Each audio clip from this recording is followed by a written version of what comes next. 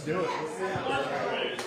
Oh, say can you see by the dawn's early light what so proudly we hailed at the twilight's last gleaming, whose broad stripes and bright stars through the perilous fight o'er the ramparts we watched were so gallantly streaming, and the rocket's red glare, the bombs bursting in air, gave proof through the night that our flag was still there. Oh, say does that star-spangled banner yet wave o'er the land of the free and the home of the brave?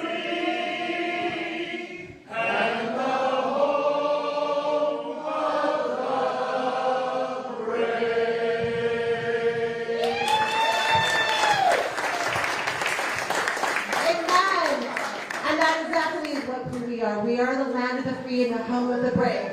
And I had to learn my history for the first time, being over 50 years old, having to understand that the country was found on biblical principles.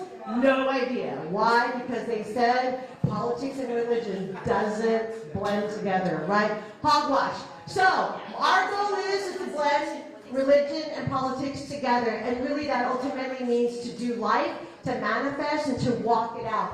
So the whole goal of today's event is how you can participate, and part of that is actually understanding, having some baseline understanding. John Matthews has done a phenomenal job in terms of figuring out the program. The goal of it today is to see the perspective of where America is today with the election on a global level, which is our lovely Trevor Loudon.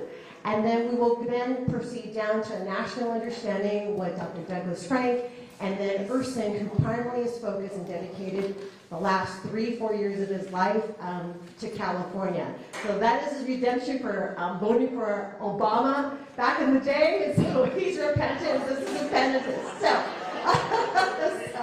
But we're incredibly excited, and we're so glad to have you on this beautiful Saturday that's not a boiling 108 degrees. And I want to thank you to Brenda and her husband for opening this facility. For those of you guys who are organizers, you know that there are costs associated with this, and their generosity and coming out early, letting us set up and all that. We don't take any of that for granted. And so please be sure to thank Brenda and her husband as you see her. So there she is right there. She was also a candidate, and there's a couple of candidates in here. So what I'd like to do is introduce John Matthews. I have the pleasure of knowing John Matthews for the last, has it been 4 years, John?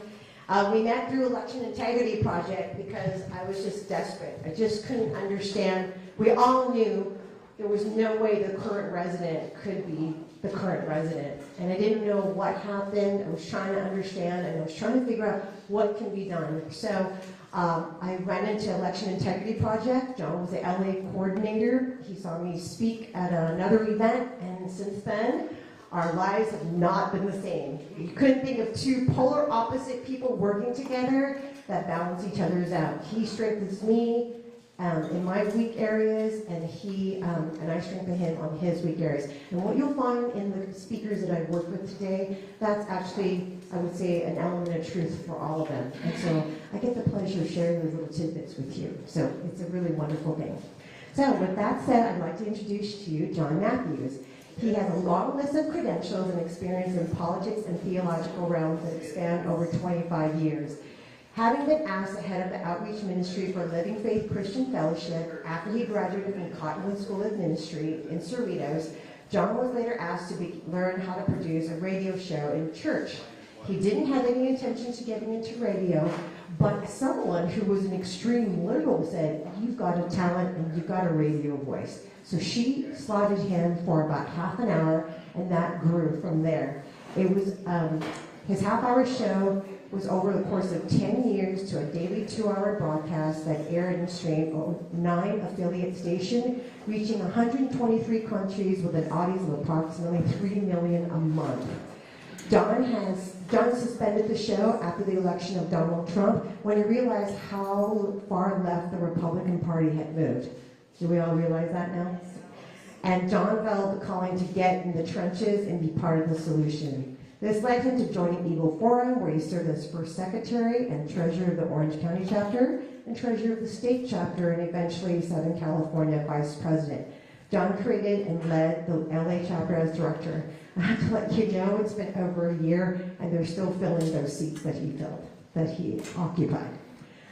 He also is a regional coordinator he was a regional coordinator for Election Integrity Project of California and LA, and assistant coordinator in Orange County, which is where I live. There he trained and supervised election observers and spoke to various groups on the importance of restoring integrity to our election system. John served as associate pastor of Living Faith Christian Fellowship. So you guys want a good teacher? We got our speakers today are excellent teachers, and John is one of them. Today, John focuses on God, guns, and government. That's me and my group. He has become an influential force in advancing the pro-conservative, pro-God message, and is currently working to become more involved in political activism in his new home in Arkansas. So the slogan that he's emanating out there is basically, we're trying not to California, Arkansas. So with further ado, I'd love to introduce to you Dr. John Matthews. Not Dr., but John Matthews. Good morning, everybody, and greetings from out here in the Ozark Mountains in Arkansas. Glad to see you all out there this morning. I'm so sorry I couldn't be with you in person. I'm scheduled to officiate one of my granddaughter's weddings today, so that's why I had to stick around here. So my part of the program this morning is to make you aware of how long the operatives in the political establishment, how long the operatives have been operating to undermine and circumvent our elections and eradicate the idea that we are a republic, and they're trying to turn us into. Presenting to you this morning. It's a video, and the reason I did the video because I didn't want the bandwidth to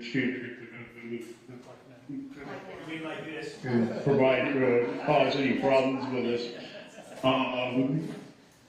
This is the plan by the establishment, the elitists, the uniparty, whatever you refer to them as. They are and have been planning for quite a while to make sure that we never meddle in the choices that they want in their future.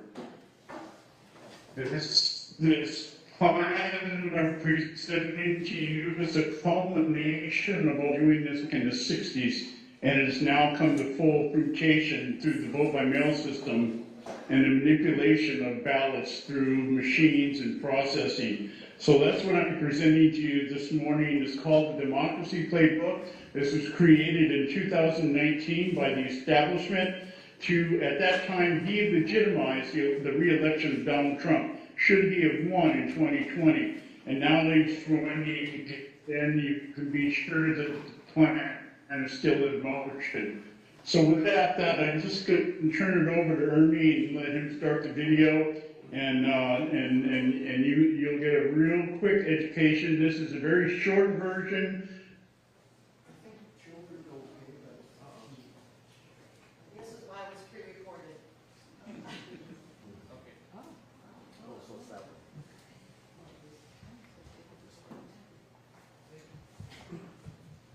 Let's start this presentation by quoting a very familiar phrase that most of you will recognize immediately out of the Bible. In this case, I'm quoting it from a character in a TV series, Ted Lasso. Dr. Sharon Fieldstone, who is the team psychologist or psychiatrist, is talking with Ted Lasso, the team owner, as she begins to counsel him. She says, Ted, you know, the truth will set you free, but first it will piss you off. I'm hoping that this presentation for the short duration that it's going to take place. It's enough to piss you off and get you moving in the direction of becoming, find your place within our movement.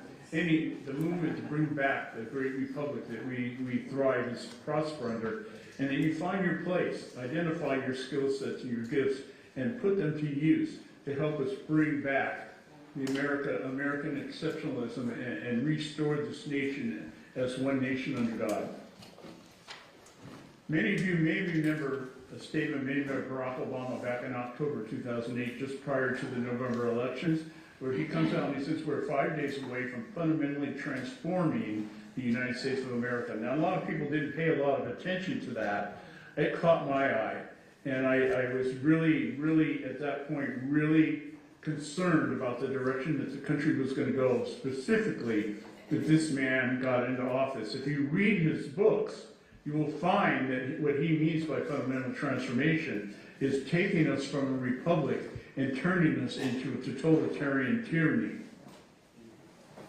The plan is very simple. It's to take the republic as it is, and by undermining the Constitution by which we govern, and simply evolve into an oligarchy. That's the end game, is to become an oligarchy. And so what we're seeing here in the modern day, today in contemporary times, we seldom hear words, expressions in terms of us being a republic, but it's more about a democracy. And that's the play right now, the play on words, the snake oil, is that we need to be a democracy. Thomas Jefferson defined a democracy as nothing more than mob rule, where 51% of the people may take away the rights of the other 49%. And again, the end result is to become an oligarchy ruled by a few that may or may not have been elected to office.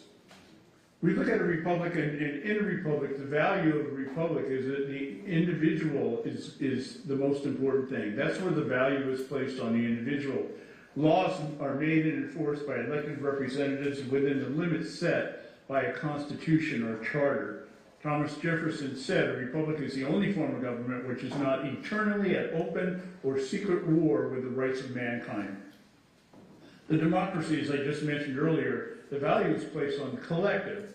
The rule of law is made directly by a voting majority, which leaves the rights of the minority largely unprotected. This is what we're seeing today. This is how we're being told government should run. They're rebranding that's taking place in terms of republic. This is a leftist rag that's out there called the New Republic, and you can see by looking at the headlines on this particular publication that it's anything but representative of what a republic is. This is basically a propaganda machine to convince people that the democracy that they're using to create an oligarchy is actually just a different version or a new form of what they would call a republic. You'll notice I put this chart up here simply so you understand that during the two recent conventions of the parties, the DNC and the RNC, there was not a single mention of our republic within any context at any point from any speaker. Everything is about a democracy. Again, the end game is an oligarchy. The value is placed on the state. The rule of law is made by a few that may or may not be elected. This is actually the premise on which we see the equity movement, is the idea that we're going to change all the laws, not to give people equal opportunity, but to try to guarantee them equal outcome. It's like living in the twilight zone. When we talk about the democracy, we're saying, okay, well, we hear democracy, and in our minds, we envision the republic. But what we're being told now, what we're being taught now, is that the oligarchy, they're so effective at what they're doing, and they're so good at it, that we're still calling it a democracy, even though it's not even a democracy, but it's actually evolving into an oligarchy. Liz Cheney, former member of Congress of Wyoming, daughter of Dick Cheney, calls herself a conservative, as many rhinos do, many establishment people do in the Republican Party.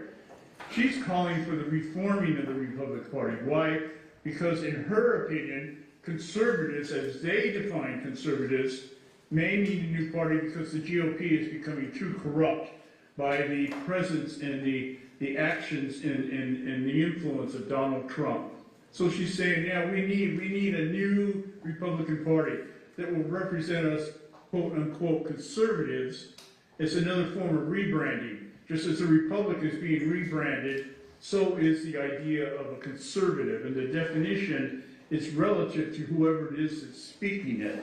And so she's saying, yeah, we can't save the Republican Party, we can't save the institution, we need to create a new one. And that way we push out those who oppose democracy or the establishment, the national security bureaucrats. I'd like to look at it this way. To me, oligarchy is nothing else than fascism. All variants of collective ideology, whether it be Marxism, socialism, or communism, it's all the same. It's all communism.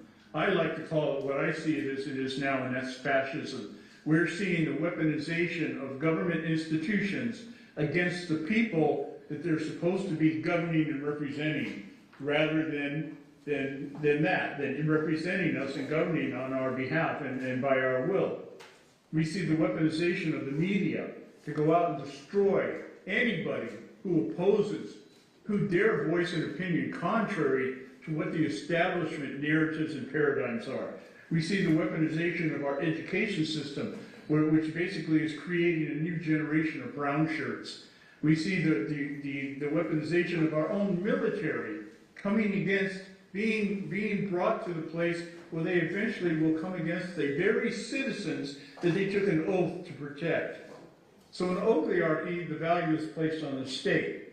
And that is what we're heading for. That's what these people out there, both Republican and Democrat, are trying to bring us to that place.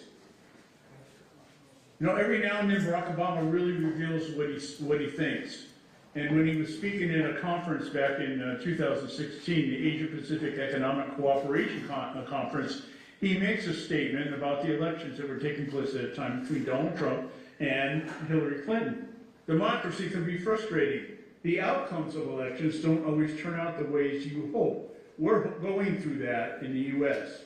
Very distraught that Donald Trump was able to overcome even all the cheating that was taking place and still won the election. And it was thwarting the plans of the establishment to be able to bring us into that place of collective oligarchy. To put it a nice parallel to it is Joseph Stalin's quote back in 1923. Many of you have heard this quote in terms of, it sounds something like, it's enough that the people know that there was an election. The only thing that really matters is who counts the votes. Well, his secretary recorded and posted in a book years later that the actual quote went like this: I consider it completely unimportant who in the party will vote or how. But what is extraordinarily important is this: who will count the votes and how. So the state bureaucracies, the big tech and the media, which I call the axis of evil in America, got together after 2016 and decided that they would never allow the American people to meddle in their own elections again.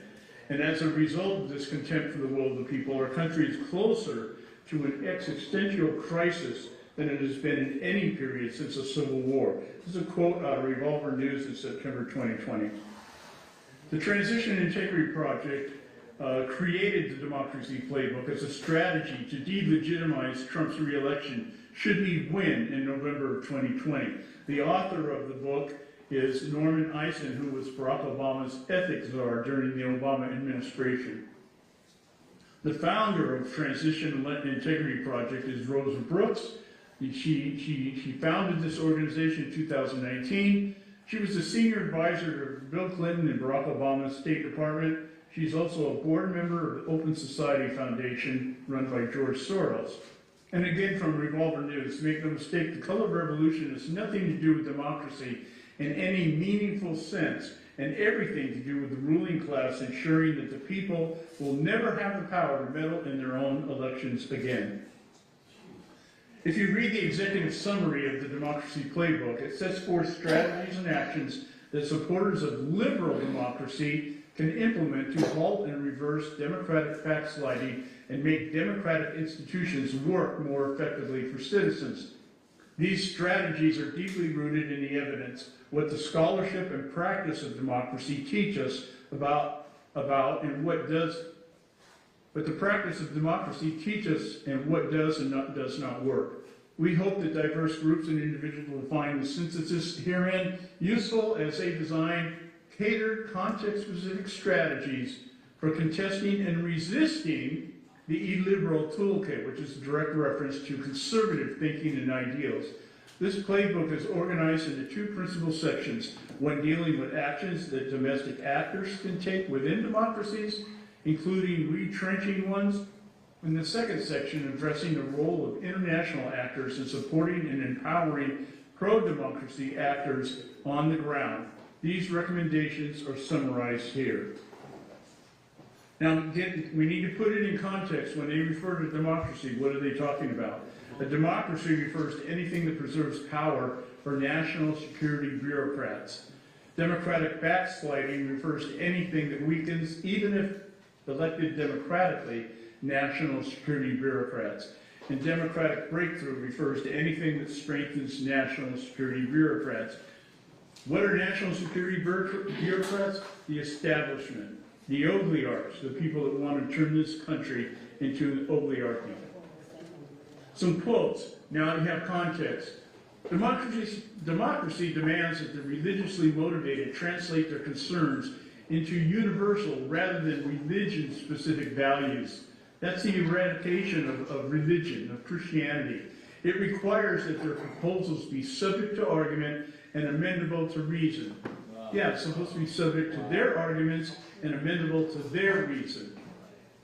Here's a quote from Nancy Pelosi.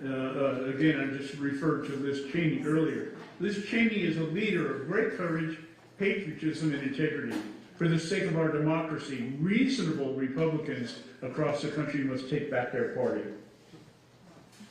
Liz Cheney herself, we cannot let the former president drag us backward and make us complicit in his efforts to unravel our democracy. And of course, John Boehner, one of the biggest turncoats we've ever had in our government, one of the co-authors of the Contract of America with Newt Gingrich. When he was about to be replaced, just prior to him being replaced, and as he was defending his actions, he said the first job of any speaker is to protect this institution that we all love. Not the country, not the Constitution, not the will of the people, but the institution itself, the institution of the Republican Party. The board members that sit on the Transition Integrity Project is almost a who's who of liberal operatives on both sides. We have John Podesta, the former White House Chief of Staff for Bill Clinton, Niels Gilman, Chancellor at UC Berkeley, former Vice Chancellor at UC Berkeley. Donna Brazil, you all know who she is, former DNC Acting Chair. Jennifer Granholm, former Michigan governor and Biden Energy Secretary. And I'll look at the Republicans. Colonel Lawrence Wilkerson, Chief of Staff on Colin Powell. Michael Steele, former RNC Chair. Trey Grayson, former Kentucky Secretary of State. William Kristol, editor of the Weekly Standard, supposed to be one of the top conservative magazines. He's on this board. Edward Luce, editor of the Financial Times. Max Boot, editor of Christian Science Monitor and Wall Street Journal. And David Frum, speechwriter from George W. Bush, currently writes for The Atlantic. All liberal rags and organizations. The overview of the democracy playbook is pretty simple. Change the rules when the majority permits. You do it through gerrymandering. You do it through legislation that advances the federalization of our elections, taking control of the elections out of the hands of the states, and then stacking the Supreme Court. We are seeing efforts by this. I think lately Biden was just floating out there the idea that we need to have term limits on the Supreme Court. They were trying to stack it and move it up to 13 members instead of 9, so that they could get their people into power and rubber stamp all the liberal policies that are going on right now. You've changed the election laws and regulations, as I said. They created the National Voter Registration Act, the NVRA, which I'm going to talk about in detail in a moment. And that was for the purpose of increasing voter rolls. But they don't tell you is who they're increasing the voter rolls with. Then they want to add territories like DC, or not, DC's not a territory, but they want to create representatives for DC, whereas the Constitution specifically states that DC cannot be represented in Congress. Take Constitution territories like Puerto Rico, places like that, and make them states and give them seats in Congress, in the Senate, and in the House. The vote by mail and the ballot harvesting is a way of manipulating and getting, and you do it through by changing election laws and regulations. And then you can centrally control elections to get the outcome that you want. And then when that fails, when you don't have a constitution, or you don't want to follow the Constitution, what do? Well, you remember Barack Obama. I have a pen and I have a phone. The idea is to use executive orders. COVID is where we saw the idea of taking voting by mail, which at one time was optional, and mandating it because we had a public health crisis. And then now it's permanent in a state like California. And of course, they want to abolish the Electoral College. There's a National Popular Voter Interstate Compact, which I believe the last time I heard was 173 electoral votes coming from various states who have agreed to this compact. And the idea is that once they get the 270 needed to elect a president, that what they'll do is they'll completely abolish the need for electoral college, and the popular vote in each state will determine the outcome as to who is elected president. So how did we get here? That's the elephant in the room. How did we find, what happened that got us here? How do we now see this coming? Well, you can look at somebody like Francis Fox Piven and Richard Clower. I don't know how many of you have ever heard of them.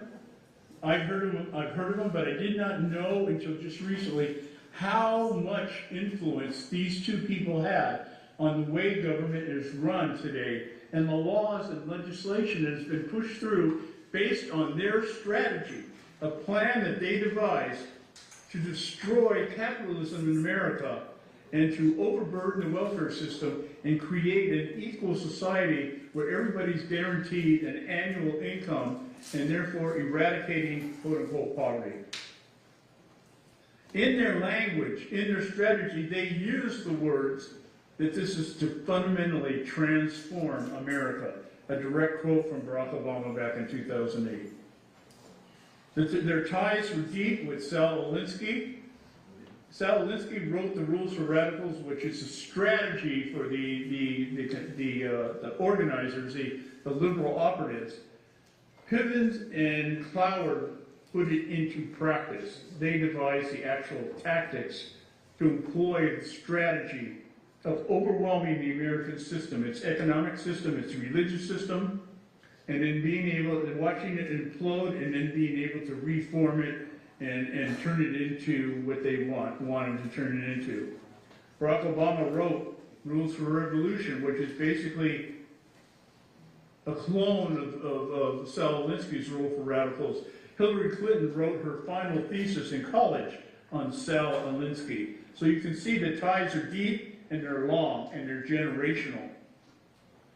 It's very simple. The strategy was developed in 1966, and it focuses on overloading the U.S. welfare system in order to create a crisis, then replace the welfare system with a national system to create a guaranteed annual income to end poverty. You see it manifesting today in what? Minimum wage. A minimum wage by law. And they keep increasing it. Why? To create this idea, or the idea that the concept that we're going to have equal income. Everybody's going to be equally, it's going to be equitable, and they're going to be equal. The crisis is defined by these people as a publicly visible disruption in some institutional sphere. These are some of the laws that have come into play since this strategy was implemented back in the 60s by politicians that were elected by us to represent us. In 1965, they had the Immigration Act. It created a new class of voter dependent on government. This is immigrants, taking the immigrants and creating a new class of voter, making them dependent on government.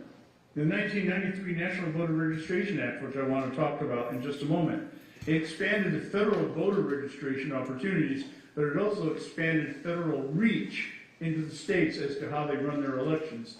The 2008 financial crisis, it was the overburden the capitalist system requiring government bailouts. You remember subprime lending. That was the key that sent us into the financial crisis. And the people being given loans that couldn't even sign a contract because they didn't speak English. And it got to the point where the banks crashed. The 2014 border crisis, again, was to overburden the welfare system by bringing people in over the border. It's been going on longer than 2020, and it requires wealth distribution for taxpayers to support these people. In 2015, we had the Syrian refugee crisis, and that they were bringing in terrorists from Syria, disguised as refugees, again, putting them into our society and paying for them by taxpayer money. And of course, we're all still feeling the pains of the pandemic's host. The idea was to implode the economy and business shutting down and the economy going into the tank, and it would force, once again, would force everybody into government dependency. So the idea is to make our system implode, and in the end, the government takes over and everybody becomes a dependent of the government. The National Voter Registration Act is what I want to focus on here, because this is the front end of what I wanting to present today. The National Voter Registration Act expanded federal voter registration opportunities, but again also expanded federal reach into states in terms of how they run their elections.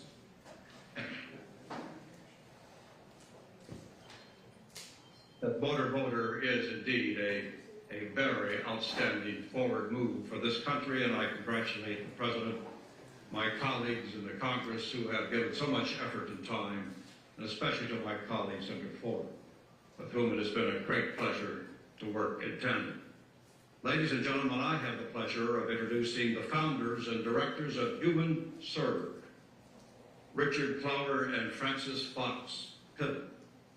Human Serve is a national organization that began 10 years ago to promote the idea that allowing people to register to vote in government agencies was a way to achieve universal voter registration in the United States, and they've been a fundamental part of the victory this day we celebrate.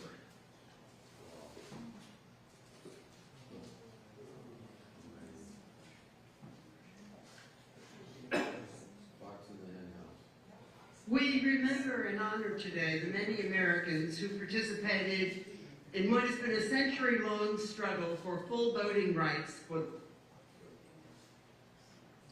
There you have it. Frances Fox Piven and Richard Clower, architects of the National Voter Registration Act, also referred to as the Motor Voter Act. This act pertains primarily to federal elections. Some of the sections, Section 5 requires voter registration to be made available at state motor vehicle agencies. Section 6 requires voter registration by mail-in application be made available. Section 7 requires states to offer voter registration at certain state and local offices, including public assistance and disability. Again, people who become wards to the state or dependents of government. And then Section 8, which requires the establishment with respect to administration of voter registration by states, and requires states to implement procedures to maintain accurate and current voter registration lists. Section 8 has never been adhered to by a good many number of states, including California, specifically California. California was given a waiver by Bill Clinton in terms of enforcing cleaning the voter rolls because they didn't have the resources to do it. California voter DMV actually didn't want anything to do it because they said we don't have the people, we don't have the man, we don't have the resources. So they've never really kept the voter registration rolls clean, which has allowed for the implementation and manipulation that takes place on an almost regular basis in elections through the vote by mail system. Now, getting into the actual strategy of the color revolution, which came out of the Transition Integrity Project, and again, this was created to keep Donald Trump out of office should he have gotten re-elected in 2020. And I guarantee you it will be implemented now, should he happen to be able to overcome the many obstacles that he'll have to overcome and get elected to another term. It's a political term used to describe turbulent political events, mass street protests and riots in order to achieve a revolutionary change of government. Some of these have failed and some of them have succeeded. They have taken place in a number of countries at the end of the 20th and beginning of the 21st century, including the U.S. The aim of any color revolution is to establish Western-style liberal democracies. They are primarily triggered by election results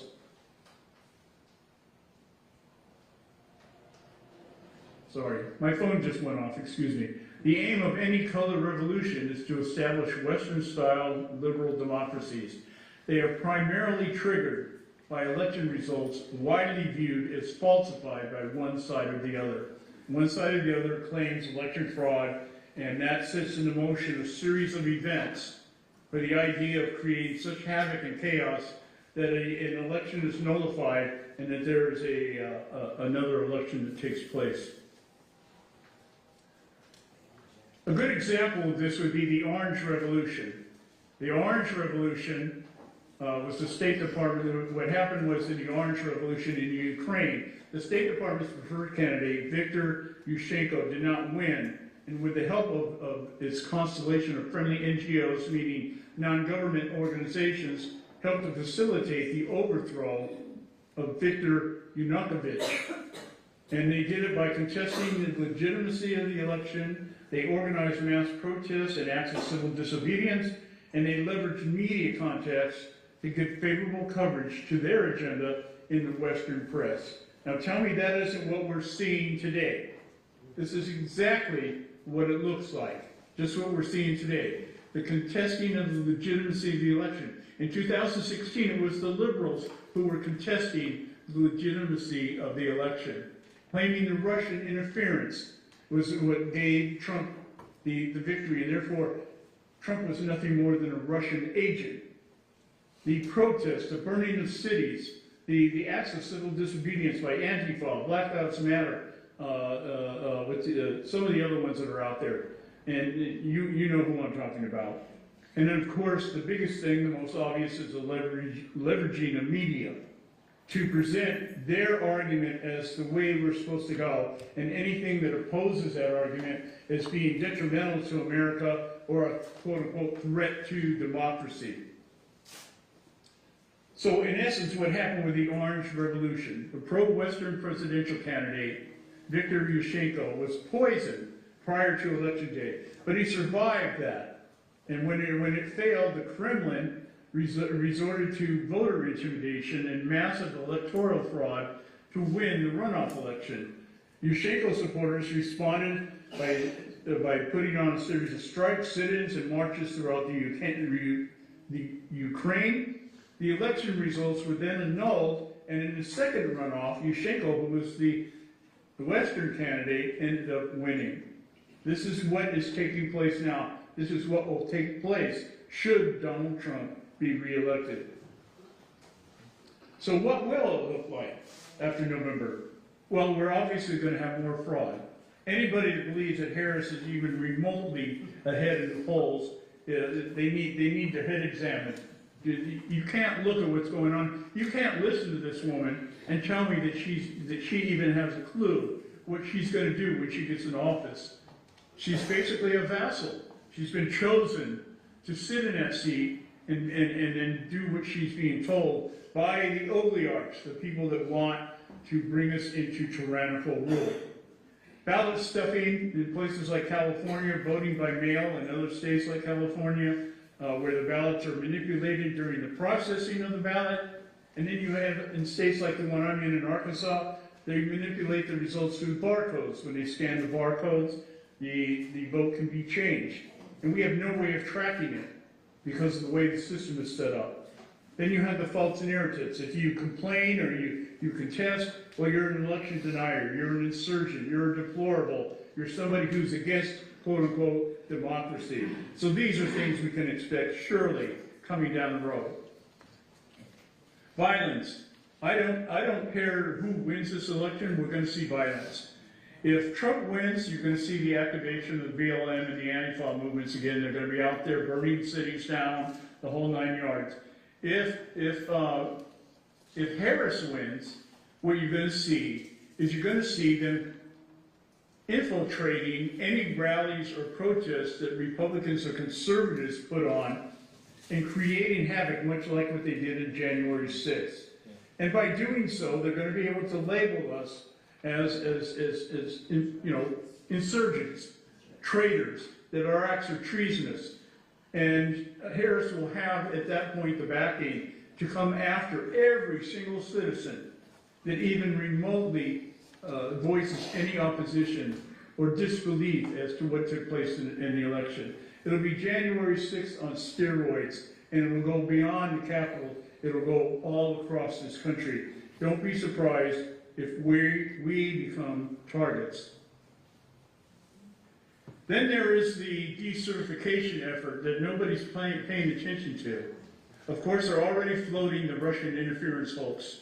But I do believe that the Judge Merchant, who has delayed his sentencing of Donald Trump until after November election, will try to convict, or not convict, but sentence Trump to prison after the election, which will allow the left to claim Amendment 25, that he's not fit for office, and then they will try to decertify the election and try to hold another election.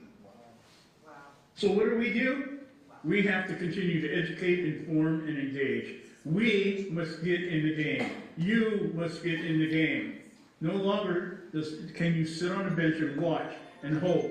And no longer can you pray absent your participation in your prayer to God. God does not act absent our participation. So you need to get in the game. You can do that by associating yourself with any of these organizations that are up here right now. American First Legal, God Governs Government, us, Follow the Data with Dr. Frank, Ecclesia, the church that Nettie and I go to, a very, very good church for political movements. The Settlement Project, which you're at here today, United Southern Americans, Patriot Force, Cause of America. There's groups out there that you can hitch your wagon to, and you will become a true patriot as part of our movement. Again, going back to Sharon Fieldstone, doubt can only be removed through action. If we don't act, then all we can do is doubt the outcome. And with that, I'll close my presentation. If we have time and you have questions, I'm more than happy to listen to them. Thank you very much. Let's start this presentation by quoting a very familiar phrase that in this case, I'm quoting from Hello, can you hear me? Okay, great. I just spilled water all over my notes. So we started a little late. John knew in his feelings not hurt that there won't be Q&A. So we have, we're excited for him. He will be officiating his granddaughter's wedding, and she found a good guy. She kissed a lot of frogs. She had to do a lot of growing, but she found the right guy, praise God. So we're going to send John off. Congratulations, Grandpapa, and enjoy the time with your granddaughter. All right, so I forgot to cover some house items. So if you need the bathroom, it's across the way. It is a children's school, so hopefully you have some good quads. Just keep that in mind. So the squatting is a little bit lower than normal. The men and women's are out there as well. If I could make a request, and I know I live and die by my phone, if you could just check your phone right now and just make sure it's on silent. And if it's a loud vibrator, put it on a soft surface so it doesn't vibrate loud. And another thing, too, I wanted to introduce you to as well. We have a number of different vendors here. There's Godly Civics, TPUSA, Concerned Women for America, and Trevor Ladin, who actually has a wonderful resource of materials. The fact that he calls it Wikipedia is perfect, because I call him the encyclopedia of all the officials that you never even knew the dirt about and how he can process it. The guy is a walking encyclopedia. It's phenomenal. So please stop by there and visit them. They've got some great materials. I also want to announce America First Coffee. One of the things I totally appreciate, Chris, what he's done is, with the proceeds, he generally gives a portion of it to fight child trafficking, human trafficking. But today, 100% of the proceeds is going to Pastor Hansel Ursani. Quick note about that, what you're not aware of, a lot of times when you're out in these events, they are hanging in the back, making sure you don't get spit on, kicked on, beat up, men and women alike, but mostly they are men. I'm greatly appreciative for them because of these men, I feel safer and it makes me stronger. So, but because of that, it came at a cost. So as he was finding employment, they filmed him and they videoed him, and it's been difficult to find employment. So it's caused him to be an entrepreneur, and this is one of the venues, and he started a wonderful podcast called Wife, A Pastor and His Wife, which is a really honest and transparent video podcast about doing life and demystifying it, how education could be much more efficient and much more intelligent and much more engaging. Such as history. Like, our forefathers were amazing. They were studs. Okay, I went to school and it was boring as heck. I had no idea what the Boston Tea Party had anything to do with the seventh grader. They never made it anything relatable. When I learned that George Washington had bullet holes through his cape, did you guys know that? Yes. Right? God's hand was on him. There was one story after another. So we'll touch on that more later on, but I want to let you know that our history is rich and it's exciting, so we want to continue that. So what I'd like to do is I'd like to introduce you to our next speaker, Mr. Trevor Loudon. Yes. Before we introduce Trevor, I want to speak to the far right in this room, and those are the people in this row. If we can move these tables back 2 feet, that gives us a little more room to seat people. And that makes you the far right. Yeah, and then the far left. Your far left can make you right. Oh, so you're right. Yeah, I thought you were talking about all right. We're always right.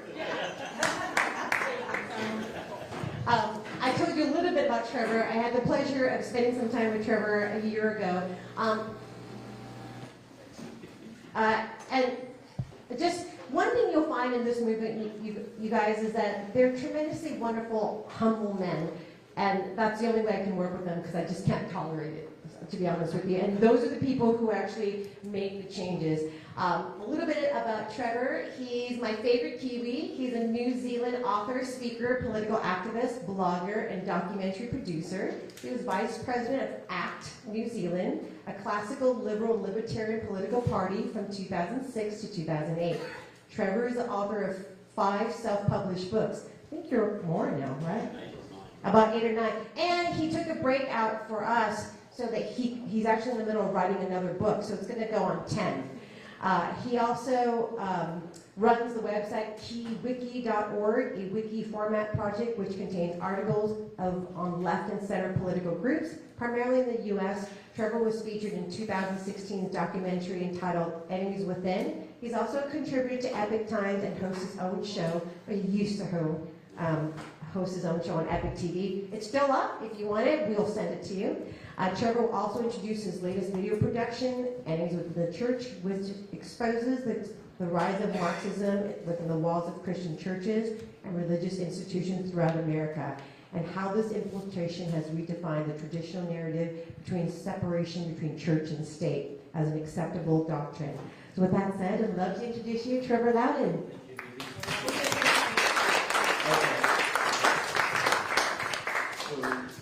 Okay, so 10 minutes before that is when I take questions. Actually, we got to finish with Pastor Final. So yeah, so Okay, 40. Okay, good. 40 minutes. Well, thanks so much, Nettie, and thanks to all of you for being here. Thanks to the Settlement Project and God, Guns and Government. I'm amongst my people here. Can you all hear me down the back all right? Yes. Okay. Can you understand the southern accent all right? I worry about that sometimes.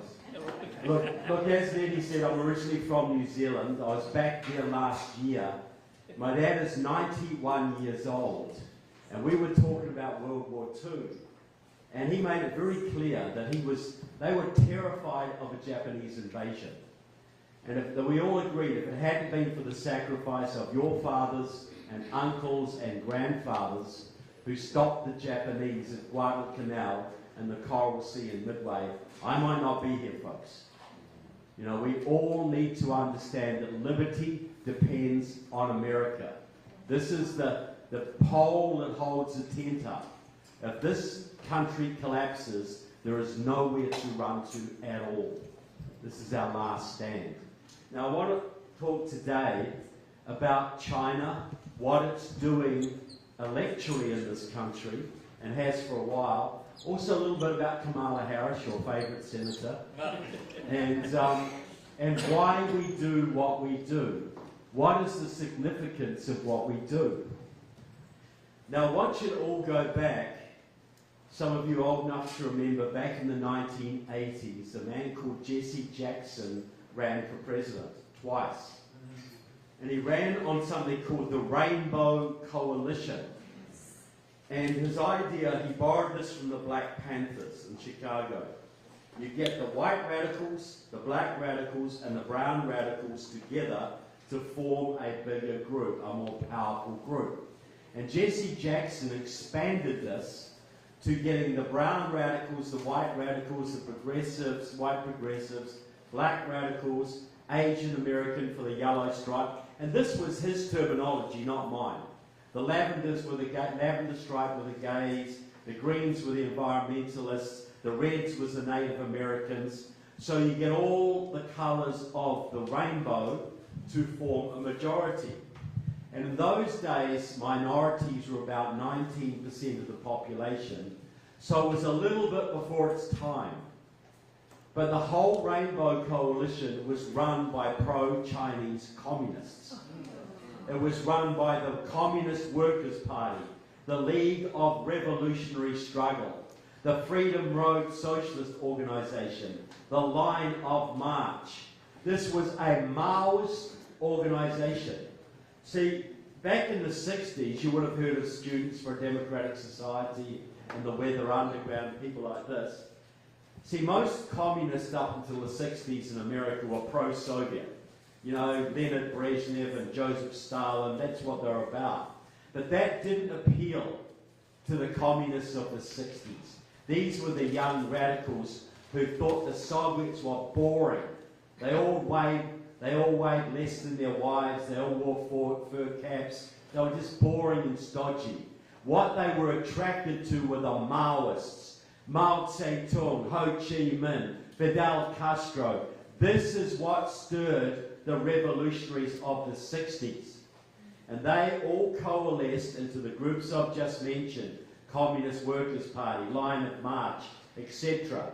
So by the time the 80s had rolled around, these 60s and 70s radicals were starting to get involved, starting to rise up the Union ladder, the Democratic Party ladder, etc. They were getting real power. So American communism started to move pro-China, pro-Mao in the 1980s.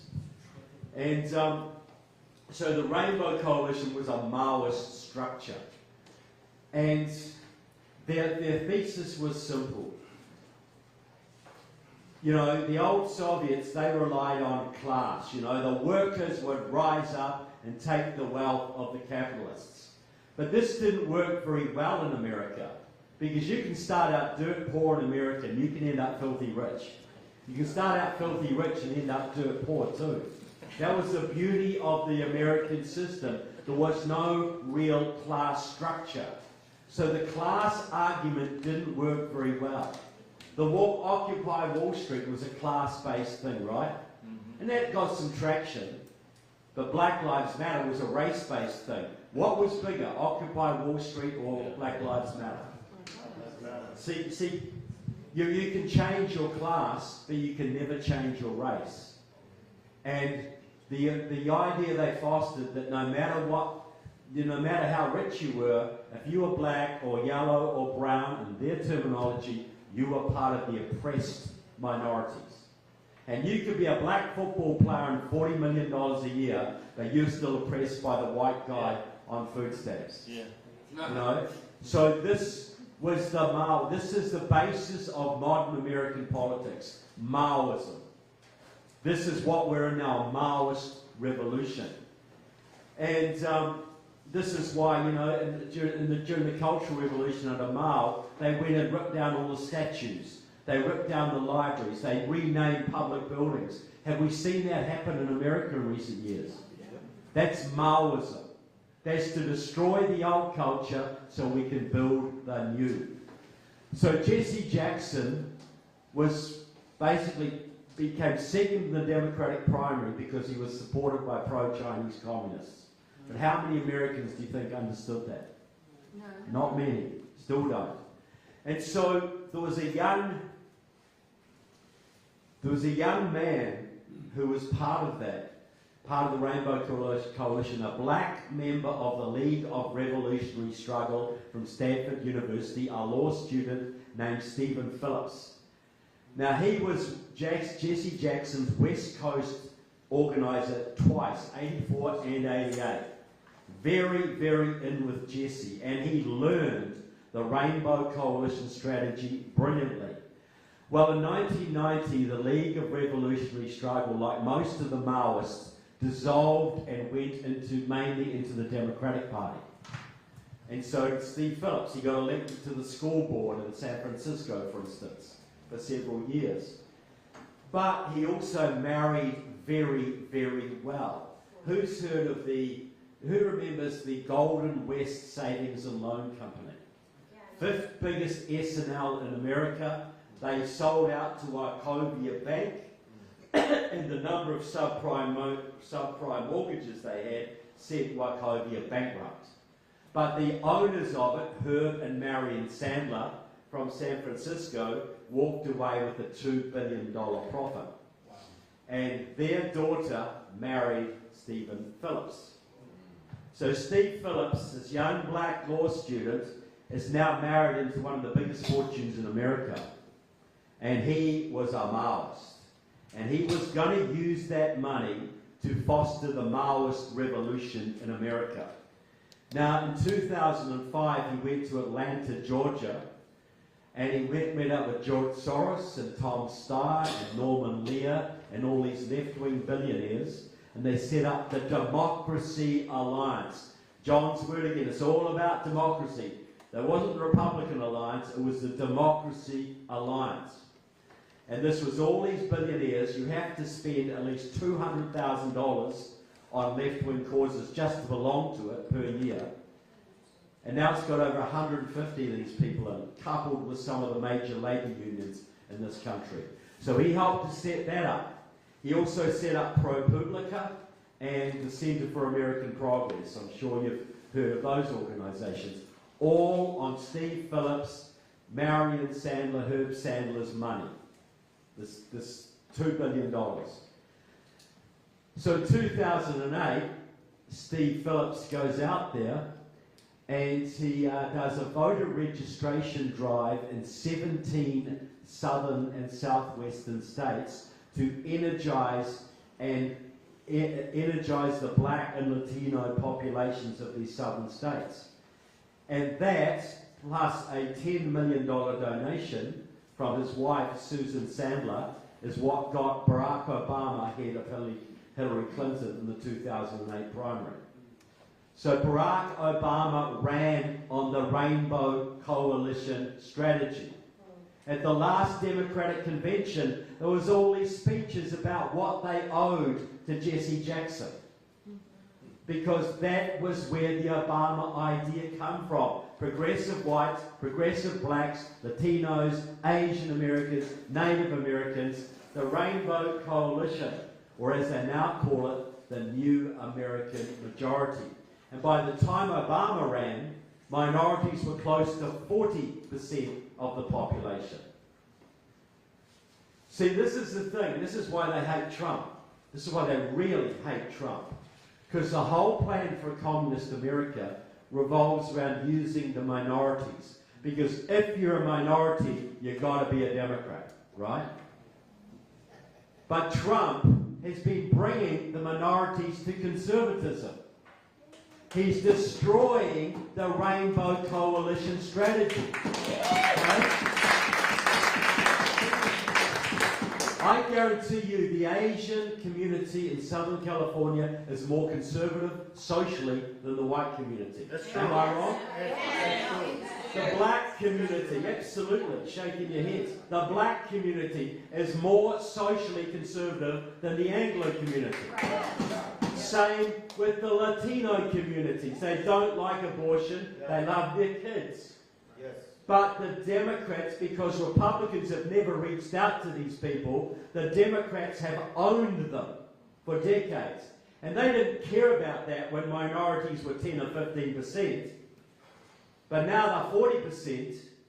It makes all the difference in the world. And the left is so close to achieving their goal now. And then Donald Trump comes along and it's all crumbling. Do you see why they hate Trump? Yes. They've got to stop him because he will destroy their entire electoral strategy. Even if he's not aware of it, that's what he'll do if he's allowed to get in again.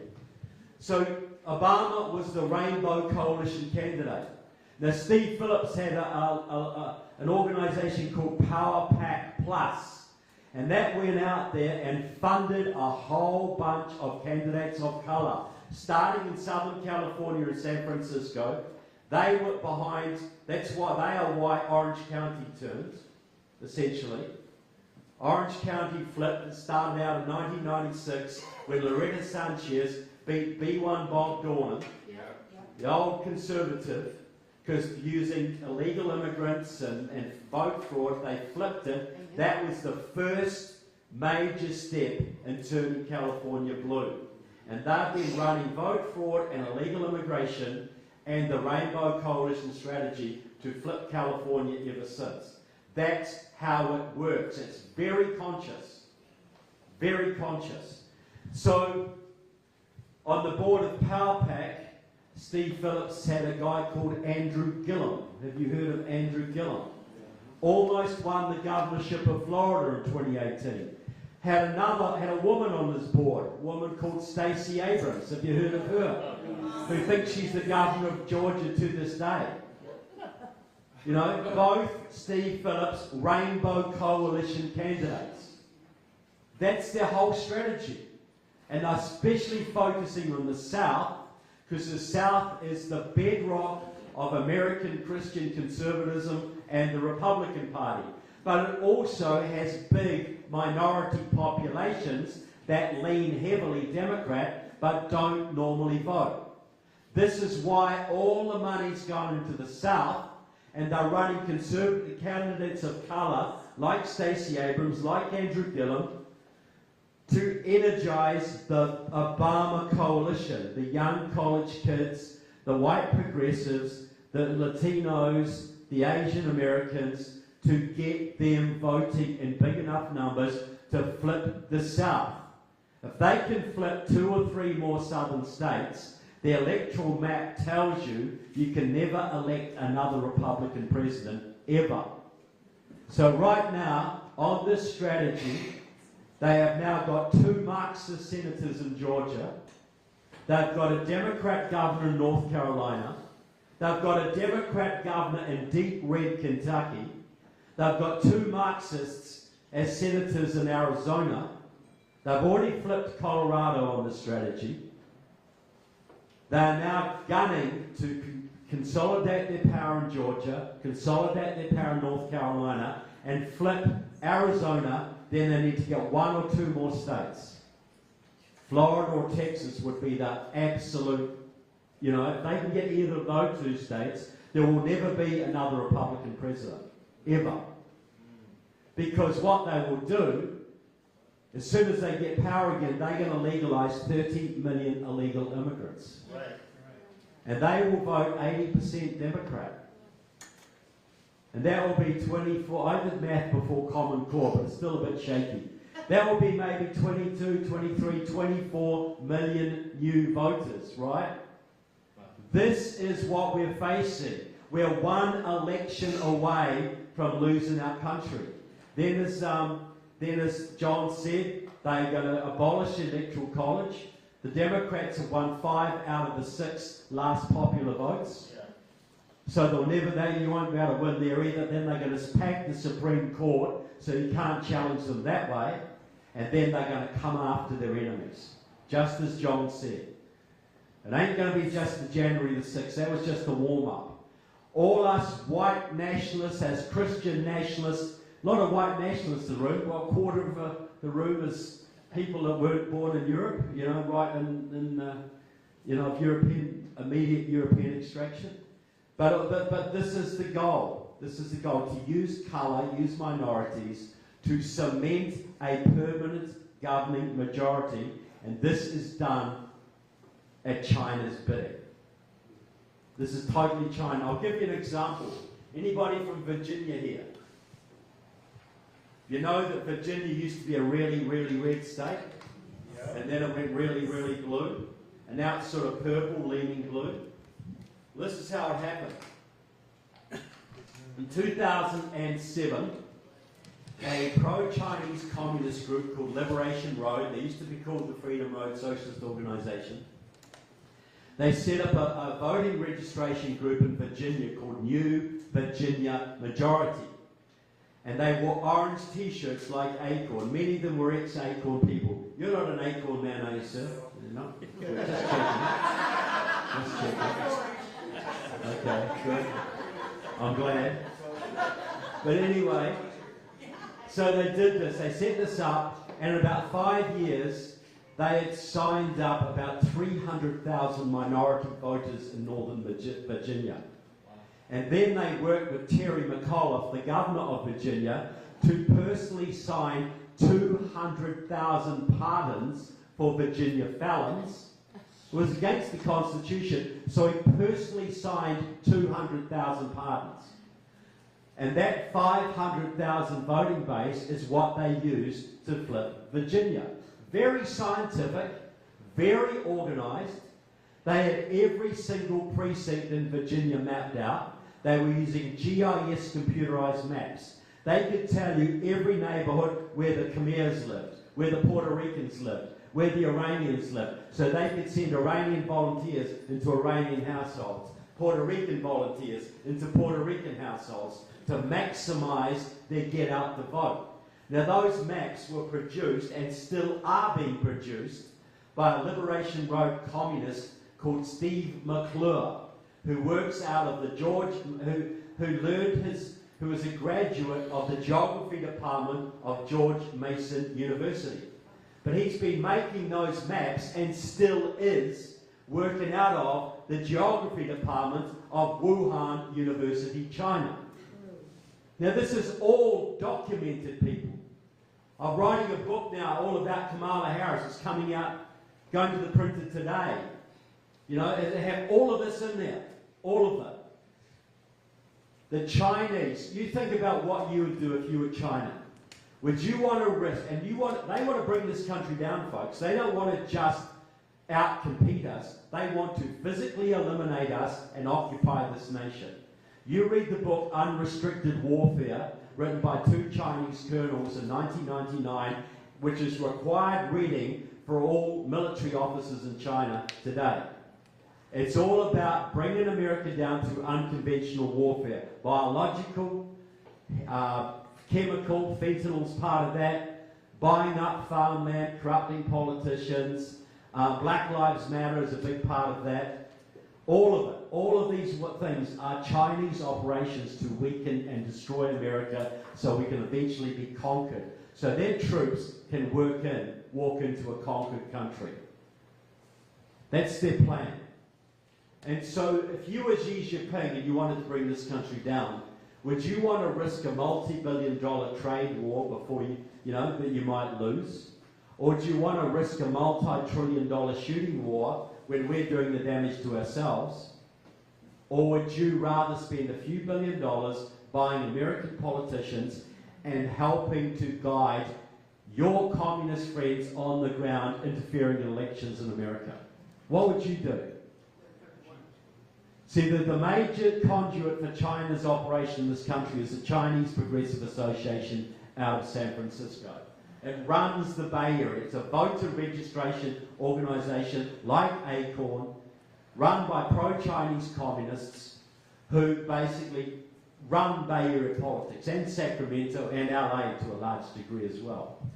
And so they've been working that for a long time, and they're very close to Kamala, they're very close to Gavin Newsom, they're very close to Nancy Pelosi, all the leading Bay Area politicians, Dianne Feinstein, the late Rose Pak, the leading Chinese agent in San Francisco. And so they run the area. But in 2015, I think it was, they set up an organisation called Asians for Black Lives. That was the guiding organisation for Black Lives Matter. Black Lives Matter is a pro-Chinese communist organisation, 100%. All those riots were run by the Chinese, effectively. And so in 2017, they started another organisation called Seed the Vote, run by the same people who started Black Lives Matter. And they had a whole network of voter registration organisations in key swing states.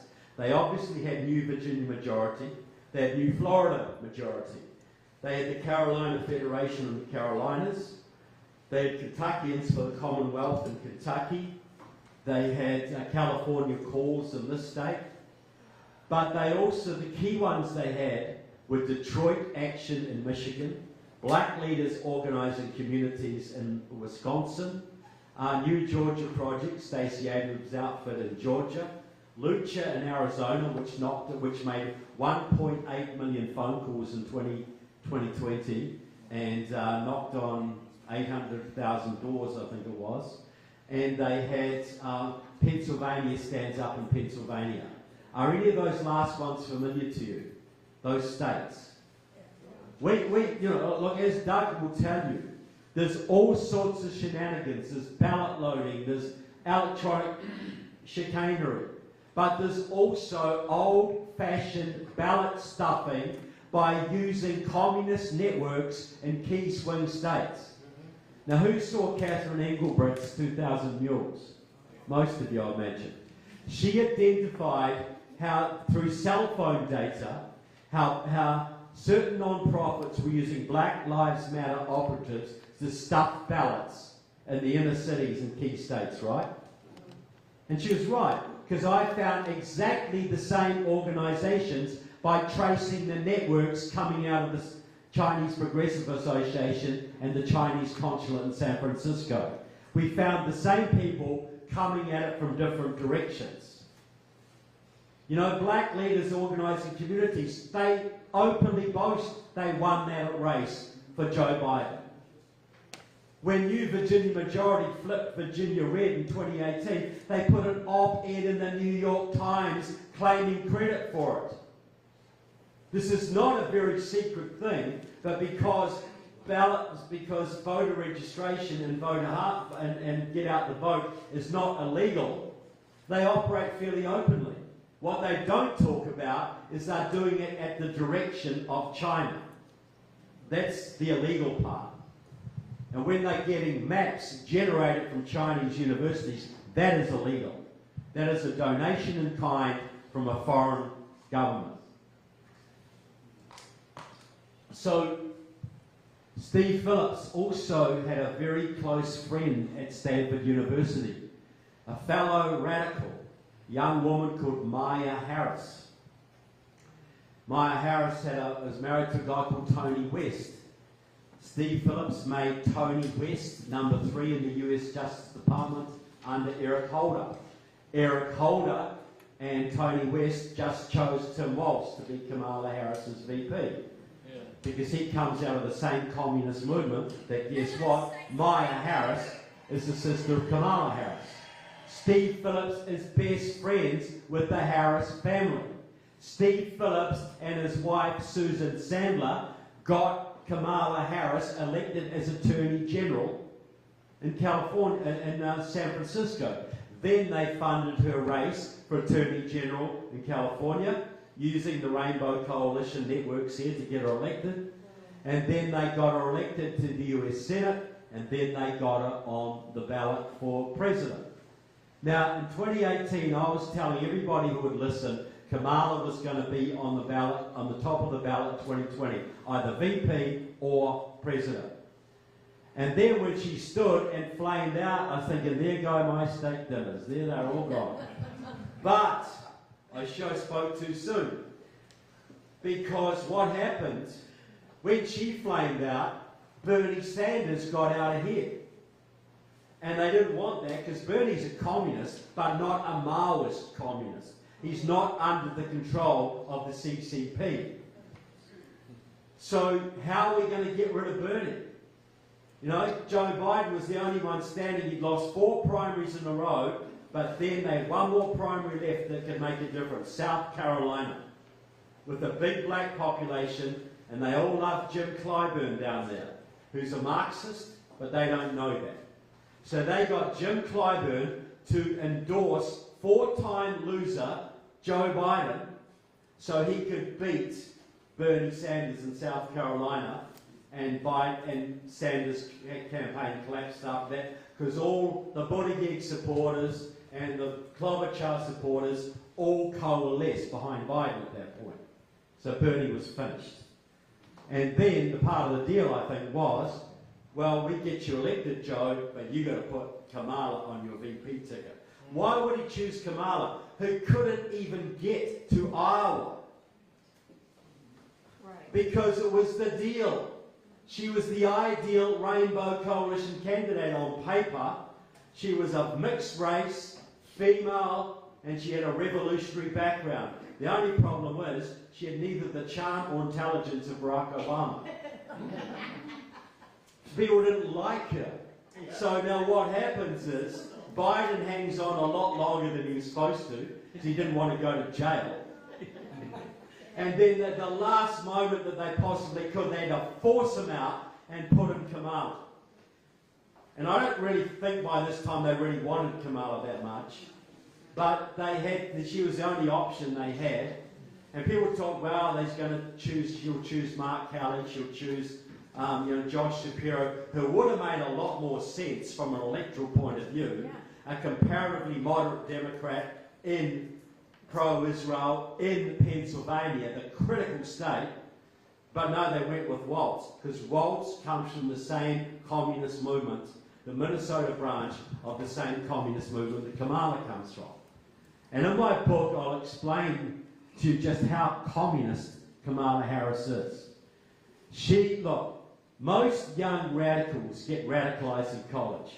You can be a normal American teenager and you go to college and now you're spitting at your parents and you're part of Antifa and you're demonstrating in the streets. You're a total lunatic. Yeah. But it normally happens in college, right? Yeah. Not with Kamala. She was from the cradle. She has never been anything but a Maoist. That's why she has trouble formulating thoughts. It's like she was brought up German and had to translate her German into English every time she speaks.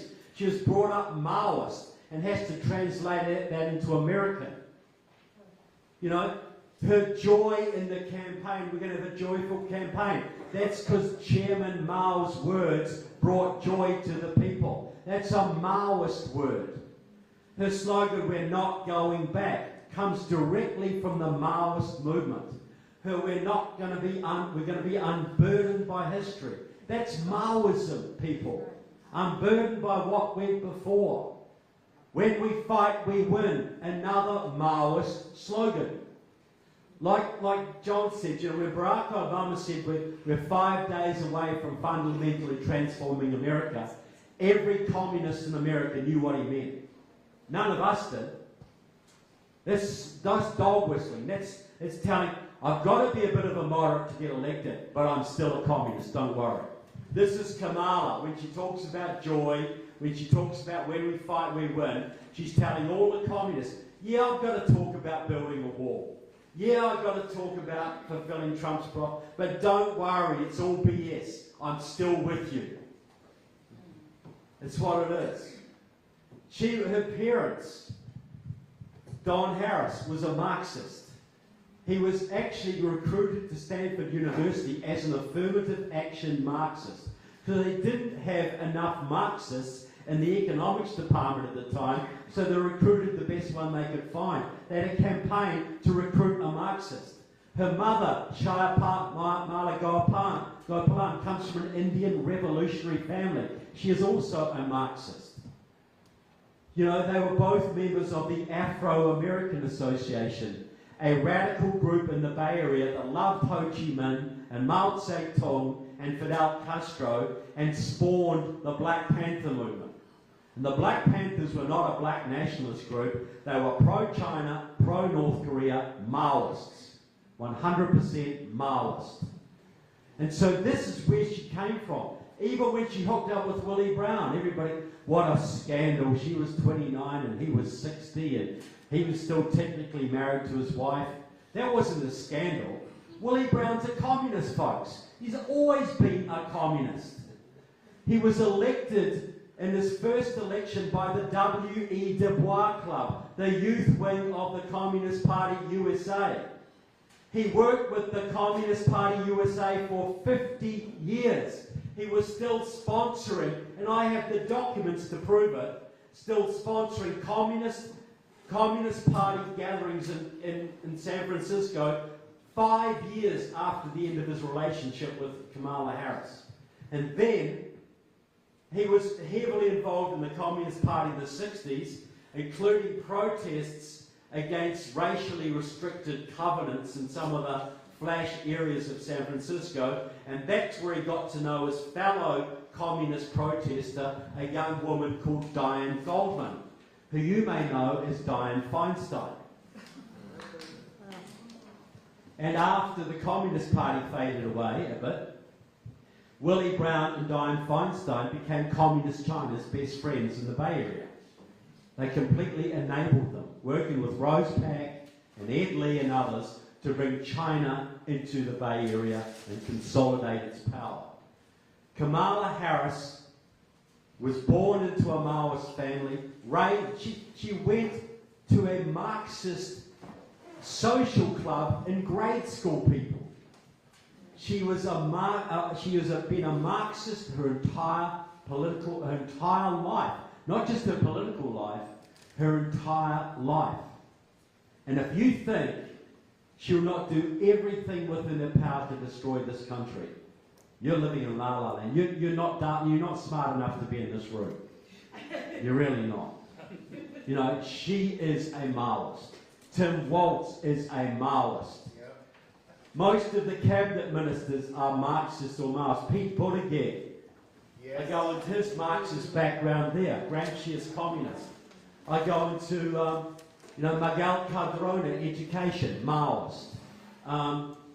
Deb Haaland, Secretary of the Interior, Maoist. Julie Su, Secretary of Labour, Maoist.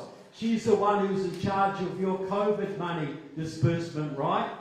And that went so well, it was so corrupt, the only thing to do is to promote her to national level and make her Secretary of Labour.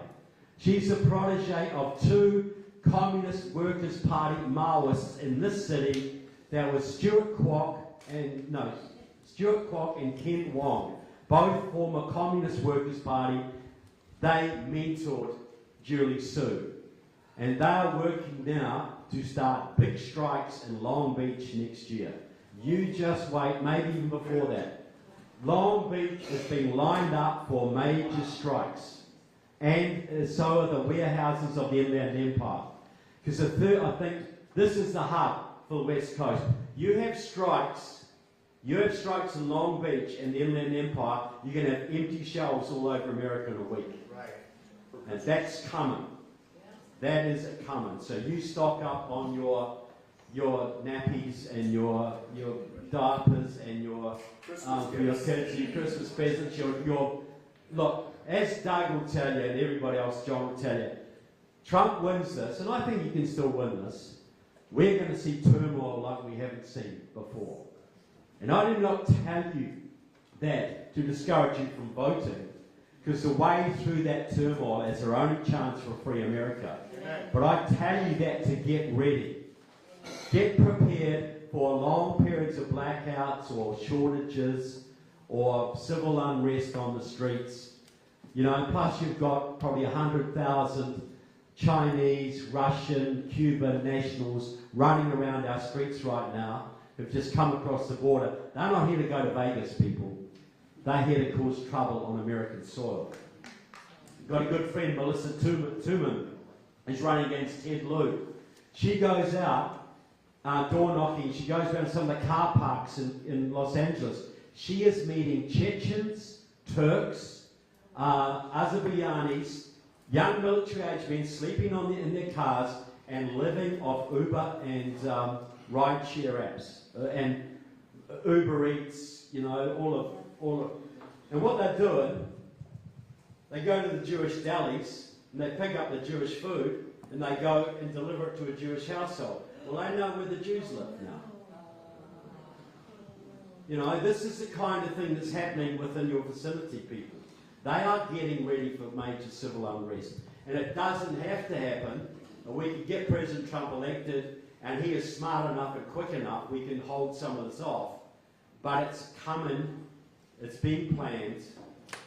You know, we could be, and on an international front, when President Trump was in power, Putin was in his box, Rocket Boy was in his box, Xi Jinping was in his box, and so were the mullahs. Now they're all out of their box, right? Because they don't fear the president at all. He's their man. You know, as I say, Biden's been working for the Russians since the early 70s, been working for the Iranians since the late 70s, and the Chinese since at least 2001. Do you think they're going to be scared of Kamala Harris? Do you think Xi or Rocket Boy is going to be in any way intimidated by Kamala Harris? Everybody in America should be thinking this. Whether you're a Democrat, whatever you are, the next president is going to be facing major international challenges. Major. You think you can make peace in Ukraine in a day? You're kidding yourself. But whatever, even if you fix that one, you still got Rocket Boy, you still got the mullahs, you've still got Xi Jinping, and you've still got most of the countries in Latin America that are now communist, and 100,000 of their enemy agents in our country. You're going to be facing some massive challenges. Would you rather have Donald Trump in charge at that point, or would you rather have Kamala Harris? Trump. That is the question that look, American women are very concerned about the security of their children. Then they might vote on the abortion issue or whatever. I'm talking about liberal women. But every one of them should be told that if Kamala Harris is in power, we're going to be facing major challenges from Xi and all of those people. And it won't be just their sons being drafted, it will be their daughters too. They've got to understand this. This is the big picture here. These countries want to bring us down, and if we have another weak president who's been working with our enemies most of our lives, how's that going to go? So I believe we face some challenges, but I will say this. Why do I still keep doing what I'm doing? Why does Dr. Frank keep doing what he's doing, and Nettie and John and all of you people here? I think just about everybody here, I can guarantee, has some faith foundation in their lives, right? Amen. We all understand this is good versus evil. Yes. This is why we do what we do.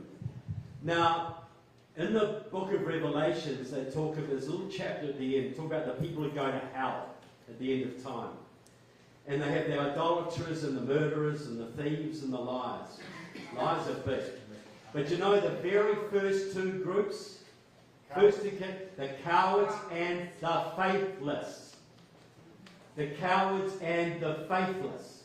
So what does it tell God if you're a coward? It tells God you have no faith. Because if you have faith, what are you scared of on this earth? You fear God, but you fear nothing else, right? Yes. You should fear nothing else. So if you're a coward, you've got a faith issue. You've got a deep faith issue. All these cowardly pastors out here who won't stand up to the government, who are scared of not being invited to the pastor's picnic at the end of the year. How do you tell if you have a faithful pastor? He will be a courageous pastor.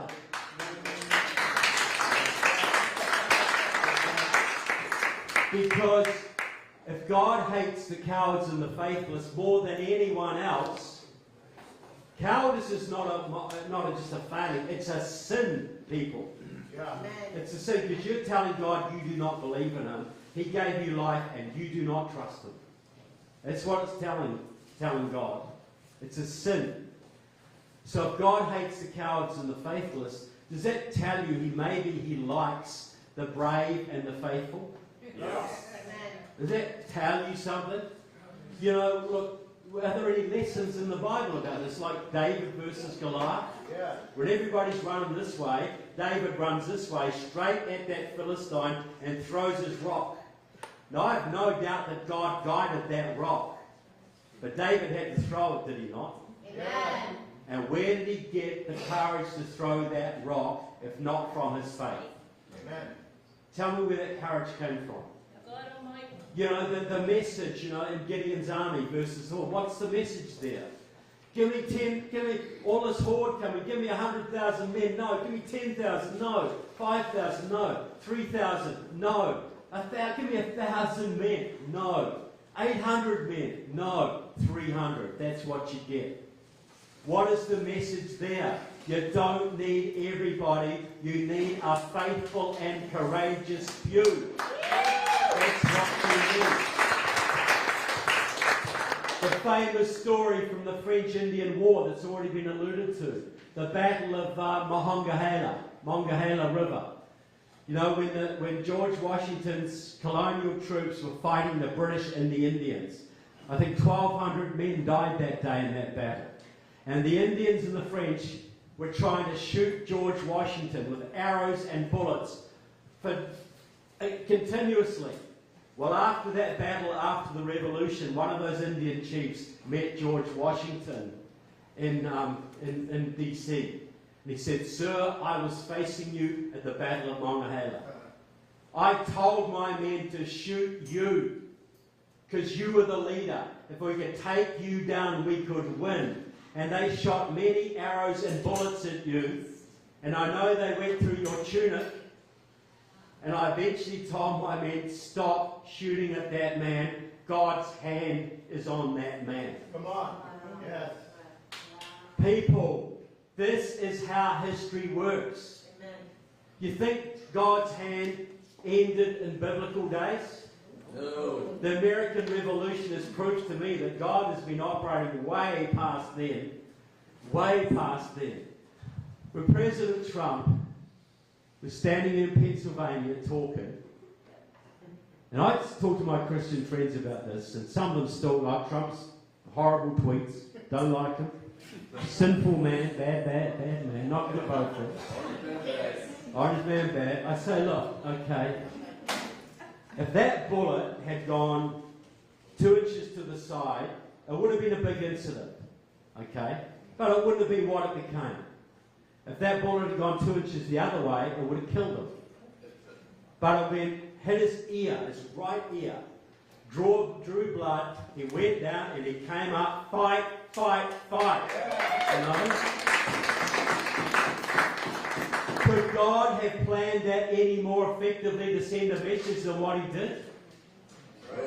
And a brave man died that day, Corey and Vittori, died huddling over his family, as any man should do.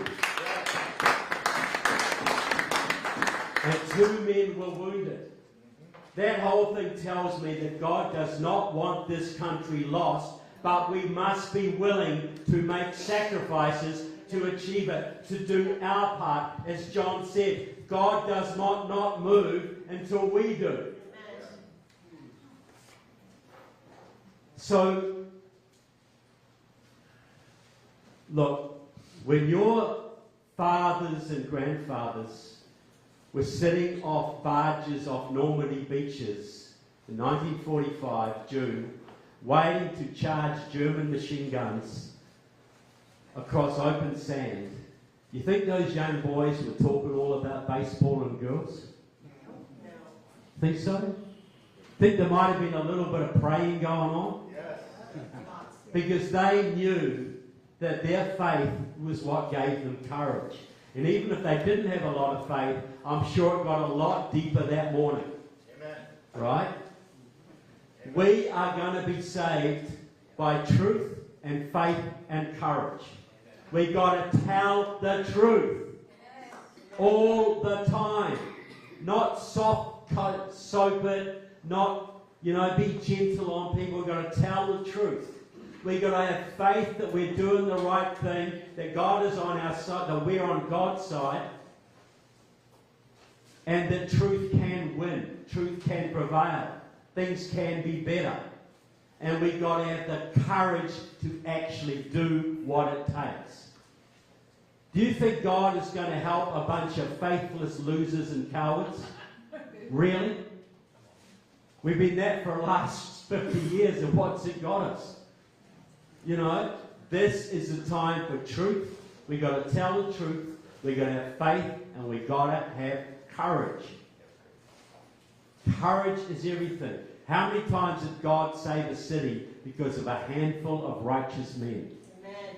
We don't need every American. We need a remnant who will stand up in faith and truth and courage and be willing to sacrifice what it takes.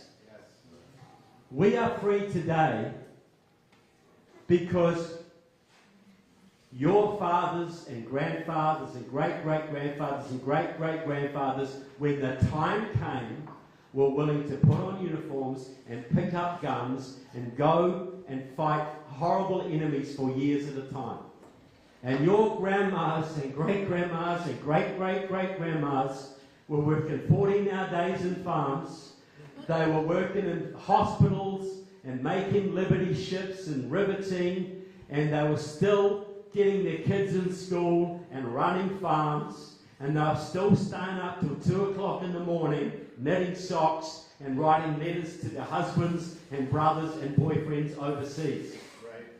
We are free today because when they were called, they were willing to sacrifice. Is it our moral obligation to be willing to make the sacrifices necessary so that freedom may be preserved? Yes. And if we look at our children, I just became a granddad, folks. My daughter's granddaughter's first birthday tomorrow.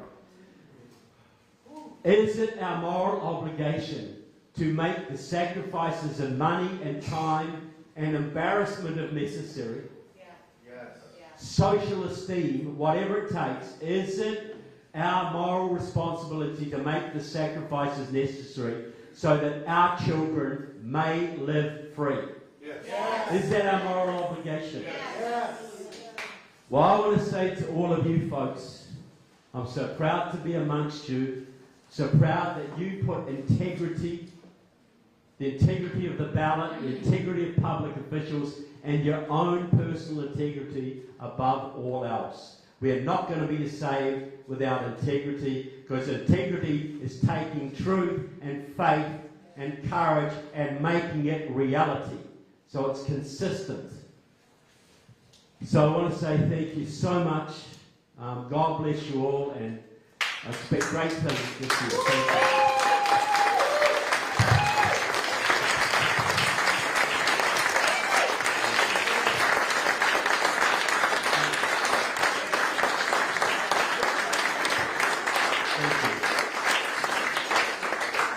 Thank you. Thank you so much. I just want to say one thing. I do promote my books and that. That's great. You've got to be this is about the communists and your government and your churches. I didn't have my new book of Kamala Harris has come out, which goes into all the stuff I talked about, the elections, the Chinese interference, the Chinese backing of Kamala.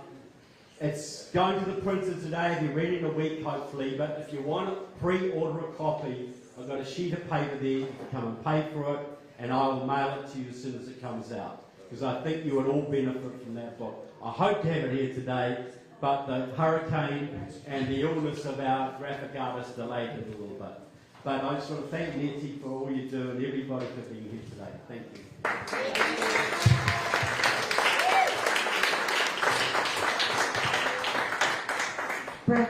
So we started 15 minutes late because people are coming in. Would it be okay if we ran 15 minutes over a little bit? Is it okay? The reason why I'm asking, are you guys okay if we ran 15 minutes over? Okay, would you guys like to spend 10 minutes right now doing some Q&A with Trevor? Yes. Jack? Trevor Loudon, come on down. So much to say, I didn't allow. No, that's okay. So if you would, please speak loud so everyone can hear your question. Thank you. Who's got the first question? Mary. Okay. Speak loud.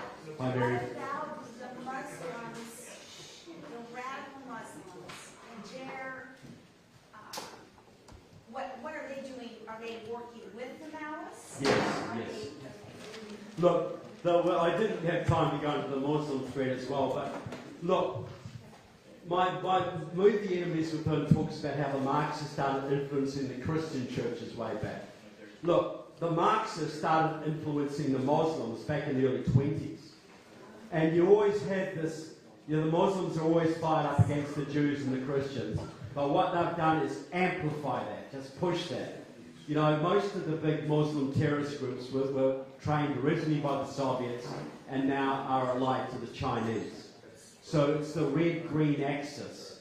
In the old days, the Rainbow Coalition the green stripe used to be the environmentalists. Now there's two green stripes, the environmentalists and the Muslims.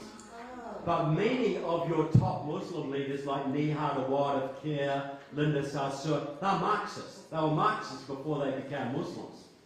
So it's a lot like, the Marxism comes first and they use the Islamic veneer to claim religious respectability, so to speak. But yes, there's a big tie between them. So can you expound a little bit on that as far as what's going on in the Middle East? Well, Hamas is backed by the Russians and the Chinese, and their goal is to destroy Israel, eradicate Israel. Hezbollah is backed by the Iranians and the Russians, and also the Chinese. Taliban is backed by the Chinese. So all of these groups are the two big enemies in the world today of the globalists, the Islamists, and the communists are Israel and the United States. Israel's a little Satan, the United States is a big Satan. And that's why Donald Trump, that's why Joe Biden says, we are Israel's greatest supporters. Meanwhile, we're going to give $7 billion to Iran. You're not allowed to go after Hamas. And if you go after Hezbollah, we're going to whatever. And they ran a colour revolution to try and get rid of Bibi Netanyahu. The Biden administration is 100% anti-Israel. But they need the Jewish vote to win the election, so they don't go too obvious about it yet. But believe me, Israel will be thrown straight under the bus. Kamala Harris is best friends with Elijah Gaza, Black Lives Matter. Black Lives Matter is best friends with the Popular Front for the Liberation of Palestine and Hamas. Kamala Harris is a Hamas president, would be a Hamas president. Janice. Janice. Hi, Janice. Hey, Trevor. How does a New Zealander know this much? Look, when you go south of the equator, your IQ increases 10 points every... No, that's not true, because we walk upside down there, you see. And the blood rushes to our head. That's how I do. No, it's look, I studied this in New Zealand. I studied communism in New Zealand. And I met a guy while I was doing that who had been inside the Communist Party, the New Zealand Communist Party, for our security service. He was a government spy inside the New Zealand Communist Party. And he trained in Moscow in 1983 at Lenin's Institute for Higher Learning. 3,500 students there at any one time. And he taught me exactly how the communists work around the world. And I took that and I've studied for 40 years since. But just one little point, this is how communism works, right? The communists set a policy. It might be Obamacare, it might be a nuclear deal with Iran, open borders, transgenderism, fracking, whatever it is, anti-fracking, whatever it is. This is the policy we want for America. They train the American communists, who then make those policies Labour Union policy, and the Labour Unions make it Democrat policy. Now here's the proof. The unions used to be the major opponents of illegal immigration in this country, right?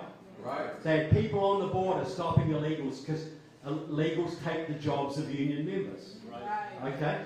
1995, the communists took over the AFL-CIO, and in 2000, they flipped the policy from anti-illegal immigration to pro-illegal immigration, because the goal was no longer to protect American workers. The goal was to achieve an unassailable majority for the Democratic Party.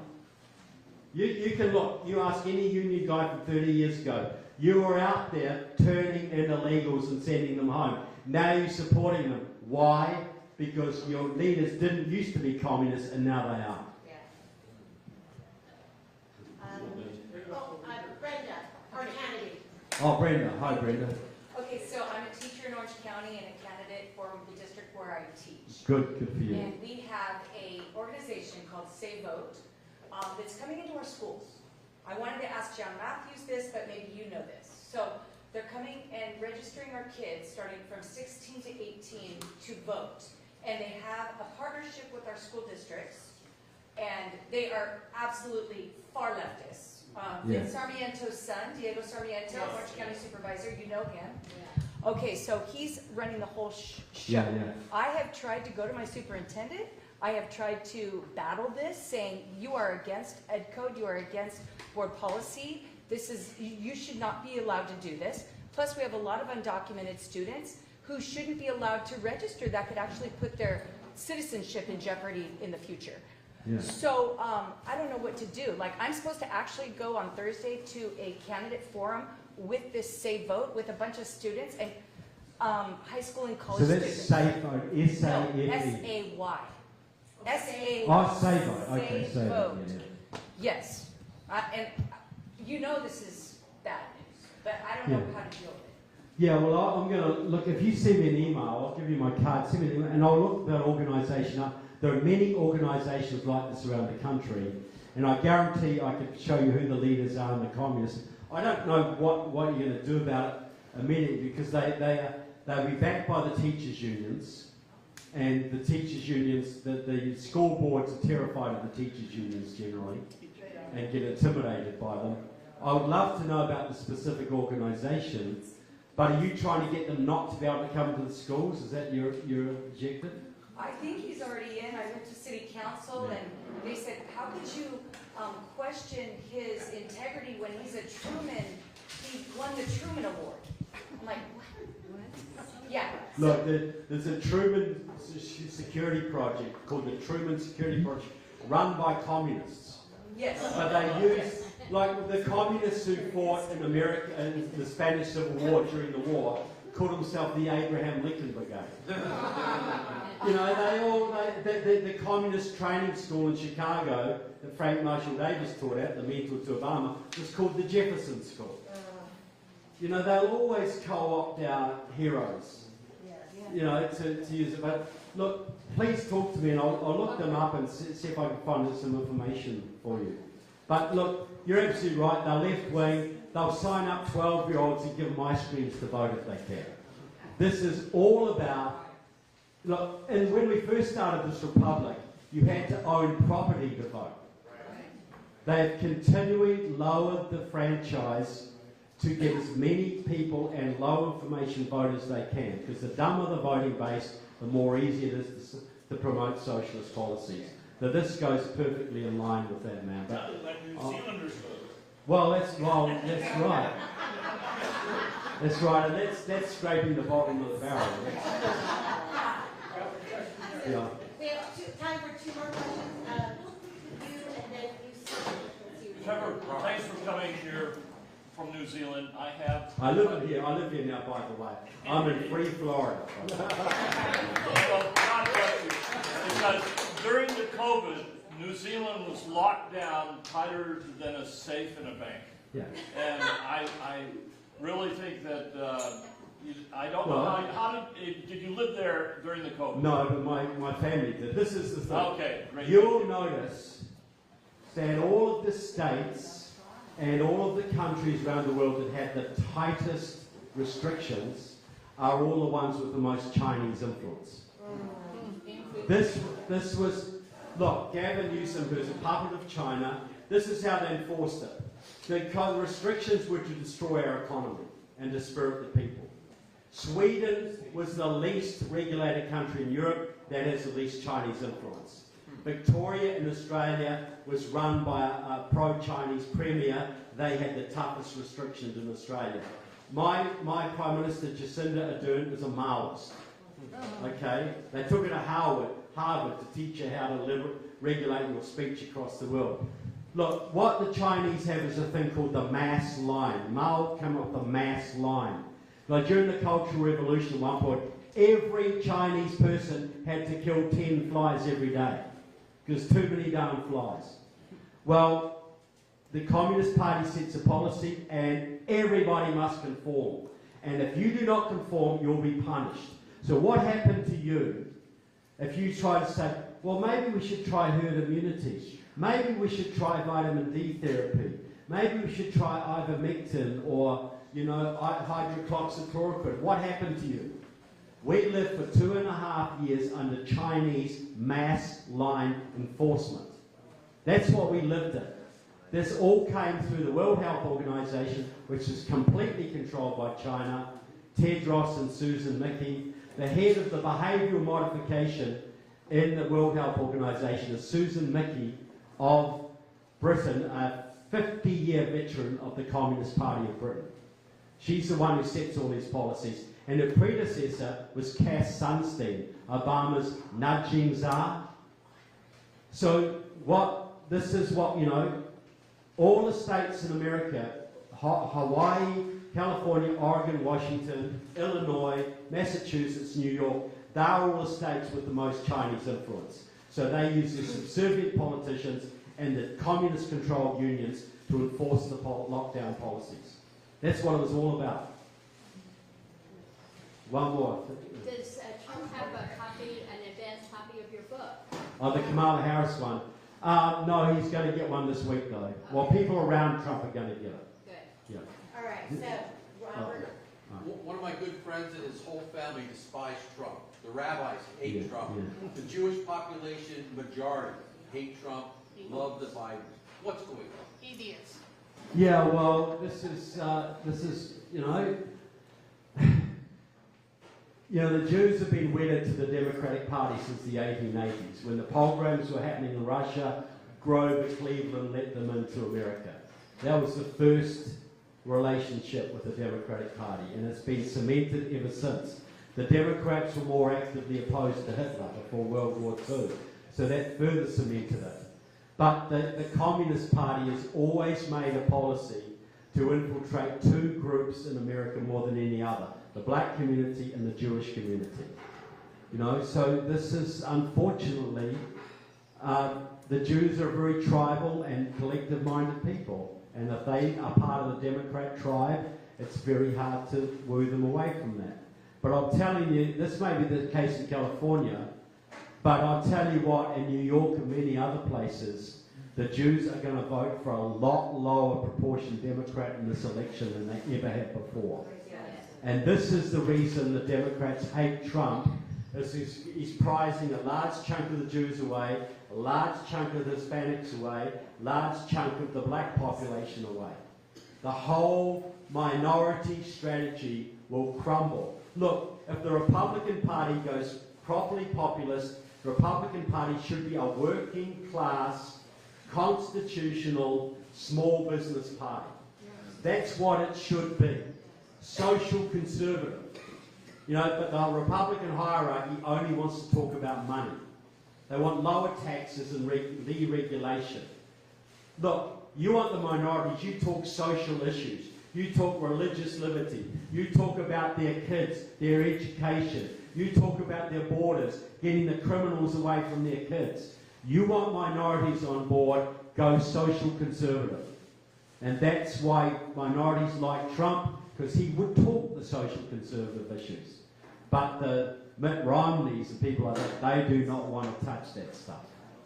And that's why I think the Republican Party is slowly going in the right direction. It's a matter of we can go there fast enough.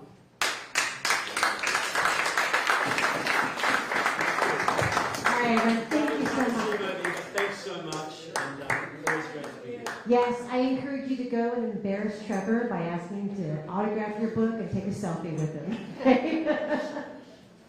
All right, thank you so much for bearing with us. All right, I would love to introduce you now to the founder of the Settlement Project, Dr. Frank Kaufman. Dr. Frank Kaufman is president of the Settlement Project. He has worked in the area of religion and peace, for over 40 years, including Gulf War negotiations, the Israel-Palestine conflict, India, and Kashmir. I can't even pronounce this word, Dr. Kaufman.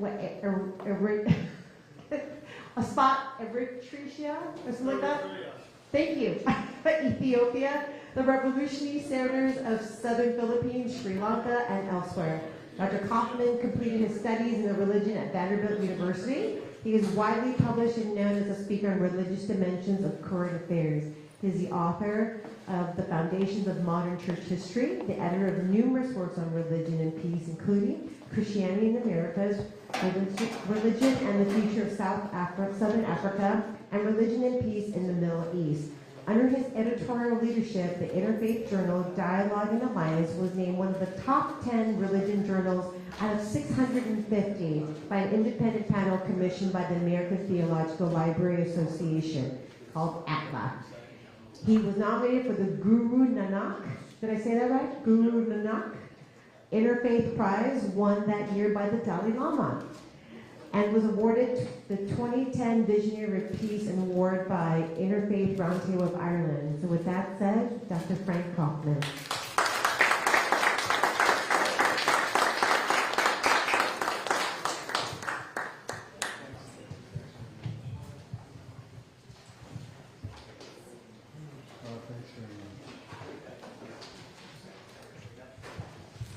Thank you very much. Thanks, Nettie. Thanks, 3Gs. Thank you all for being here today.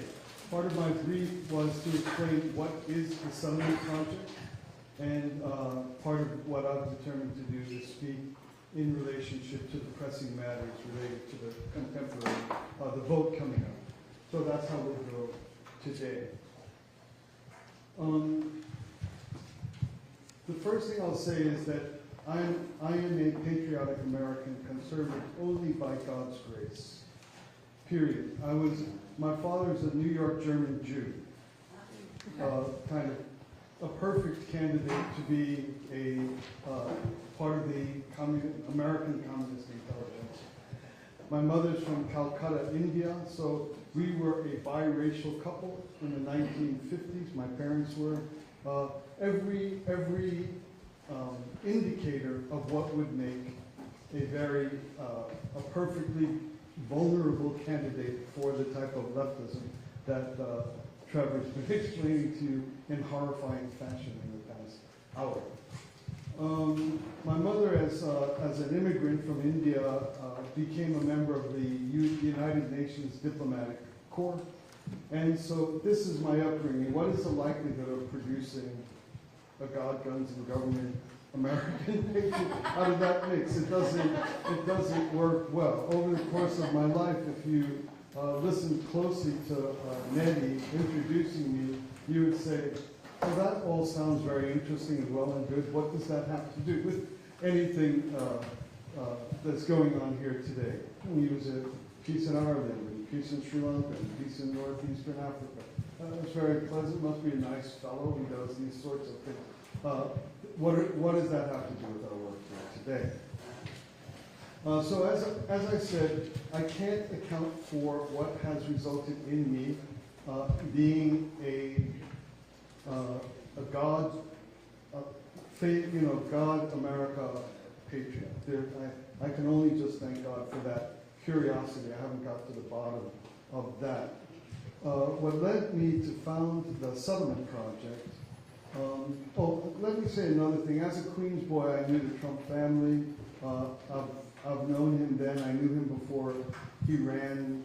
And a friend, like Trump owns the entire 54th floor of the Trump Tower, the original one on 53rd Street. My friend owns the entire 53rd floor.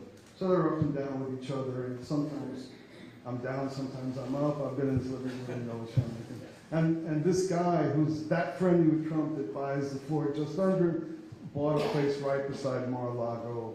And so by that relationship Trump was not only was not always, probably was always,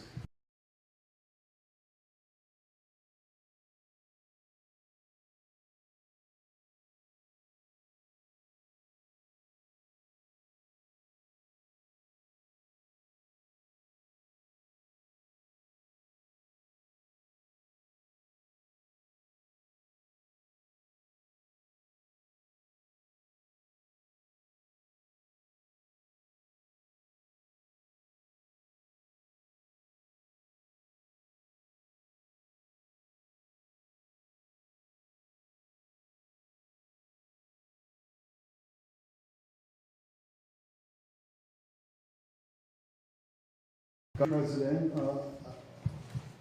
I greatly enjoyed his first term of office. I greatly enjoyed his first term of office. One of the things I liked best about it was that he exposed the illusion of the left and right in the top of the American power scheme. This was a great blessing for all of us. He shifted the truth of the American divide from we the people. It's basically we the people and an elite oligarchy, as John Matthews pointed out. That's where the election lies, and at the second deep level is what Trevor has pointed out to us, where the election lies. Trump, as Trevor said, Trump broke down the classical allegiances which had us contributing to things that are not in our best interest, because I'm a Republican, and so on and so forth. So I thought that this is a chance for America to finally recover itself, finally rebuild itself. The Trump presidency is a time when America can go back to its founding roots, and that American life can return to what it should be. And in 20, I spotted that what's called a pandemic, or I spotted that this was essentially a tactic to recover the power for the left in America. Essentially, it was the mass mailing of mail-in ballots. And it looked to me that President Trump was not sufficiently alert to the danger of his imminent being voted out of office. This scared me to death. The idea of him losing the 2020 election, and he didn't seem aware that he was just walking to the slaughter. Day after, I think the kind of flotillas, the boat flotillas, and the 30-mile-long Trump truck things had him believing that there's such a thing as a fair election in America. He thought he was going to win. He wasted his time showing up during the pandemic, standing there with Mrs. Birx or with Dr. Birx and Fauci, and he didn't seem aware of the imminent destruction of his chances. This worried me so much that I was literally struck down by God, and actually struck blind by God. I spent the day on the floor in darkness, couldn't see, couldn't move, over the idea that he was missing that he was getting destroyed before his very eyes, and what was about to come was horrible. When I came out of that, it took a bit of a structure of the following. America is in its last moments of opportunity, as Mr. Loudon has described perfectly, and it has three places where it's under attack that if we don't wake up, we're in trouble. The first place is what I call the Atlantic flank. That is the post-Marxist transformation of old-fashioned class-based Marxism into what I call wokeism. And it's a new philosophical and ideological force that, to my view, no one in America, not no one, but very few in America understand how much more virulent and how much more, what do you have when you have a fatal disease? What's the disease when you can't survive? Terminal. Like, wokeism is a terminal disease of Western civilization. As Mr. Loudon pointed out, Marxism doesn't work in places that are class fluid, like America, the most important last stand in the world. But wokeism does work in America. And so this was a Western civilization perversion that was sufficient to destroy the foundations of faith-based Western civilization, Judeo-Christian civilization. The other thing was, so that's what I call the Atlantic Front. The next one is that all American institutions had already been captured. This was initially the Frankfurt School, which was cultural Marxism, long march through the institutions, and they had succeeded. They had captured all of the American institutions, which carried our Judeo-Christian civilization. Everyone, not only media, not only education, but sports, but science, but medicine. Anyone you pick are already under the control of the kind of global radical left agenda. So Atlantic flank, the European kind of ideological metamorphosis of Marxism, out of class into race and gender, the collapse of the utter control of American institutions, without which you cannot create the culture to protect ourselves, and then finally that the geopolitical and military home of communism, of Marxism, was, as Mr. Loudon has pointed out, was Maoist, is China, it's Pacific. It is grounded in a culture that we're not familiar with. Soviet communism is a culture we're familiar with. It's a Western civilizational culture. It's a Judeo-Christian culture. And so when it became Marxist, we could recognize the errors of its ideological force and stand up against it ideologically. China is a culture not familiar to people in the West, people in America.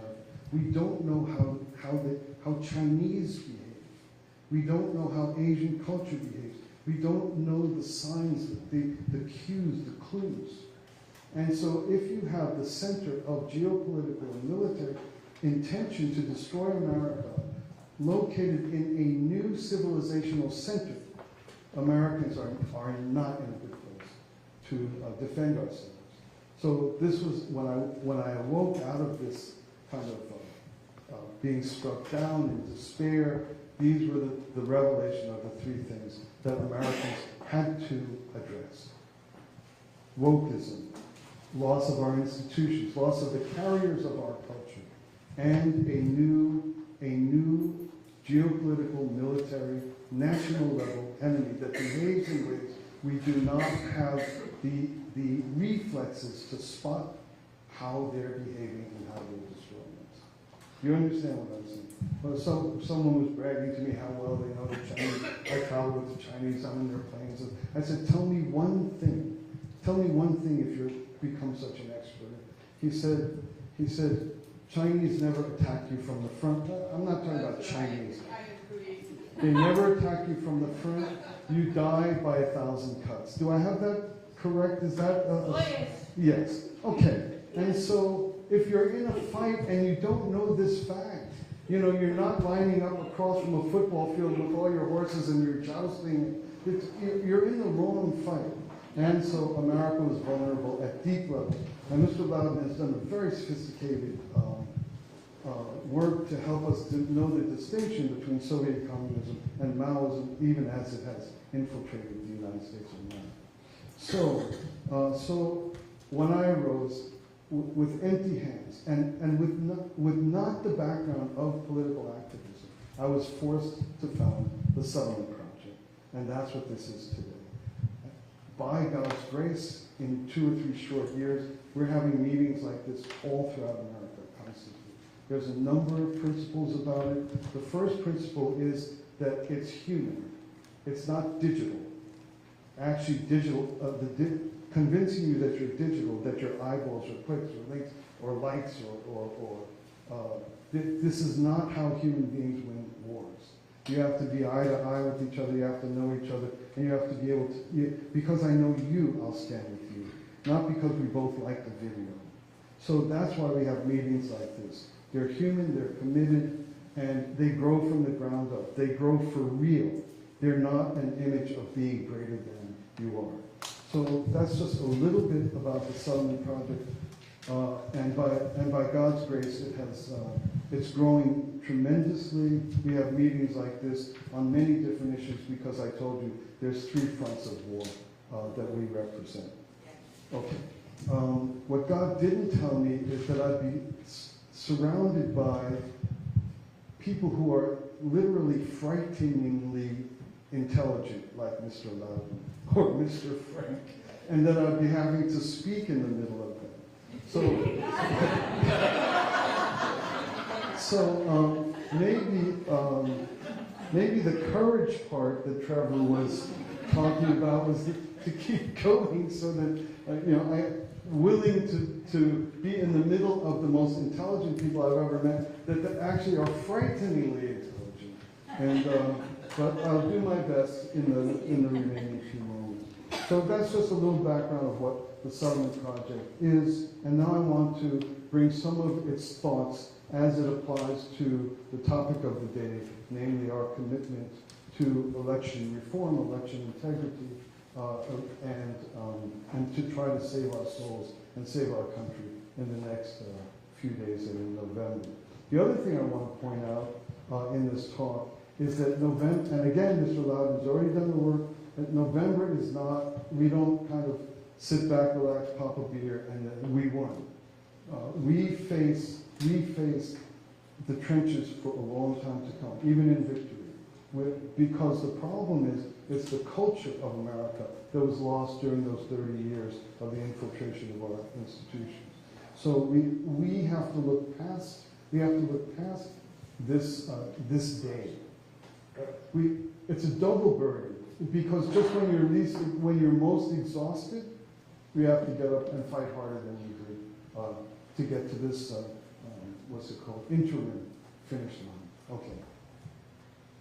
So I've called it Elections and Culture, the Urgency of 2024. Politics themselves are the amplification of 2 aspects of human nature. One is all people have a sense of an ideal.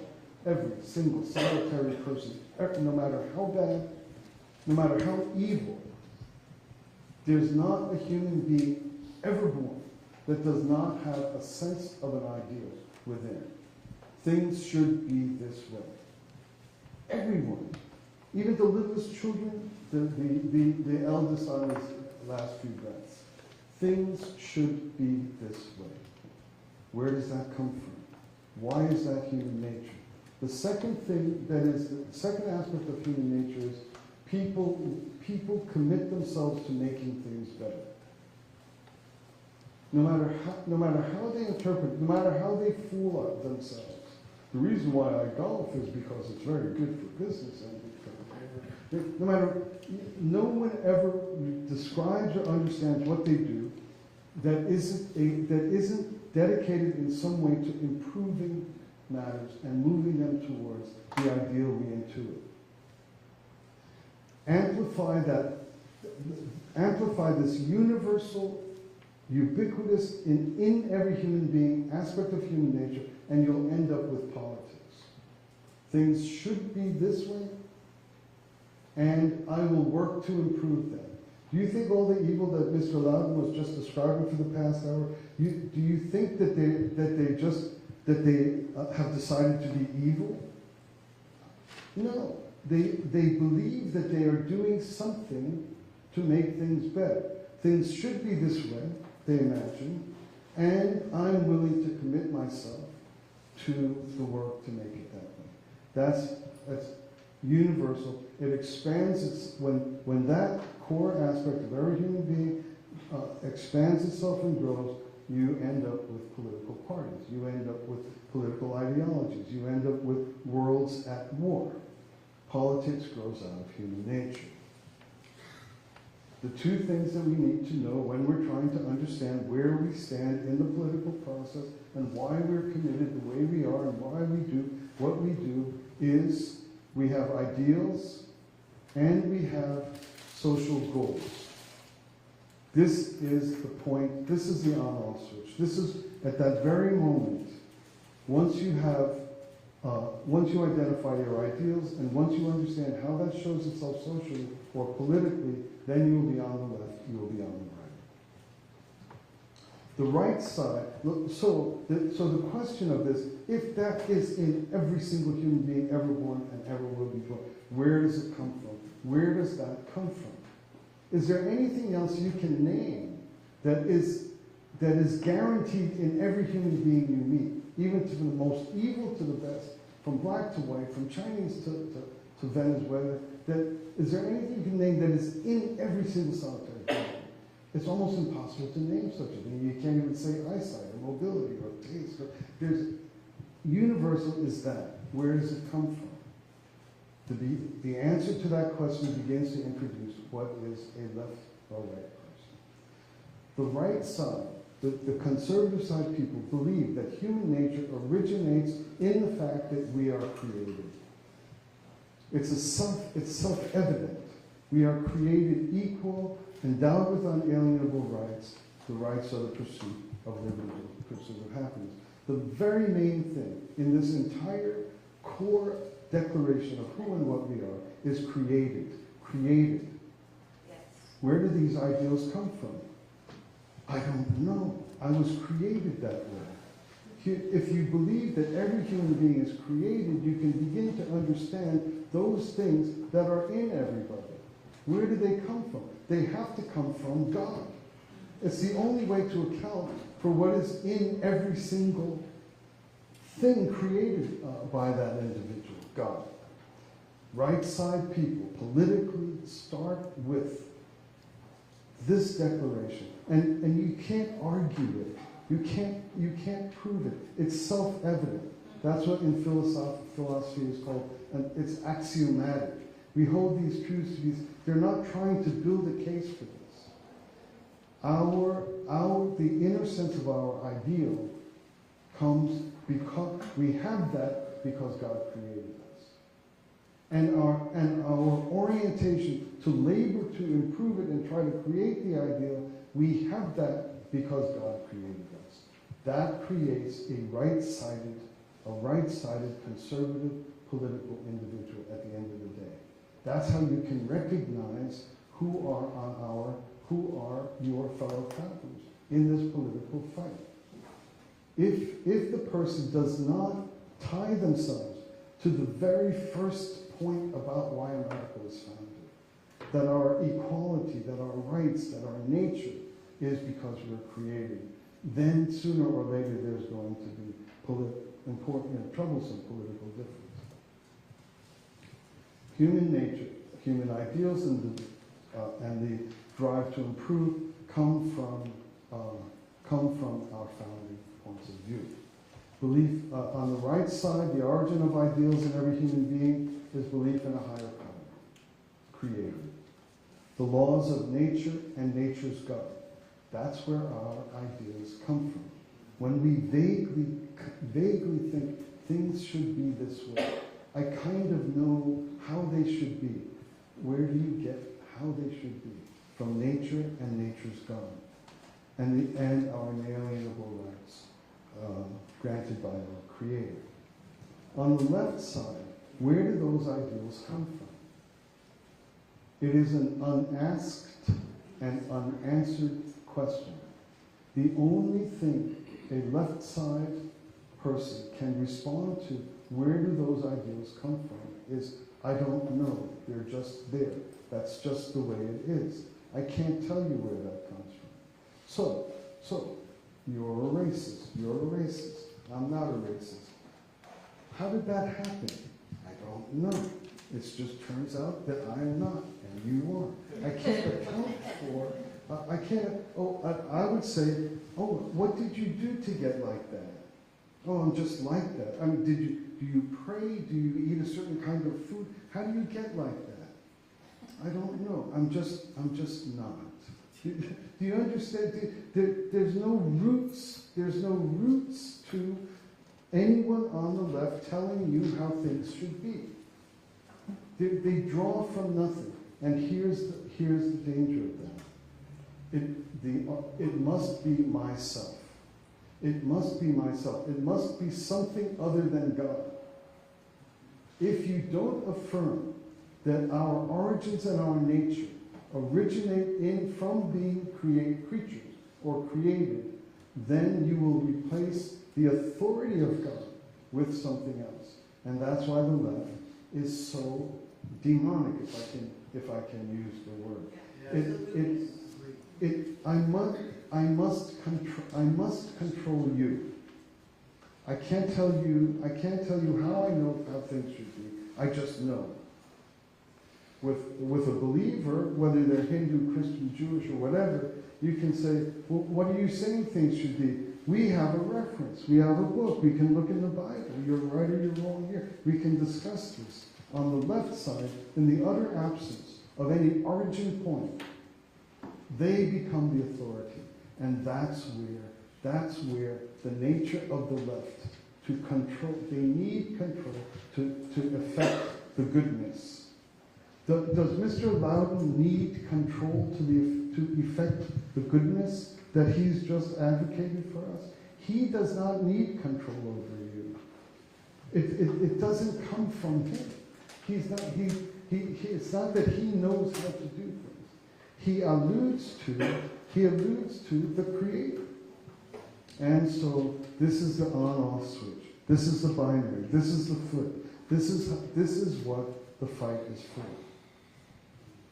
Then the origin, and then the second origin of political difference is the main social goals. And on the right, the main social goals are in our documentary foundations. Freedom and equality under the law. Freedom of conscience, First Amendment, Second Amendment rights. Freedom to defend oneself against tyranny. And the reason why I framed the third point is it's not freedom to go hunt quail. It's not freedom. It is a freedom for a particular thing, to defend oneself against tyranny. So these are the social goals. We don't want anything more. We don't want anything more for our people. We want them free. We want you free, equal, and have God-given inalienable rights. On the left, their social goals are care and consolation, primarily for the disenfranchised. The state is responsible for removing the difficulties of the disenfranchised, silencing and eliminating anything and anyone who causes difficulty for the disenfranchised. It's a different social goal. I just want to guarantee the circumstances in which you are free. Because if you're free, you'll have a good family. If you're free, your mom will tell you to take care of the people with difficulty. If you're free, you'll make a community, usually a church, and your pastor will help you know to take care of people with difficulty. All I want to do, if I'm running for government, is to create the circumstances in which people are free and their God-given rights are guaranteed. Then I'm sure that the concerns and worries of the disenfranchised will be taken care of. You might have someone born in your own family who might be called disenfranchised. They're well taken care of in a loving family. That's the concern of the right. That's the social goals of the right. The social goals of the left, which are not tied to any accessible reference point, any scriptures, to God, to anything. They believe that it's my job to remove anything that causes the disenfranchised to be uncomfortable. And in order to retain control, then they increase the definition of what is uncomfortable. So has anyone heard of speech is violence? Yeah.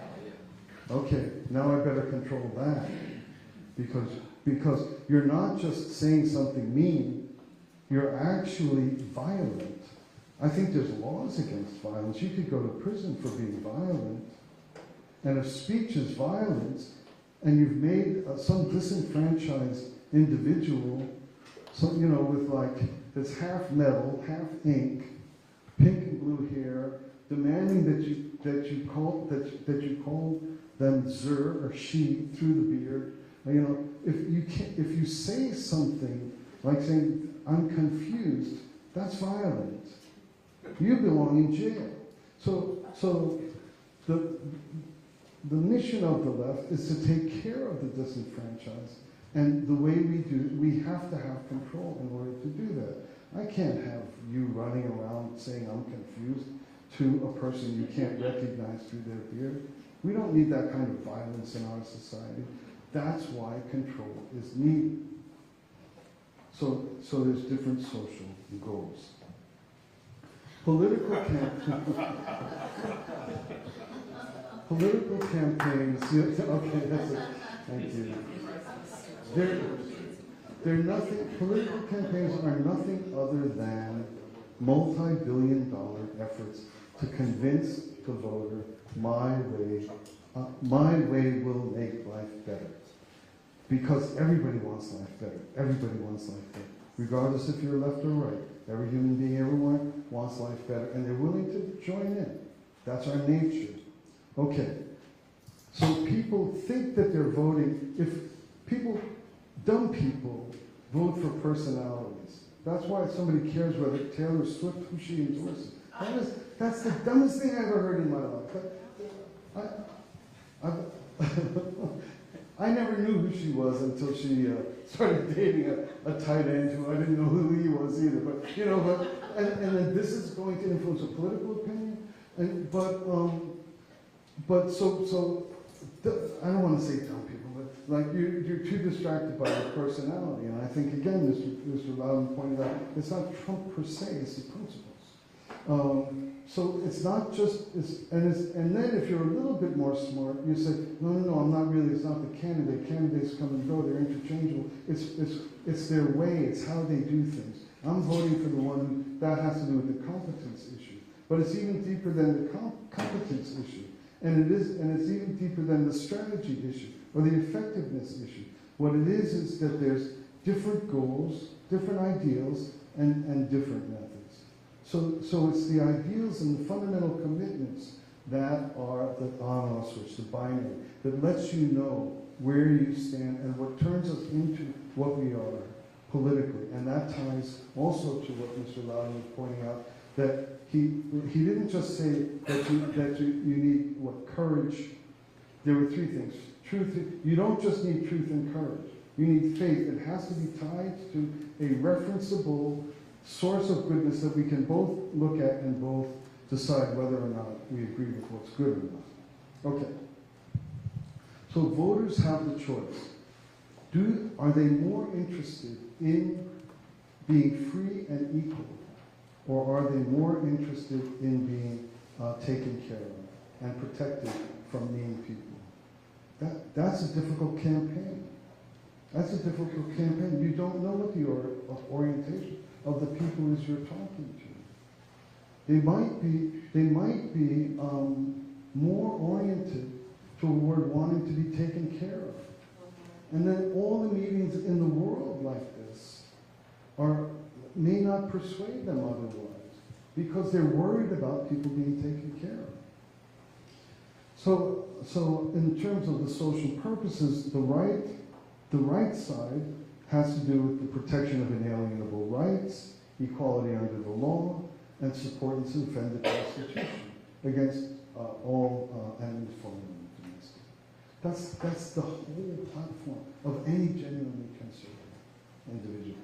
It's what we want. It's what they want to provide for us. On the left side, on the other hand, the social goals and purposes is identify any circumstances and groups, real or perceived, that cause discomfort, and to use the force of the state to remove those groups and redistribute wealth, because not being as rich as as that guy who did very well in business, as not being as rich as him, that will cause you discomfort for sure. So I'm going to go take some of his money and give it to you. I don't care if you, I don't care who or what you are, how you live. I just got to make sure that he does that more than you.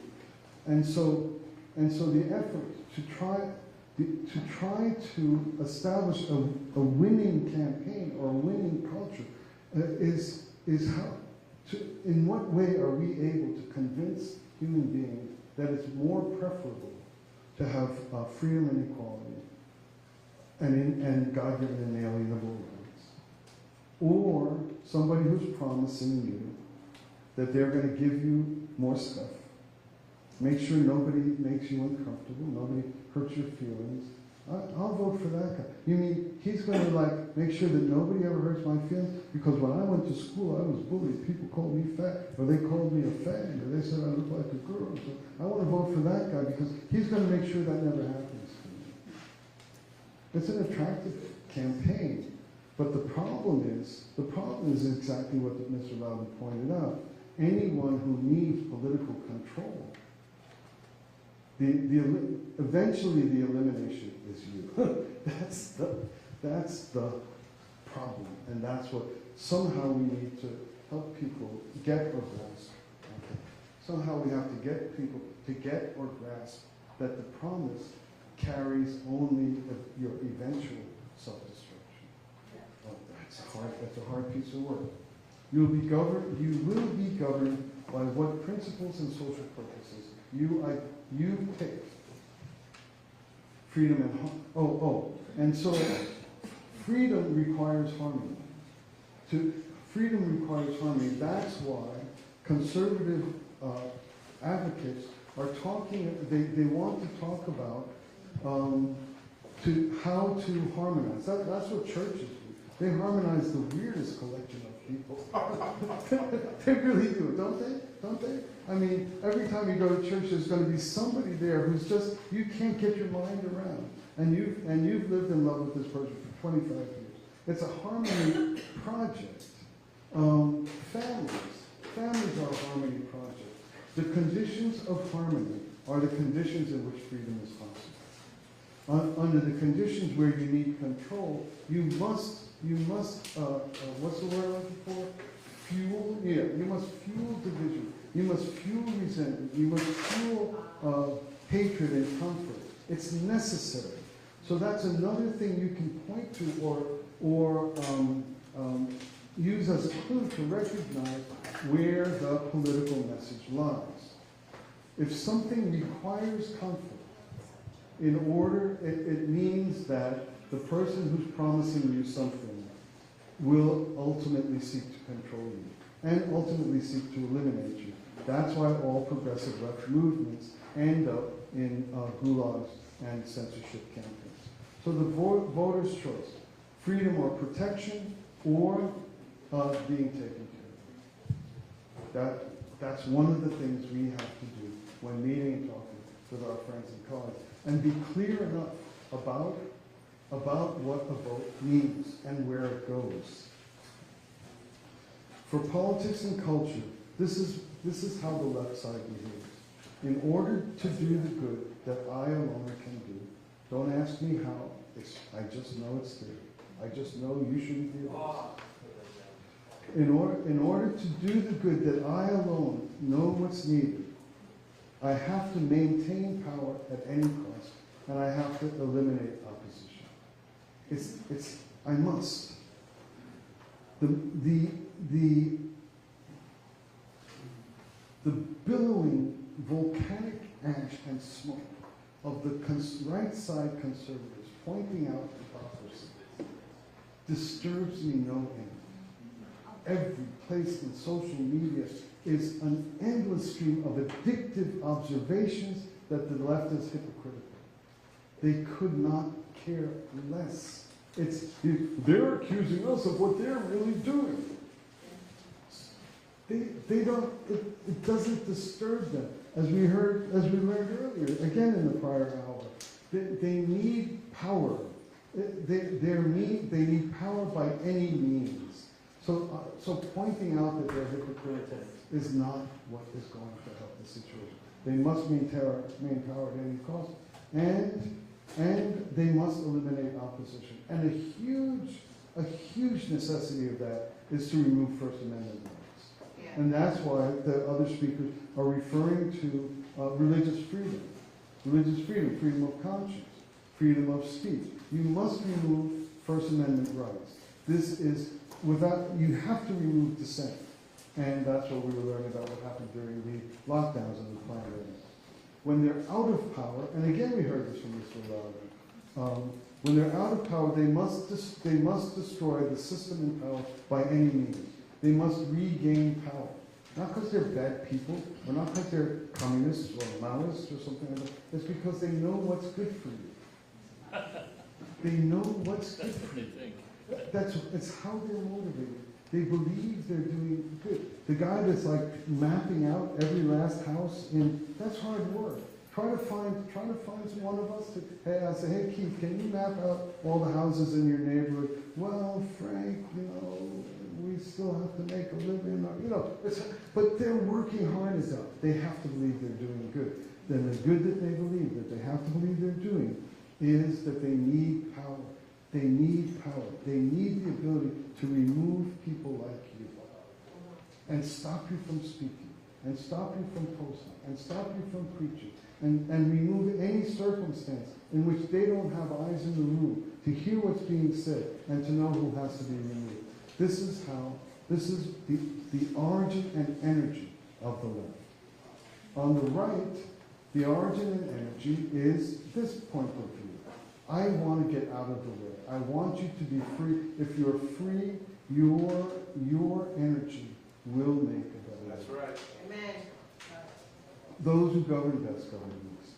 So while in power, I'm not trying to do anything to control you. I'm just trying to make sure your God-given rights are guaranteed. If it takes building a strong army, I'll build that. If it takes building good roads, I'll build that. Whatever I need to do to make you free, that's what I'm going to use my governing to do. The rest I trust because it's rooted in God, the Creator. Out of power, the right side, they don't like power. They don't need power. They're against power. It's a government. What is it? They govern by our consent. That is our principle. And so, I'm not going to use like if I was a teenage kid, they suck at, they suck at gaining power. Because it's not something we believe we want or anybody should have. We're against it. It's the free individual citizen. And so it's meetings like this, and it's individuals like Dr. Loudon and Professor Loudon and Dr. Frank, etc. I've never heard Erskine, but anyway, this is our Achilles heel, because it's in our own principles that we don't need power. We just need to protect the country, just protect the land, God-given rights. We have to protect the citizens, God-given rights. So it's an unequal battle. It's one guy with a machine gun. It's like that scene in the original Indiana Jones movie where the guy has all those machetes and then he takes up, shoots. Remember that? One of the great scenes. We're like that. We're like that. We're like waving all these. Oh, and she said, and he said, and they were. That's hypocritical. And what they're doing, and it's like power. It's power. And so but the burden is that we have to find a way to make the dangers of the left clear and the promises of the right attractive. That's the mission we face. To make the dangers of the left clear. They're not just going to give you stuff, and they're not just going to make sure nobody makes you feel bad, and they're not just going to make sure that nobody gets a little richer than you. They may say that, but what they're really going to do is eventually kill you or have you waste away in a gulag somewhere. That is what they definitely plan to do.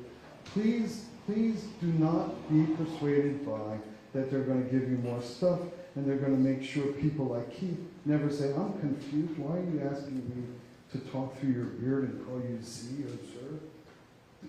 Because language is violence. So that's the mission. That's the difficulty. That's the hard work. We're not allowed to play at that game. We don't even want to play at that game. We don't want power. We just want to govern in such a way that each individual's God-given rights are protected and guaranteed. We hold these truths to be self-evident. This is the attractiveness of freedom. The work of the right is to build a culture, and that's our work beyond the election. Build a culture. The work of the left is secure power. It is an uneven fight. It is a difficult fight. It's a difficult fight. Because it's clear, right? Building a culture is hard work. It's person by person. It's the investment, the kind of which is being asked for by our speakers today. This is why the right is so flat-footed at politics, and this is why we need meetings like this. If we are the government, we need this kind of education and this kind of inspiration. And that's why we hold these meetings. Making freedom more attractive than protection and balancing security with a just society. Just society. We have to convince people that if the last thing to understand about people on the right is that they don't care. That's obvious. All you got to do is go to church for 20 minutes. And if anything, you're demanded to care. This is part of the convincing work. It's hard work. The other thing we have to convince voters is the dangers of misunderstanding the implications of the promises of the left. That's our situation today. I described a type of work that is hard work. These gentlemen who we're hearing from today can help us become different in our understanding of our political obligations, become more powerful, more impactful, better armed. But this is the nature of the challenge we face. Thank you very much.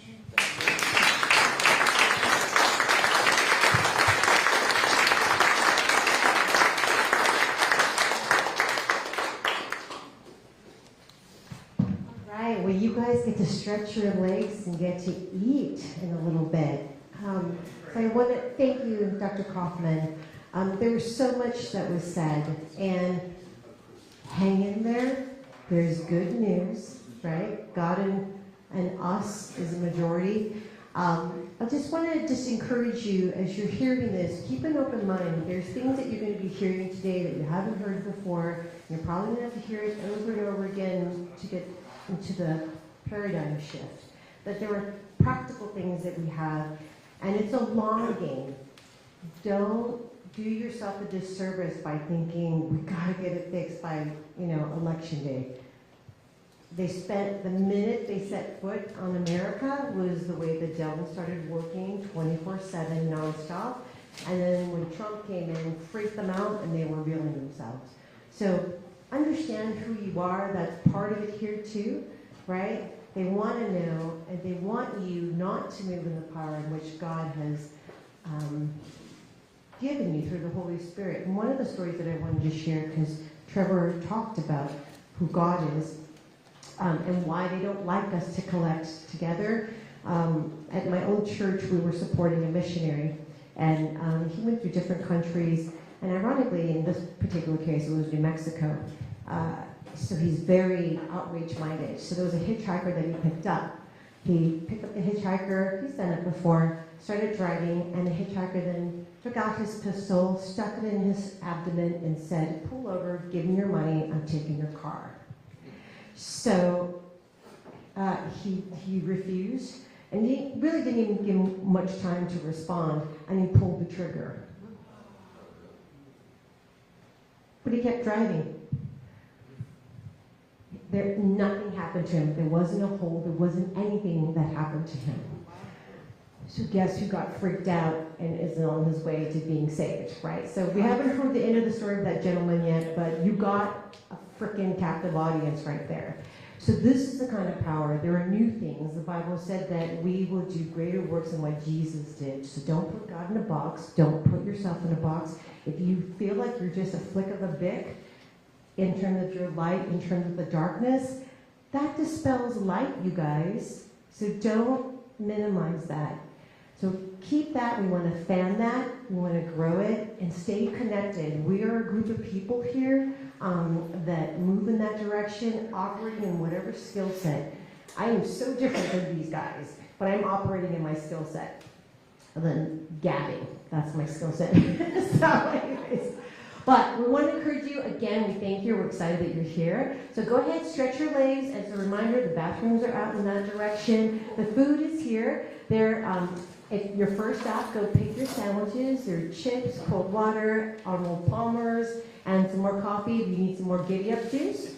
And then Dr. Kaufman will be introducing our next speaker. Yeah, we have a lunch speaker, so when they bring their lunch. Oh, yes. Oh, yeah. So as soon as you get your lunch, please be seated again because Dr. Kaufman is going to introduce David Hernandez. Super excited to hear that.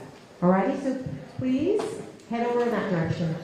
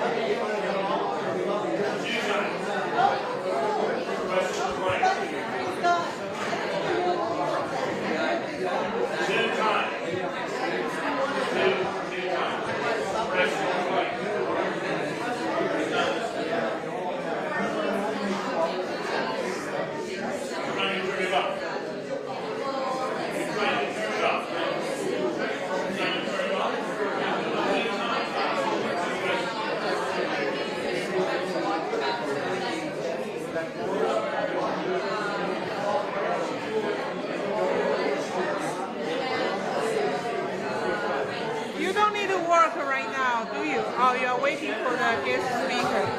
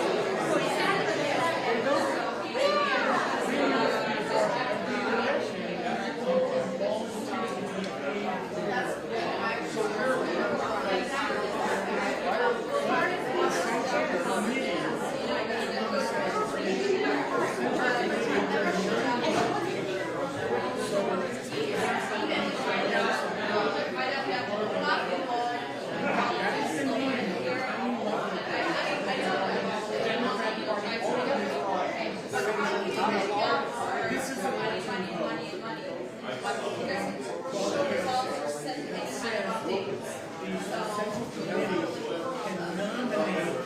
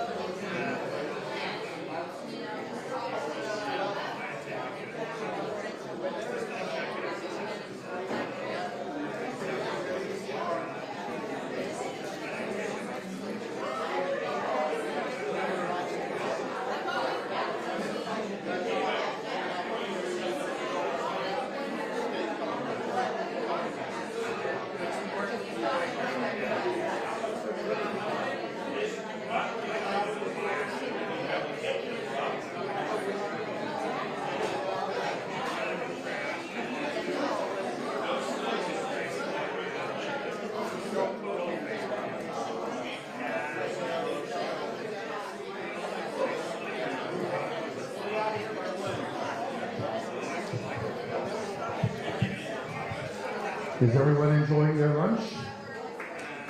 Wonderful. Great conversations going on as well. In about 5 minutes, I will introduce our lunchtime speaker. We'll see you then.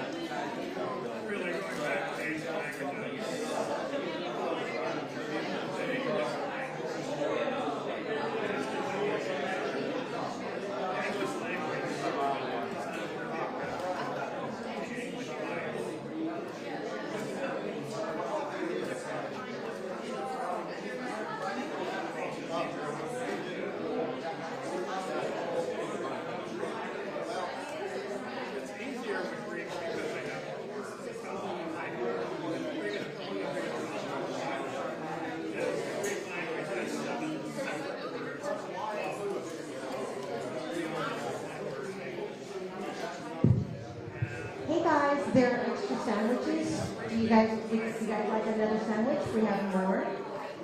And if you don't right now, you are welcome to take some home.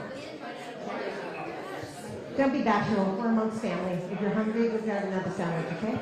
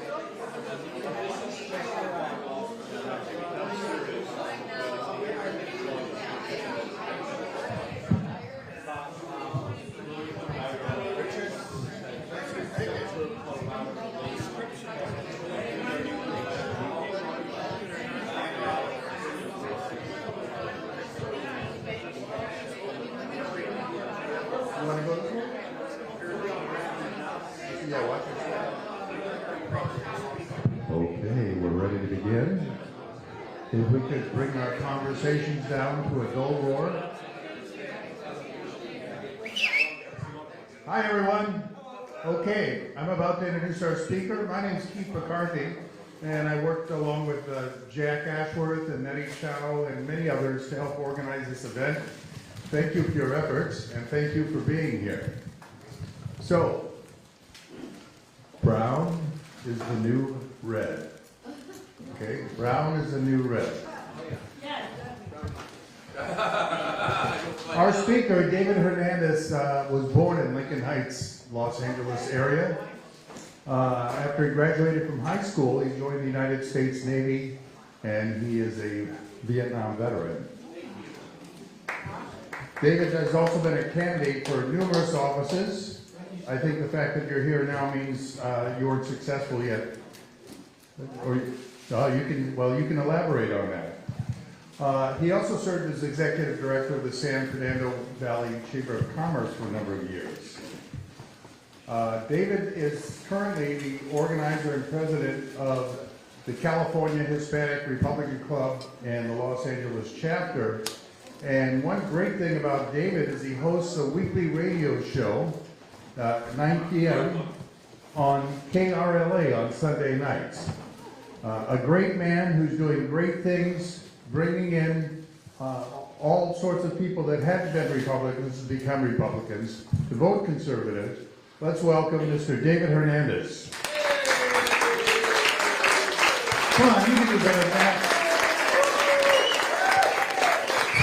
Thank you.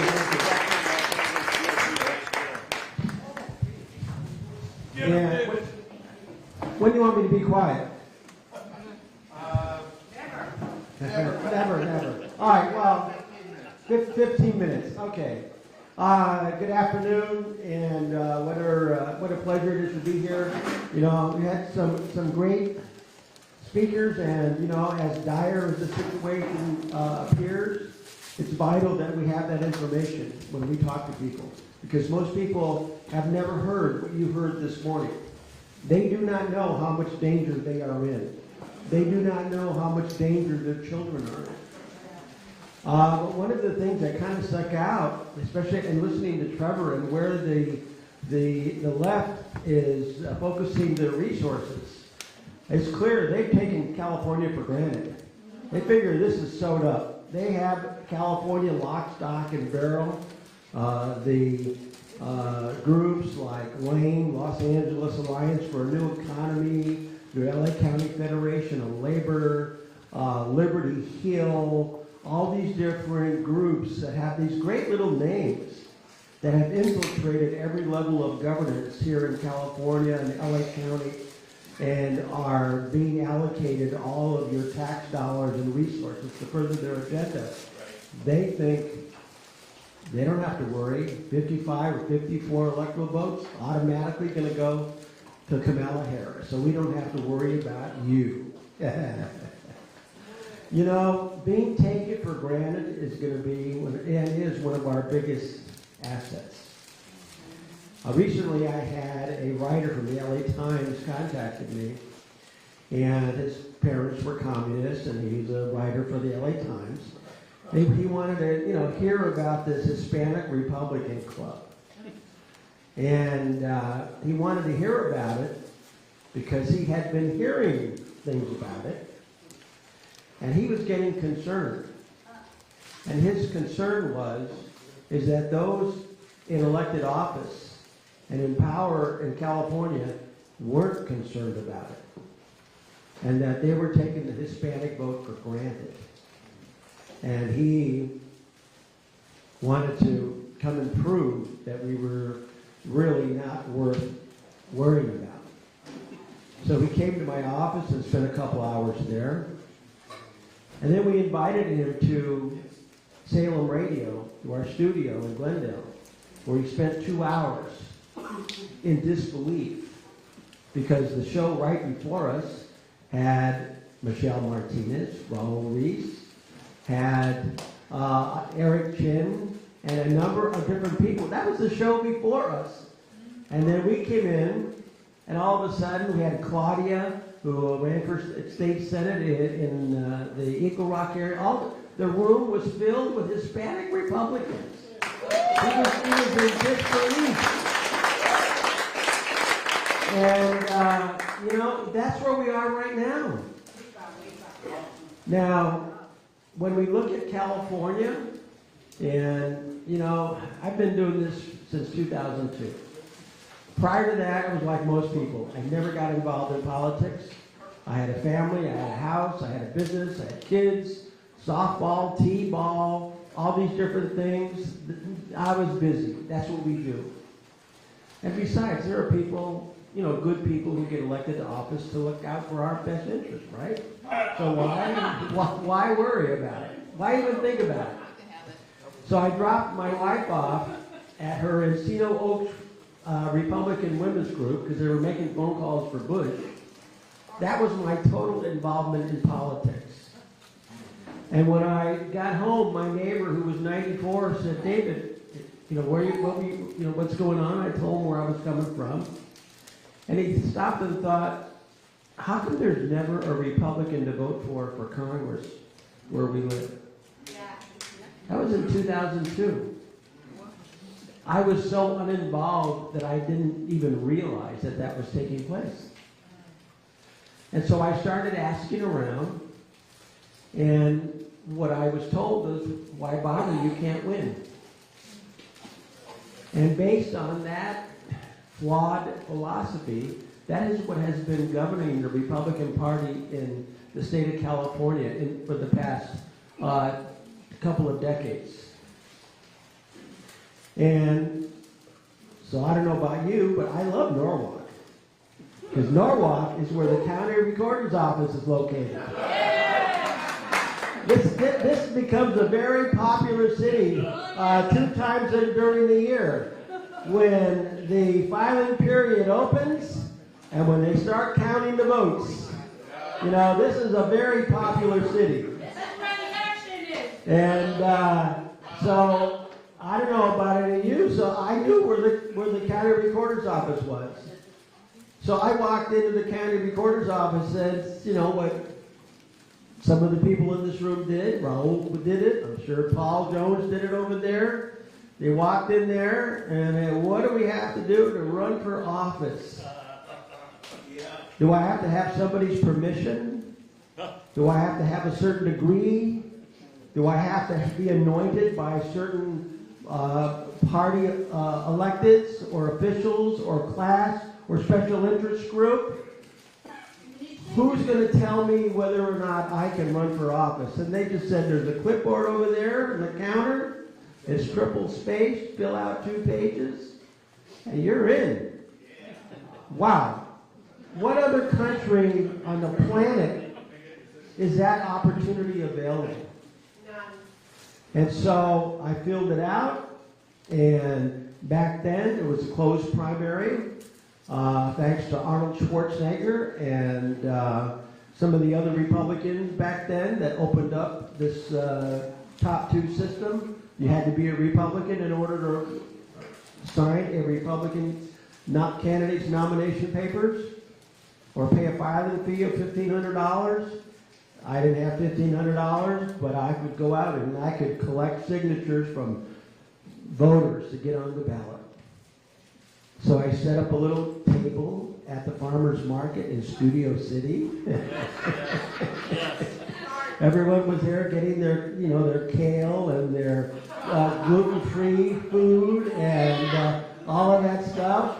And so I had a couple of friends that were Democrats that really liked me, and they said, wow, we've never ever met anybody who's run for public office. We'll help you collect signatures. So as those shoppers came by, about an hour later, my friends came back in tears. And it's like, what's wrong? It's like, David, we love you. But these people are vicious. Because you had to be a registered Republican to sign my papers. So their first question was, excuse me, are you a registered Republican? You could have asked them anything else, no matter how vile, and you would have got, your response wouldn't be so bad. And so I figured that's it. You know, at least I tried. And I later got a call from a Republican club, and they said, hey, we see that you filled out your paperwork to run for Congress. How's that going? It's not.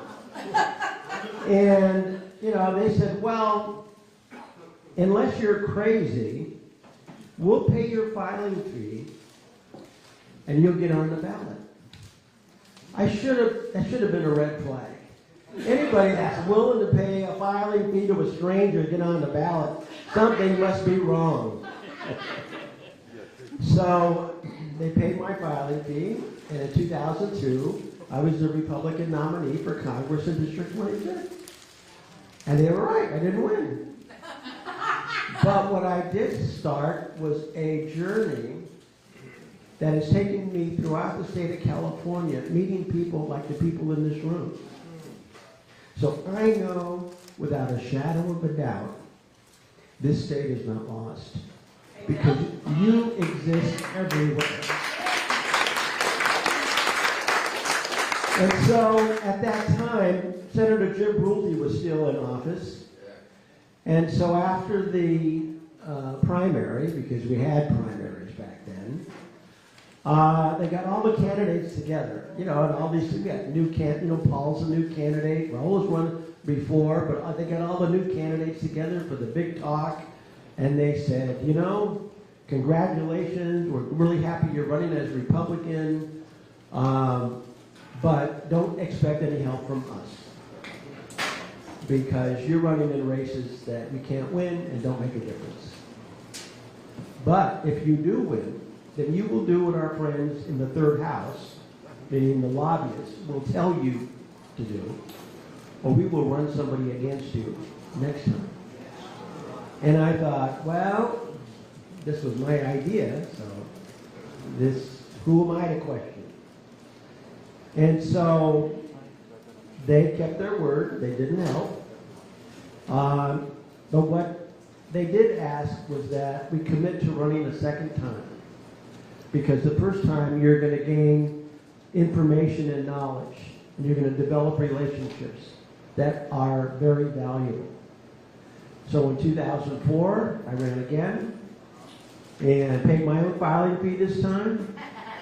And after the primary, they had the big meeting of all the new candidates.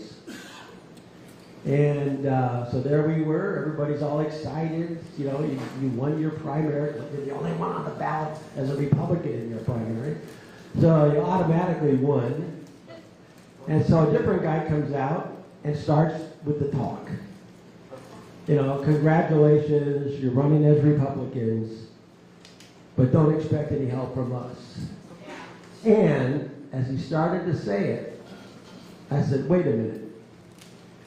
Every person in this room is taking time away from their family, away from their jobs, away from their children, away from all the things that are important and the reason that they are running.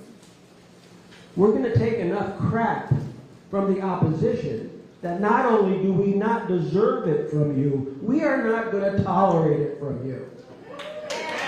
And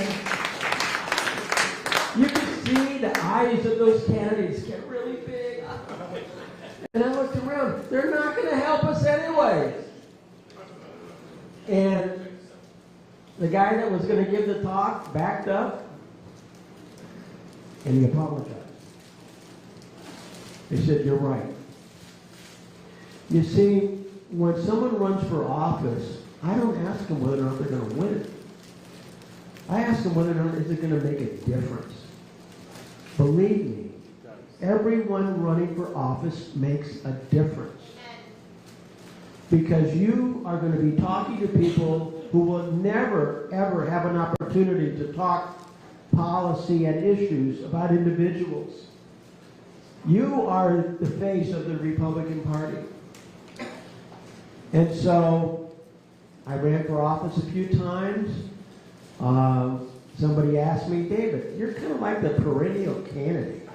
You're on the Congress a couple of times, community college board, county supervisor, mayor of Los Angeles, you know, how many times have you actually went for office? And I said, well, one less than Richard Nixon and one more than Abraham Lincoln. But in the end, they were both called Mr. President because they didn't give up. This politics is not a sprint. You think the left, you think the Chinese got into this position overnight? No. You know, talk about long-range goals. Yeah. They stuck to it. And so the last time I ran was in 2018 when I ran for Lieutenant Governor of California. And, you know, as a grassroots candidate, driving up and down Highway 5 and 99, stopping at all the little ranch towns and the little farming communities. You know, driving 6 hours to speak for 15 minutes. Do you know how appreciative those people were? Those little towns like Exeter and going up and down, that just they couldn't believe that I would drive that car that long to speak for 15 minutes. So when someone starts talking to me about, oh, those racist white farmers and ranchers up and down in Northern California, I ask them, have you ever been there? Have you ever sat down and talked to them? I said, they were some of the most supportive, the most generous, the most encouraging people I've ever met. That's why I know this state is not lost. But they're praying for us. They're praying for us because Los Angeles County, you know, Norwalk is one of 88 cities in Los Angeles County. We have 1,012,000 registered Republicans in LA County. We should be winning every single race. But instead, over 50% of Republicans aren't voting. That is not the Democrats' fault. That's their strategy. Because I attended a candidate's, the LA Times at USC put on a forum as to how to get more people to vote. And so I went there, and they had Sean Steele, who was the former chair of the California Republican Party. He was one of the panelists. They had an editorial writer for the LA Times, and they had Gary South. Gary South was Gray Davis's campaign manager. And the question was, how do you get more people out to vote? Sean Steele said, well, the candidates have to look like their constituents. The guy from the Times says, well, no, it's got to be issues. Issues are going to be the driving force. Gary South starts laughing, and they look at him. He goes, why do you want to get more people out to vote? You don't want angry, informed people going to the polls. That's the last thing you want. You want them not to vote and make them believe it is their idea that they're not going to vote because they don't trust the system or they're going to protest. They succeeded. This last March, what was it, 33% voter turnout? They succeeded, but they haven't won. And so following that 2018 election, I activated my Los Angeles Hispanic Republican Club. Now, I've never had a hyphen behind my name. You know, I've always been an American. That's it, I'm American. But in 2004, when I ran for Congress, I joined the Republican Jewish Coalition because it really puzzled me. And I started going to their events, and believe me, they were very well organized. And they were working on reaching other individuals in the Jewish community to let them know, hey, not only is it not okay to be a Republican, it's preferable to be a Republican. And so I looked at the voter rolls, and I was shocked as to how many Hispanics were already registered Republican. Because and now I had been involved in politics for 16 years at that time. And every meeting I go to is, how do you get the Hispanic vote? The Hispanic vote is the future. What issues are important to Hispanics? And I'm sitting in those meetings, and it's usually a non-Hispanic asking those questions. Finally, as you can tell, once in a while I stir the pot a little bit. And so I'm at one of those meetings at Galpin Ford in the Valley, and the room was, a little bit fuller than this, and the guy's giving the talk about outreach to Hispanics, and I raise my hand and I go, excuse me, when you look at me, what do you see? And he could tell it's going to be a trick question. And so I said, if you don't see an American, you could be a racist. And I said, just kidding. Why would you think that clean, safe neighborhoods, quality education, the opportunity to work and prosper are any different from the Hispanic community, the Chinese community, the Armenian community, the Italian community? Why would you think our issues are any different? And that resonated. And so, in 2018, I set out, 5 minutes?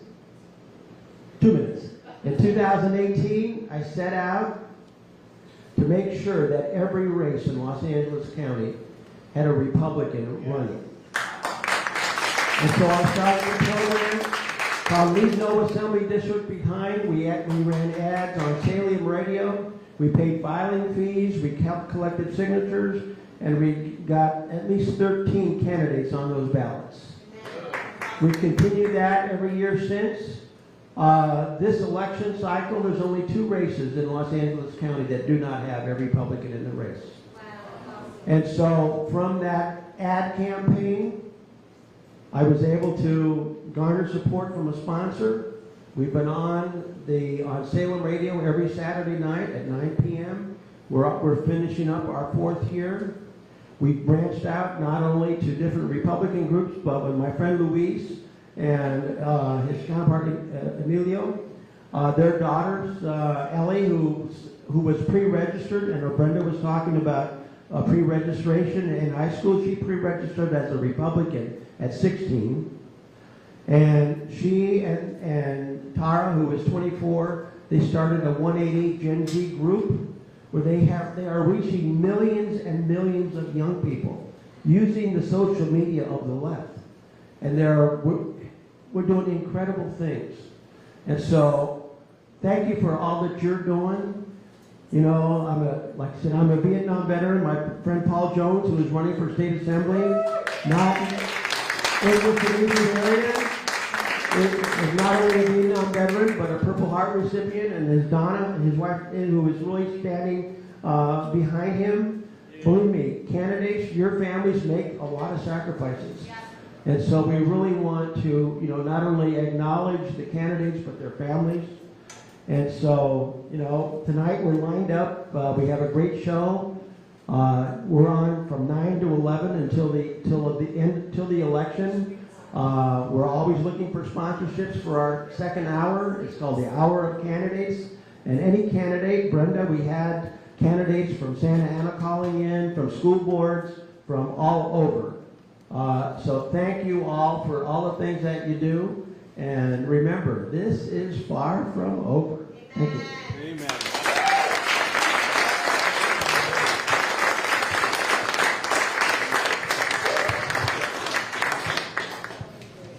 One more time, David Hernandez. David, thank you for your sacrifice, your persistence, and your consistency. What great efforts.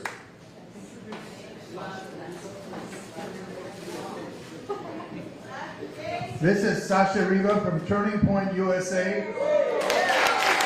So, John Matthews had mentioned a number of groups that you should affiliate with. He had a whole list up here, but anybody that listens to the radio or watches Charlie Kirk knows that they are probably the most dynamic volunteer force now in America. Sasha, did you want to say something? Yeah.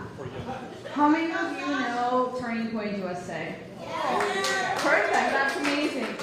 So we currently opened up a new program with high schools. So if you have any high school students, let me know because we would love to get involved on high school campuses.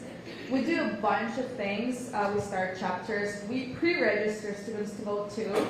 So we just recently pre-registered, I believe, 20 people during the National Voter Registration Week. We host a bunch of speakers. We try to educate students on civics, government, and politics because nowadays nobody is being educated. You know, I go out to campuses all the time, and now I see so much students being brainwashed. They don't even know what Second Amendment is. So that's how sad it is. Also, we just recently launched a new program that we put flags back to classrooms. So, you know, they're trying to make flags political, but in reality, this is, you know, something to be patriotic about. Yes. It's our country. That's what we fight for here. Yes. So I will leave some information if you would like to get involved, my business cards, and also the high school program that we do at the table. So you can come up after this program. But thank you for having me. Tasha's table right here has literature for whatever the group was. 31 USA, yeah, thank you. Okay, we're going to do a 2-minute scramble. We're going to take 2 minutes to use the bathroom or clean up, whatever you got to do, and then Nettie Chow will be back up here. Isn't that great? Yeah. Thank you. We'll see you in 2 minutes.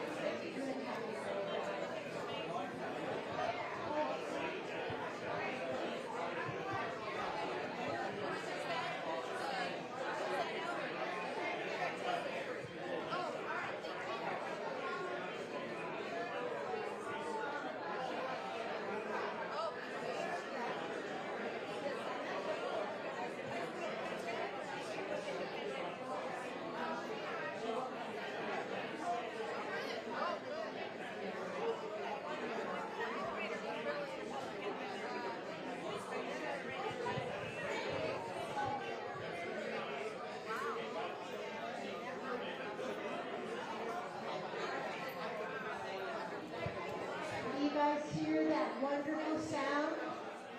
That's all you all fellowshipping. It's good, happy noise, and I love it.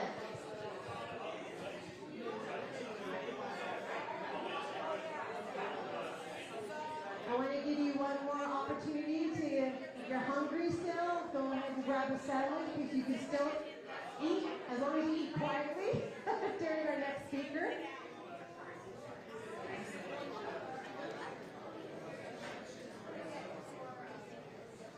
And as you guys are finding your way back to your seats, I want to just recognize some candidates that are here. We have Raul Ortiz right there next to Godly Civics.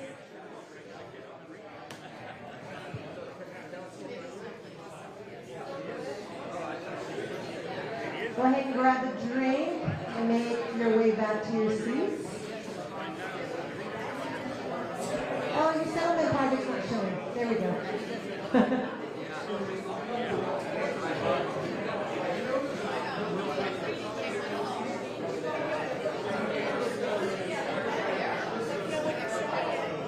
All right, if you guys can go ahead, get your snacks, get your coffee, and make your way back to your seats. We're going to start in 1 minute.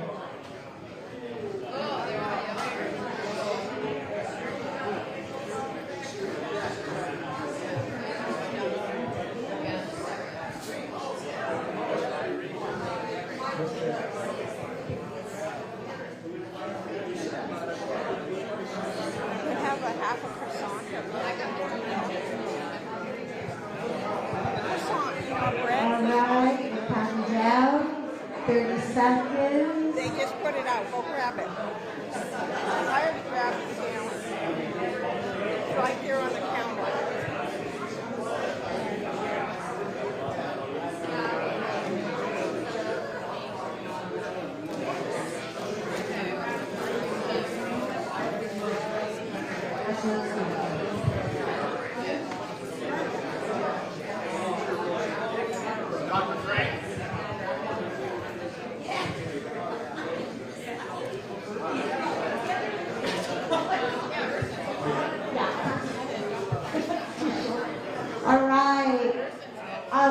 I love the sound.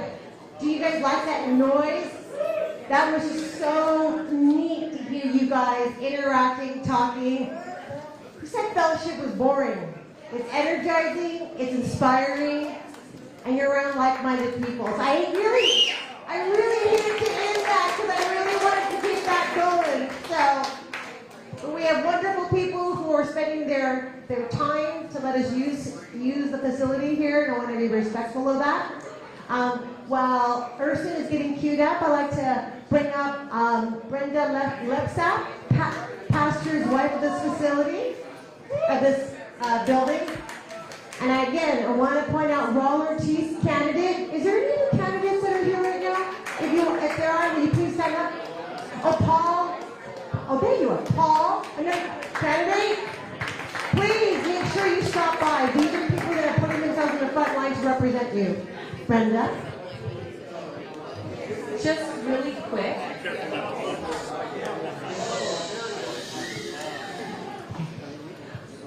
Even though I'm running for Santa Ana Unified, I'm a teacher, so I wait. I told her to shut up, I'm talking now. Or I could flicker the lights. Anyways, I want to pass this out because I have a website, and my 60-second videos are not only related to Santa Ana, they are related to the entire state of California. They are related to the entire nation because our 988 suicide hotlines are absolutely corrupt. Our LGBT suicide hotlines in our veterans hospitals, in our all of our county mental health facilities, in our schools, they are corrupt. And if you watch them, you will understand that they're promoting unlimited gender choices through surveys and normalizing unlimited genders and sexualities through our crisis hotlines. So please, they're all in Spanish and English. Please share them. They're vertical and horizontal, so they can be shared either on Instagram or Facebook or any type of social media such as X. And I hope that you will take advantage of it. Some are not. Some are only related to Santa Ana because our district's being sued for anti-Semitism.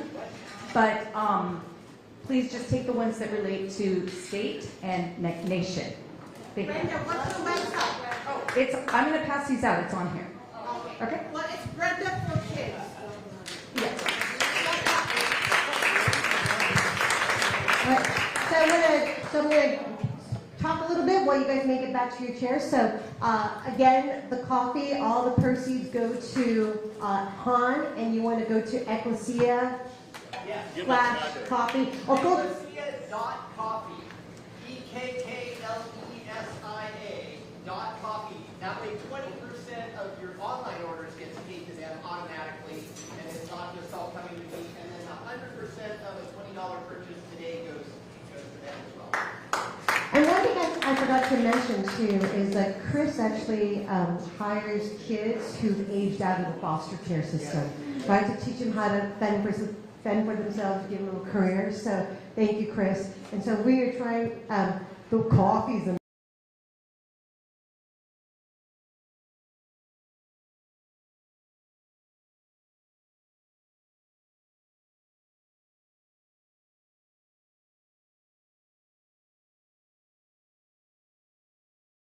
all right, batter up.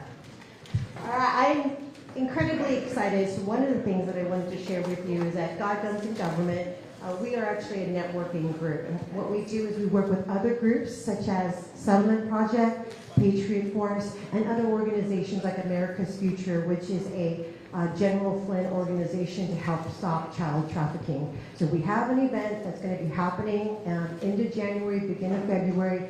It is to teach you how to identify victims. People who left those trainings were pained in realizing that they saw victims and they didn't even know it. So it's a wonderful thing. We're going to work on the flyers, pump that through, but I want to give you a heads up that that's coming through. And so one of the people that I work with, pretty much joined at the hips with Urson, and no, he's not my husband. So, because we always travel together, so he's not my husband. Not like it's a slam towards you. But anyways, he's paying penance for voting for Obama already, so anyways.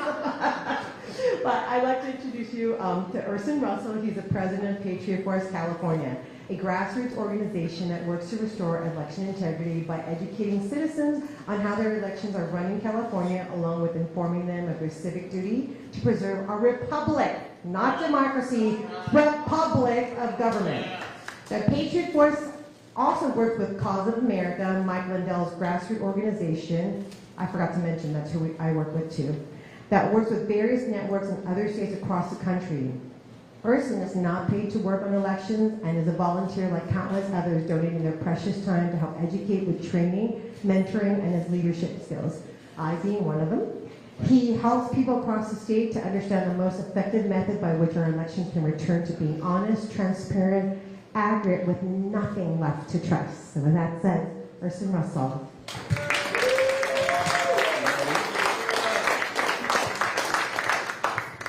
Hello, everybody. Turn this away a little bit here. Put this right on the table here. All right, that's not blocking. A little feedback in front of the speaker. My name is Urson Russell. I'm with Patriot Force California. It's so great to see so many familiar faces and new faces today. I'm the most excited because I get to go before Dr. Frank today, who is like the world-renowned physicist that, like, you know, cracks jokes and sings. Like, so it puts a lot of pressure on me when I have to go after him. I, like so many other people in California, November 4th, 2020, woke up thinking, what just happened last night?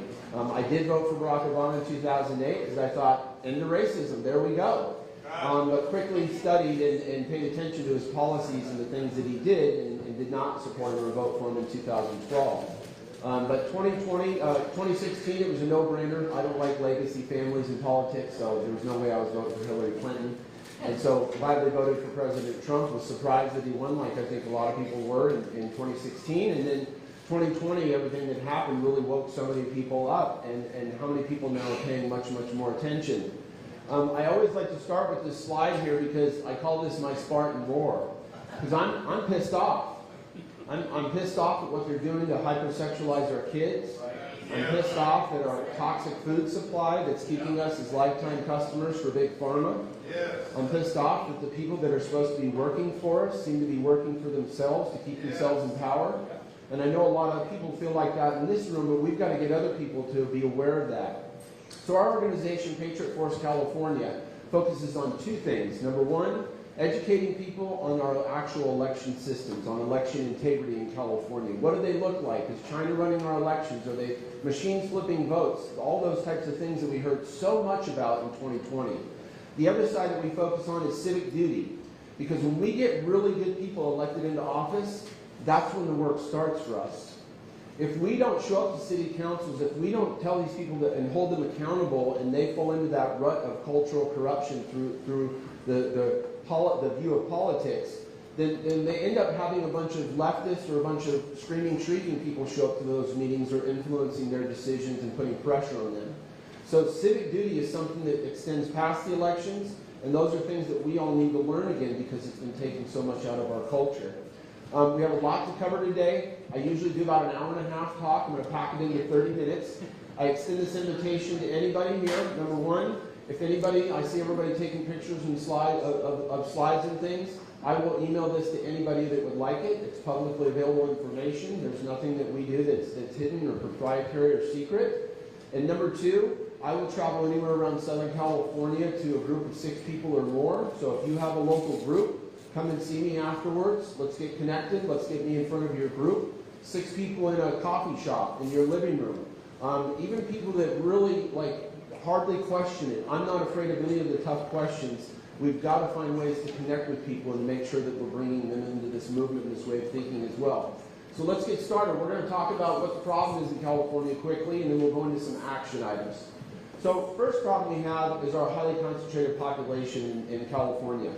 5 of our counties down here in the Southland makes up over half the state out of a total of 58 counties. LA County alone is a quarter of the entire state. Now the reason that I tell you that is because in the 2022 election, where we had 8 statewide races, governor, lieutenant governor, secretary of state, and so forth, we have 32 Republican-leaning counties in California. We have 26 Democrat-leaning counties. But when you look at what LA County was just on its own, about 860,000 more Democrat votes versus all 32 Republican-leaning counties of about 360,000 votes, we're already 500,000 votes behind to overcome in a statewide race. When you add the other 25 counties, we're at about 2.4 million votes that we're behind in a statewide race. Why is that important? Number one, President Trump coming up to win California would be divine providence. It would be everybody in this room and everybody involved across this state taking every effort that they've got and multiplying it times infinity and absolutely doing everything we can. We're in a huge hole in this state, but it doesn't affect local races. And our city councils and our county commissions and our school boards, those are races that we're not inherently paying that much attention to, and I'll get into that in just a moment here. And again, I apologize for going so quick today, but I got a lot to get through. Number two, we had the Voters' Choice Act in California passed in 2016. That was what allowed counties to start to go and mail a ballot out to every active eligible voter. In addition to that, they started early voting in the counties that adopted that program for 10 days of early voting. And then subsequently, that was succeeded by the AB 37, which I'll cover. The other thing that we did was the VoCal system. This is what connected the counties with the state voter registration system. It's like your ATM connected to your bank account. Why is that important? Because our counties are actually not running their elections anymore. They follow a process that's dictated and managed by the state. So when someone gets an ID and they get registered to vote, that's pushed from the state down to the county. The county has no way to verify or audit that information. When someone changes their address with the United States Postal Service, again, it's pushed down from the state to the county, and the county has no way to verify or audit that information. So we have so much going on with non-citizens that are getting driver's licenses, and no offense to anybody here that works for the DMV, but the caliber of people there seem like they just want to do about the least amount of work possible to get through their 8-hour shift. This is what it looks like before the Voters' Choice Act. We voted in someone's garage, library, local fire station. The Voters' Choice Act counties that adopted it, they started mailing ballots out to every voter, and they were open for 10 days before for early voting. And then after Governor Newsom survived his recall effort in 2021, he signed legislation AB 37. So now today we have 29 days of early voting by mail. And about 11 days before the election, they'll start opening up some vote centers, and 4 days before the election, they'll open more vote centers. In addition to that, we can legally accept ballots in California that are properly postmarked by election night 7 days after election. So let's add that up. 29, come on, carry the 7. 37 days of elections is what we now have in California. The good news is, less than 10 years ago, we were voting on one day at people's local precinct, and things that were much more prone towards election integrity and the type of elections that we all want. The unfortunate part is that from 2016 to 2022, there were 75 million ballots that were wasted. You decide to vote in person and you don't use your vote by mail ballot, that's a ballot wasted. You decide not to vote at all, that's a ballot wasted. A ballot shows up at your house for someone that doesn't live there, that's a ballot wasted. So this graphically here, you've got the clouds up there about 4 miles up, planes fly about 7 miles high. This stack of ballots that we've wasted is 2 miles short of reaching space, which is 62 miles up. That's a lot of trees. Now, yes it is. Now, none of us are probably astronauts in this room, so I do frame this up a different way. Who here's been to Las Vegas, Nevada? You've seen the tallest hotel there, the Stratosphere Hotel that they've got in Las Vegas? 1,150 feet about. 271 of those hotels would need to be stacked on top of each other in order to equal the stack of ballots that we've wasted. Just think about seeing the stack of ballots next to one Stratosphere. You'd be like, God, waste, trash. The good news is, in the next election cycle, because there wasn't time in this one, we're going to pass a ballot measure across the state, and we're not going to promote it under election integrity or fraud or any of those concerns. We're going to let everybody know all the trees that are being wasted. Do you think that will get some support from the other side? Huh? The environmentalist movement? Challenge number 4, and all of these things filter into central control. That's what the state wants. They want central control. They want the counties to feel threatened. They want cities to feel threatened. And they want the people that are running our elections to just follow processes the state dictates.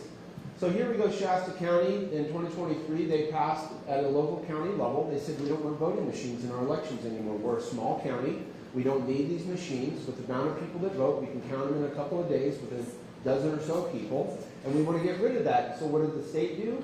Put their authority out and passed Assembly Bill 969 that says any election over 1,000 voters has to use voting machines. Wow. So here's the state putting pressure on one of our 58 counties to say, no, you're going to do it our way, or we're going to take you to court. We're going to sue you with our own tax dollars. Second one here is in Huntington Beach in Orange County. During the primary election, Huntington Beach is a charter city, and what that means is they are responsible for running their own elections. So they proposed a charter amendment.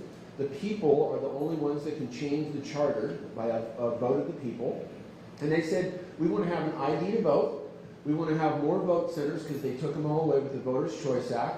And all the drop boxes that we call Zucker boxes that are unstaffed and unmanned for 29 days of early voting, we want to have monitored video surveillance for those.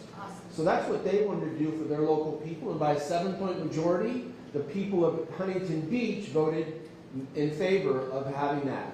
Immediately after that, the state files a lawsuit against Huntington Beach. Dave Min proposed legislation in the state Senate that said any city, even a charter city, cannot require ID to vote in their elections. So here we go again with the state using our tax dollars and their gangle of attorneys to go and threaten a local city that's now got to use more tax dollars in order to be able to defend themselves. But Huntington Beach is fighters, and they've got great governance at a local level. They've got 3 more candidates that they want to get in, and so they have a better majority there. Their city attorney is awesome, and they're trying to get their city clerk elected into office. Why? Because city clerk is who's going to run their elections should they go and take back their elections completely. Do unstaffed drop boxes require video surveillance? I've talked to a lot of ROVs, and people don't understand this. This is the actual law in the California Code of Regulations. If feasible, drop boxes shall be monitored. What's feasible? to monitor the drop boxes that are unstaffed for 29 days. They should be forced to produce feasibility reports or studies that says, well, in our county, it's going to cost us $10 million to do that. Is it really worth it, citizens? And give us the right to say, yes, it is, or no, it's not. The second part is, what does monitored mean? Look it up in the dictionary. It means shall be watched closely. So the law doesn't say put a pretty camera on the drop box and everybody feels good and sleeps well. It says someone needs to be there, like a security company that you hire, to go and actually monitor these drop boxes and look for someone bringing stacks and stacks of ballots to multiple drop boxes. Those ballots require a chain of custody signature for whoever has harvested them, and these are the things that we need to, over more elections, because it's going to take us some time here in California, we need to start to influence these either directly by getting elected into office or pressuring our county officials to where they make these kinds of changes. District attorneys and stuff kind of shy away from elections and lawsuits and things for some reason in this state, and I'm not 100% sure why, but we're going to figure that out. Why don't we want voting machines in our elections? They're made with protected source code that we can't have access to. That we can't open up the machines to see, is there a cellular modem inside that could communicate? Is there a Wi-Fi chip or some other means of communication? We're told that that's prohibited. Also, all of our voting machines are made with foreign source components like Dell motherboards and HP motherboards that are made in other countries. There is not one voting system in the United States right now that is made with 100% US-made source components. So all of these reasons here takes the elections and the control of the elections out of our hands. These are our elections. We paid for all this equipment, but we can't open them. We can understand the source code, which should be just open source, so that anybody can see the source code and know exactly how our votes are being tabulated and how our election systems are being run. What type of election systems do we want? This is real simple. We want election systems with nothing left to trust. We want to go vote in one day at my local neighbor's garage that I walked a couple of blocks to. They're going to ask me for their ID, my ID. I'm going to sign a paper poll book that's not on a piece of electronics.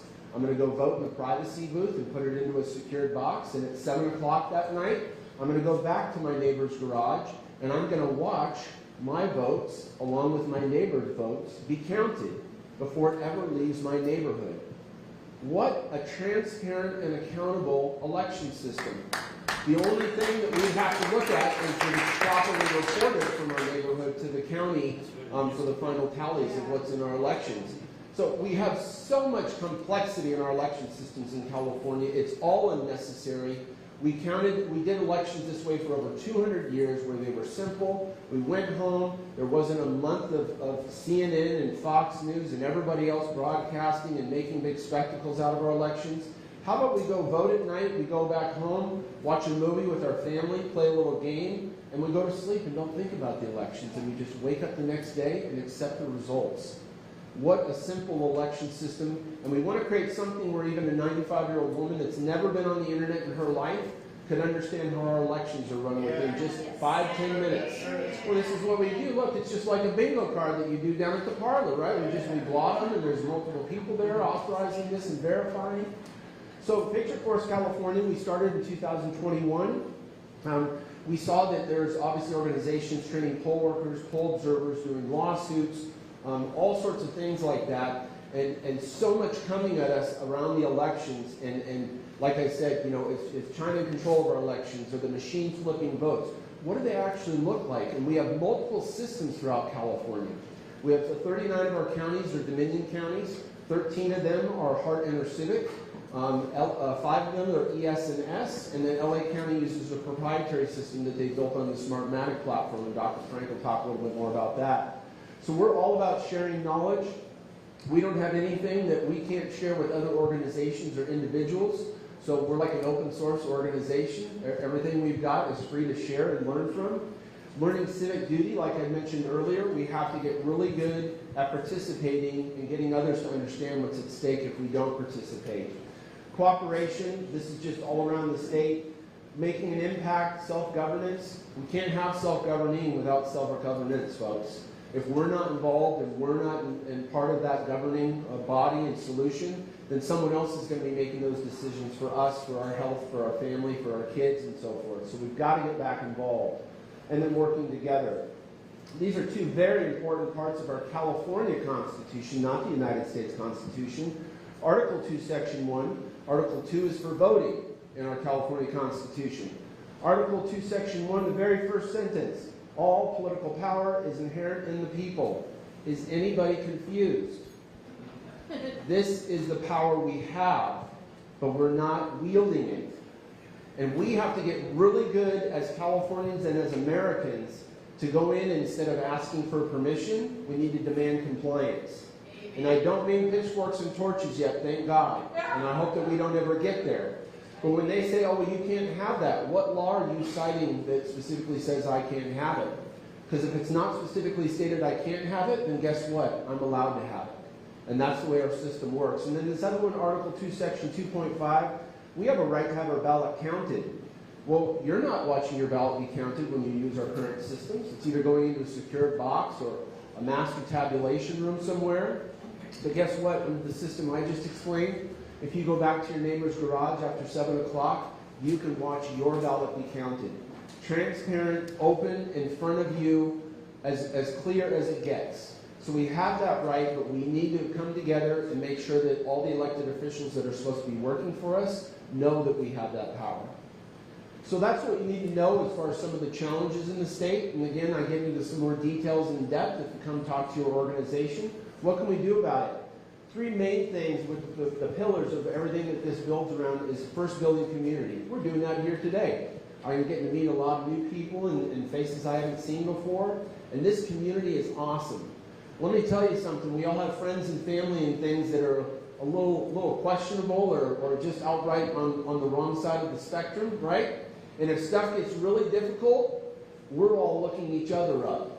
Because we know that this community loves this country, loves God, and will do anything to defend these rights that we've got that were given to us by the amazing founders that we had. So building community, educating each other, we're doing some of that today, but boy, oh boy, we have got to get more and more people understanding our elections. There's no reason for these complexities, and we've got to get back to something that's just very, very simple. And I'll meet with anybody's ROV across the state. If they have issues with speaking with their elected official, I'll get on a Zoom or drive there and make sure that they've got good representation from someone that's been studying these election systems for the past few years. And then staying committed. That is something that's tough to do. We all have kids, families, businesses, leisure, travel, all of these things. That's the American dream. Work hard, play hard, right? It's been keeping us busy. But now we've seen the consequences of that in a very short, brief period of time. And so it's taken them over 100 years to get to where we are today, everybody. But what have we clawed back in just a few? We found out about that food supply. We found out about the big pharma collusion with the FDA and the government. We found out about government working with big tech to silence us. Look at what we've clawed back in just a few short years. And thank God for Elon Musk buying Twitter, because it's finally given us a mainstream platform that can reach millions of people. So this is our action plan here. This is what's achievable. Number one, we need to take back our city councils. We are not wielding our local power at our city council to fight up the food chain for us. Just like I described in Huntington Beach. They passed a resolution after Assembly Bill 1955 was passed. Does everybody know what 1955 was? Yes. Where they tell school administrators and teachers if the kid thinks they're a boy, thinks they're a girl, it's now illegal to tell the parents. Well, Huntington Beach said, not in our city. We're passing a resolution. We're a parents' rights city. And we're going to stand for our parents here, and we're pushing back against this all-powerful government 400 miles away. The second thing we need to do is turn our cities into charter cities. About a quarter of our cities in California are charter cities. That gives them full autonomous authority over their local governance, over their police, and guess what else? Their elections. And so Huntington Beach is a charter city, and they have now changed that and adopted that into their charter that's going to allow them to have ID to vote and the other things that I talked about earlier. We need to get more and more cities to become charter cities and to take a stand for us. And we're going to go after the election and start finding the other 9 cities that I have in Orange County that are charter cities and saying, this is what we want you to do. We want you to do what Huntington Beach did. And if you don't want to do that, we're going to start a recall campaign against you. Right. And so remove them from office. And if we can build momentum around that strategy between elections, you'll see the weak ones start to fall off the moment you even mention that you're going to go and recall them. Because they don't want the pressure, they don't want to be in the spotlight, they don't want to be publicly exposed. Number 3, demand more from our elected officials. This is demand compliance versus asking for permission. And this is something that we're all waking up to more and more, and we've got to get really good at it. That's by understanding our laws and knowing the way that we can get to a point of understanding and get these elected officials into a smaller and smaller and smaller box where they have nowhere else to go. Kickstart your communities. You're already doing that. Many of you around the state, getting Dr. Frank here, myself, as I mentioned, I'll come and speak to any group, 6 or more, around Southern California. Make a decision. This is my dear friend Jan Averill. She's from up in the La Habra area. We just did an event that she put on Thursday in the City of Industry. We did some knocking on doors all around the state for the National Change of Address anomaly a few months back. She lives in La Habra. She drove all the way to Whittier to participate in knock on doors. She's 88 years old. So make a decision. Make a decision now. Talk to that clerk at the store when you're checking out. Hey, are you registered to vote? Now, I'm not the most outgoing person, and that's a little uncomfortable for me, but we all better be a little uncomfortable now before we get a lot uncomfortable later. And the things that Trevor was talking about, that scares me out of sleep. Well, think about our country going through something like another civil war or a Great Depression. Nobody living today remembers what that was like. And those are the things we need to be fighting for now and taking a stand to help make sure that we avoid. Learn our laws. Who here has taken a Constitution class? Okay, by the next time we all talk together, by the next election, every one of you needs to take a Constitution class. Hillsdale College, you can do it online. It's an extraordinary program. I like the in-person more because you get kind of the interaction, but I'll have a Q&A at the end. Well, no, this goes on for just Constitution classes. You can go on Douglas V. Gibbs, Mr. Constitution. Yeah. Online classes as well. There's a lot of opportunities out there, but again, I like to do it in person if at all possible, if you've got something happening locally. So this has really been a contentious subject in this election cycle. We're going to vote like the Democrats do. We're going to bank the vote. It's too big to rig. We're going to ballot harvest. There's a few issues with this. Number one, we're not willing to cheat. And I'm not going to say that the Democrats are willing to cheat. We have non-governmental organizations that are out there, if you saw 2,000 Mules, that want to get one party in power because they can manipulate and control them. And so those are the things that we need to be made aware of. So this is what actually is voting in person looks like. What is your vote, your voice worth? Mine's priceless. You couldn't give me enough money to get my ballot out of my hands. It maintains my chain of custody. I'm walking it in there. I'm going in to vote. If someone else had cast a ballot for me, either on purpose or mistakenly, I get to find that out. That's my vote, my voice. It's priceless to me, and I'm going to exercise my civic duty to be able to go in there and protect my civil rights. It promotes election day versus election season. We don't control the information warfare machine in this state. So if we have a majority of people voting by mail, then when we go to change that and do, say, a statewide ballot measure, what are they going to say? But 63% of people are voting early. We can't disenfranchise those people. So voting on election day turns those percentages closer towards something neutral that will help us win when we ultimately decide to make that change. Voting early allows cheating more easily. I'm going to let Dr. Frank get into more details. But it's publicly available information with every ballot that gets turned in. Anyone can go and see who's already cast a ballot. Now, you can't see who they voted for. But if you've been a 30-year-long registered Republican, trust me, they know you've been a 30-year-long registered Republican, and they know exactly how you're going to vote. So that's vote turnout by age across California is not natural. This is how voter registrations used to look. This is Dr. Frank's slide. This is how they look now. Look how consolidated and controlled they are. This is how voting used to look. Very, very scattered. This is how centralized control now is affecting our votes in the state. This is the reality. Ballot harvesting is legal in California. We need to increase voter participation bigly. We do have low propensity voters that do not vote in every election.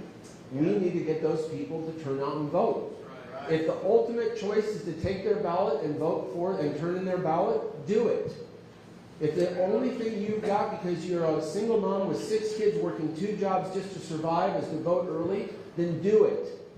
Get out and participate, and let's get uncomfortable over the next month and make sure we're promoting as many people as possible to get out and vote, no matter what method it absolutely takes for them to do that. We do need to encourage others to vote, no matter. We need to encourage people to register to vote, participate. We need to get very good at overcoming rejections.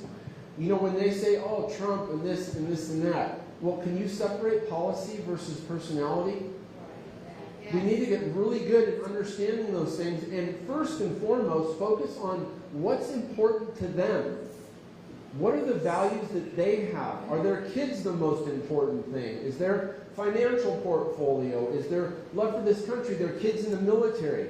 We've got to ask them questions and not try and push our ideas down on them. Get them to open up and communicate with us, and when we can find out what's important to them, we can custom tailor our message to try and make a connection and plant a seed. So we need to put American values that represent everyone. Conservative values, I'm a conservative, a proud conservative, but if a city council is going to remove the pride flag from the building, then they also need to end Asian Pacific Island Awareness Month, and Women's Rights Month, and Black History Month, and all the other months that go and divide us as citizens. They have no place in local government. So we need to promote American values. I'm going to defend your right to your First Amendment to speak up, even if I disagree with it. That's an American value. I'm going to silence you on the corner because I don't like what you're saying is not an American value. So we have those rights to speak up, and we've got to treat everybody as Americans. This is something we put together, and I can send this to anybody. This tells about, you know, voting in person and versus election day, and also goes into details about if someone is told they've already voted, what are the things they can do to try and protect their rights. We have to fill out an incident report. We have to talk to the sheriff. There's a lot of things that can be done. It's not for everybody, but if your vote and your voice is priceless to you the way mine is, trust me, I'm not walking out of there with an attitude, well, better luck next election cycle. I guess I'll try then. This is all the organizations. John covered some of these, so I'm not going to spend too much time on them. God, Guns, and Government. Nettie is doing an extraordinary job networking across the state. Getting Dr. Frank, I think, about 100 presentations you've done so far in California, more than any other state. How about an applause for Dr. Frank? I mean, just giving so much to our great state of California to help save this. And so, is our country at war? Marjorie Taylor Greene put this together. It's a spiritual battle that we're in. This is the 25 different ways that she put together in that our country's at war right now between attacking our children, fentanyl, poisoning a toxic food supply, and so forth. But what really struck me when I read this multiple times and studying it to be able to talk to others about it, there was a big one missing. We have a society that has grown more secular and moved away from God. In 2007, it was estimated we were about 16% secular in our nation, and now today we're about 28% secular, headed in the wrong way. But I do believe we're having a spiritual awakening in this country and an opportunity to change this course and put it back into our own hands. So what is the rightful place of government? Thomas Paine was one of our founders of our nation, didn't sign the Declaration of Independence, but was one of the founders of our country. He said it best. He said society in every state, not California, Arkansas, but in like good state, bad state, right? Society in every state is a blessing. But government, even in its best state, is but a necessary evil, and in its worst, an intolerable one. Who here feels we're pretty close to intolerance if we haven't passed it already? These are amazing words that we need to live by. Our society, our community, our culture, all that's beautiful, but government has grown way too big beyond its means. So this is my commitment to you. These are the last words from the Declaration of Independence. 56 brave men that signed this document in a time of turmoil and fought back against the greatest military power in the world at the time. And they said, with a firm reliance on the protection of divine providence, and not all of them were believers, right, in God, but they knew at this time and place in human history, this was a time where where he was going to have a peace in this fight and what was happening. With a firm reliance on the protection of divine providence, we mutually pledged to each other our lives, our fortunes, and our sacred honor. Think about that time and place. Think about fear of having my family name destroyed. Think about the fear of having my whole entire property taken. Think about the fear of losing my life. And they believed and they fought, and that's what we're all doing today. So, if you'd like to support us, we don't have a lot of expenses, but we do buy a lot of voter rolls, and we print a lot of paper and get out educational materials and things. So you're more than welcome to support us if you'd like. And again, please come up, introduce yourself. Let's get connected. Let's get out to your local neighborhood community. I'm going to be coming to Long Beach here in November with Sandy and her group. And I've got a lot of other presentations as well. Thank you all so much for some of your precious time today. And I have a minute for 2 questions. Talk loud. Yes, sir.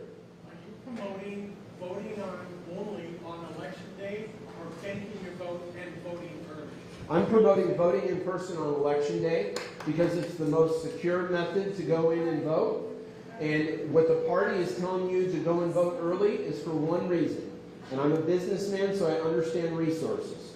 That's the only reason they're going to tell you to vote early, is so they don't have to chase you now with literature and information. I understand that. I get that. But they're not telling you that you're helping other people cheat with accuracy. And I wish the party would give us the whole story so that we could make a well-informed decision as Americans instead of trying to tell us we have to do it this way. Somebody else votes with your name, you can only do a challenge ballot. A provisional ballot. Yes, that's what you do. And they won't even count that one.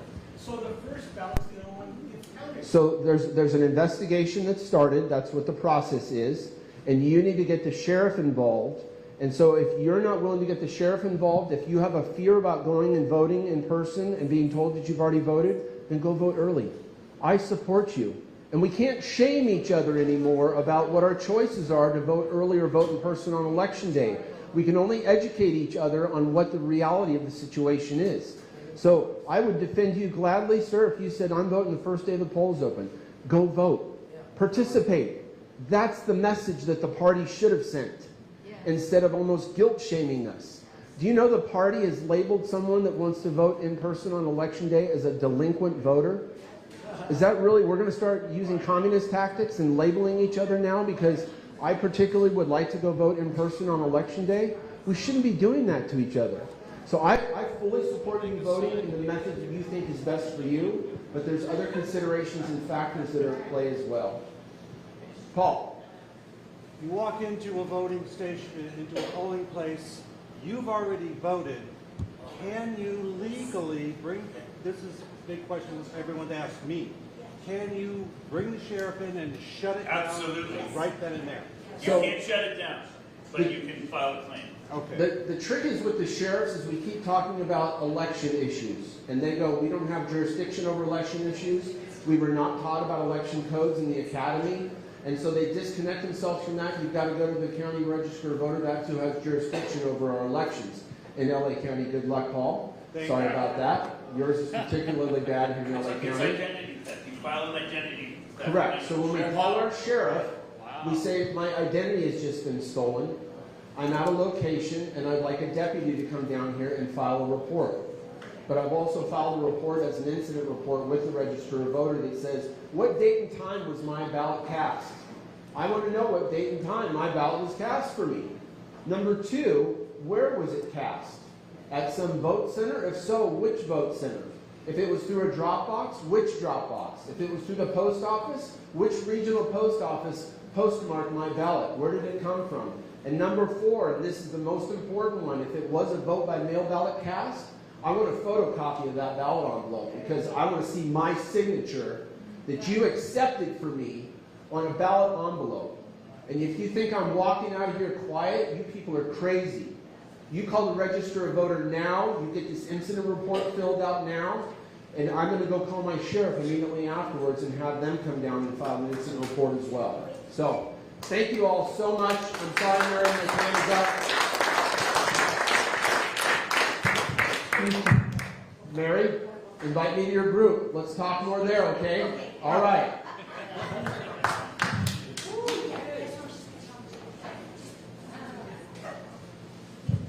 Thank you, Urson. That was like, and we go to these events and it ranges from anywhere from an hour and a half to 40 minutes to like, sorry man, you only have 15 minutes. I got it. Thank you for the reminder. So that was the mic reminder. So a couple of things. Did you guys get your blue folder? Okay, inside there were 3 sheets in there. It's actually 2 sheets, 3 pages. That covers what Urson had discussed. If they tell you already voted, some of the election laws, and then like notes that cover today. Now, some of the things that Urson touched on today, like I said, is what I call the Benny Hill version. Okay, super fast, super sped up, with a lot of information. He has a lot more, so invite him, give him the time he needs. And a lot of the ways you learn is actually asking questions so you guys can kind of digest it and absorb it. Another thing that he mentioned too, and I was a part of as well, was the National Change of Address canvassing. So actually there's some of you guys that are here that joined us, about canvassing. And essentially it just means that, hey, someone voted, it was a mail-in ballot, national change of address, we went there. Hey Angela, does Joe Blow still live here? Like, no, Joe Blow never lived here. And so we show that he voted, say, the last 2 elections, right? But he hasn't lived there he's never lived there, and they own the home, and so on and so forth. So that's another, actually, some insight of one anomaly. There are several different anomalies that Urson can discuss, but we want you to walk before you run. In my case, I'm still crawling. And it's okay. Start somewhere. I know it's intimidating. It can be intimidating. It was for me, but it will come together. So thank you so much. A couple of different things. What we want to mention, we are all self-funded. We have a day job or we own a business. And so I have a day job, and my organization, we either pay for material services to be able to communicate to you. So we are selling t-shirts. God Guns and Government. It comes in black and white background with different colors. Our lovely Vanna White right there is modeling it for us right there. Thank you, Chris. They're $25 each. We also will mail them as well. There are other services that we're going toward. We don't expect you to pay for it. We're doing this out of our own passion. We spend our own earnings to get the word out. We pay for our own printing materials, all that good stuff. So does the settlement project. I wanted to mention that. So, you ready? Before I read Dr. Douglas Frank's credentials, I want to ask a quick question. Who has heard him before? Awesome. 2/3. Yeah, so you can hear him again and again, and you'll always learn something new. So I want you to be aware that there's been an update. He always updates his slides to be relevant and be relevant to the contemporary times, meaning like last month, there might be some changes and he integrates it in. So what I want to tell you, his PowerPoint is dynamic, so it's not something we can upload in a PDF. We are recording it, so you know, and we'll put it on there. Our goal is to make it educational, so you can stop, listen, write notes, back and forth, right? Okay? But if you want to take any pictures right now before we can get that edited and upload, get your cameras ready now, okay? And focus on the screen, and just don't get too caught up in it. Just take the picture you need and move on, okay? So I had the pleasure about how God works, right? I had just met Urson met Dr. Frank at Mike Liddell's Election Crime Annual Summit. And I'd never heard of Dr. Frank, and he's like, hey, can we speak to your old activist group? So he sent me a link, and I was like, oh my gosh, this guy's a scientist. I'm going to have such a hard time understanding him. I had horrible science teachers in chemistry. I know history, social science, but horrible history teachers, horrible biology teachers, and those are actually the areas that I was interested in. But it was horrible, so I'm like, I had no idea how I'm going to keep up with this guy. And then to my surprise, he loves teaching, and one of his one of his many gifts is actually taking complex ideas, concepts, and breaking it down in a way that's understandable to an everyday individual. So we greatly appreciated that. So I got bit by the bee, and ever since then I was like, oh, can I have 4 days, Dr. Frank? Oh, can I have 9 more days? Can I have 8 more days? And so to the point where someone was saying, hey, you got to share Dr. Frank with other states. And I was like, oh, I didn't know that.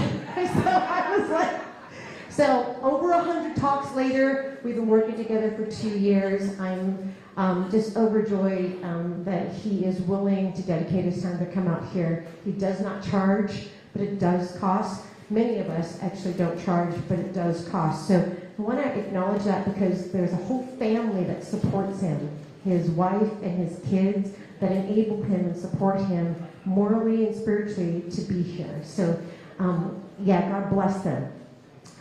So I want to tell you a little bit about, I'll give you the short version because I'll cut into his talk if I give you the whole version of Dr. Frank's credentials.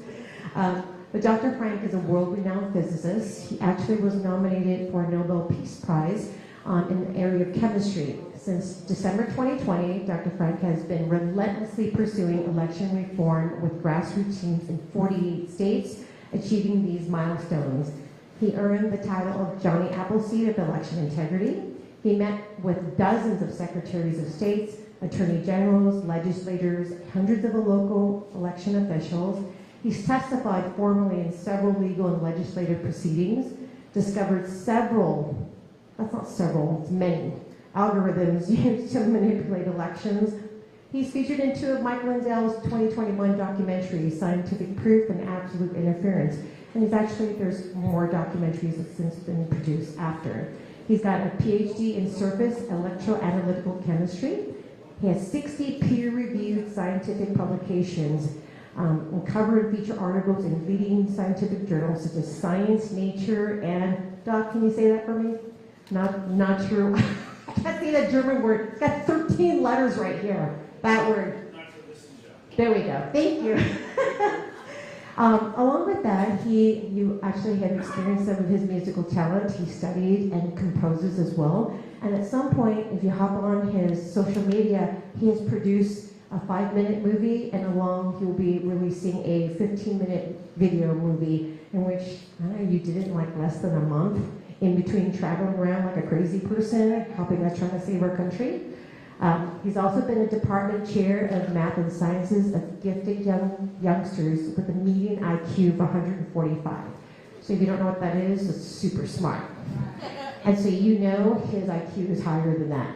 One thing I want to mention was people were like, so what, he's a Nobel Peace Prize. I'm like, I just read you his credentials. Do you not understand that all the things that he does requires him to be really good at math, very good at math? So to kind of give you an idea of how good he is. Who knows someone or owns a Harley Davidson? Girl, do you own one? Oh, okay. I was going to be like stud muffin. Okay. So the quick release saddlebags, he designed that. Dr. Frank designed that. Okay. And you guys have heard of the quicker picker upper? Yes. Right, Downy. What did I say? Bounty, I'm sorry. I said, Downy, that's the dryer sheets. Okay, that's another thing. You'll have to tell me if you were related to that. So anyways, the Bounty quicker picker upper. So they got sued, and they hired Dr. Frank to say, hey, can you see if it's true? And unfortunately, they weren't the quicker picker upper. This other German company was. But then they redeemed themselves, earned their prize back, and Bounty is now the quicker picker upper. So he is the designer and designed the testing methods to measure that. Now, ladies, not that we're just related to cleaning, but he also, that same company bought the company called Tampran. Now, with that, you guys know that as Tampax and all the sanitary napkins and so forth, well, he developed the measure of how to measure the absorbency and maximum efficiency. So he's touching male and female lives. So, and with that, yeah, indirectly, it's PG. There you go.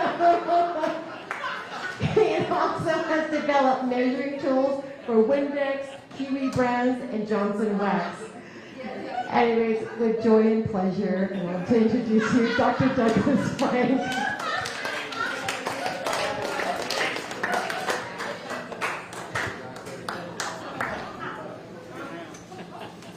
All right, we're going to mic him up. Mic me out. Yeah, I'm a farm boy, so all that stuff comes pretty natural to me. I built these big machines that were big as cars. They test 6 women anatomies simultaneously, and use sheep's blood and the whole 9 yards. So that was an interesting project. I know more about strings than you ever wanted to know. You ladies. Crazy. So I've done everything from very earthy kinds of projects up to electron microscopes that image molecules. I really had a very fascinating, interesting career. I closed my business in 2017, moved out to the country, built a beautiful physics lab out there, and I've got experiments sitting there waiting for me. That's what I'd be doing if I wasn't doing this. And I've got, I had one breakthrough, one serious, well, actually a couple, but one serious breakthrough that made the cover of Science magazine, and Mr. Chaffee got me nominated for a Nobel Prize in Chemistry. So that was a big deal back in 1990. That gave me credibility, so I got to leave academics. I left academics in 1996 because it was just too woke for me in 1996. And I remember leaving and working for all these other businesses. It was awesome. I was at the University of Cincinnati, and if you remember what Mark Twain said about Cincinnati, he said, at the end of the world, he wants to live in Cincinnati because everything happens there 20 years later. And it really is behind there. And so if they were that woke in 96, you know I'm a pretty conservative fellow. And so I got out of academics, went into business for myself, and had all kinds of fascinating projects. You heard about a couple of them. But anyway, I would be doing that if I wasn't doing this. And so one of the guys a minute ago asked me, how in the world did you get into this? So I just jump right into that and just tell you how I got into this, because that's a fun question to answer. By the way, I mentioned that I grew up in Petaluma, up in Northern California, Sonoma County, on an Angus ranch. And there's something about working on a farm and on a ranch as a youngster. It teaches you good values, and you learn to be creative and innovative because you have to figure everything out with baling wire and duct tape. And it's, you learn to be creative and innovative. And that's really been useful in my life. Then I moved to Ohio, and you probably heard a lot about Ohio lately in the news, especially after the debate in Springfield. Yeah,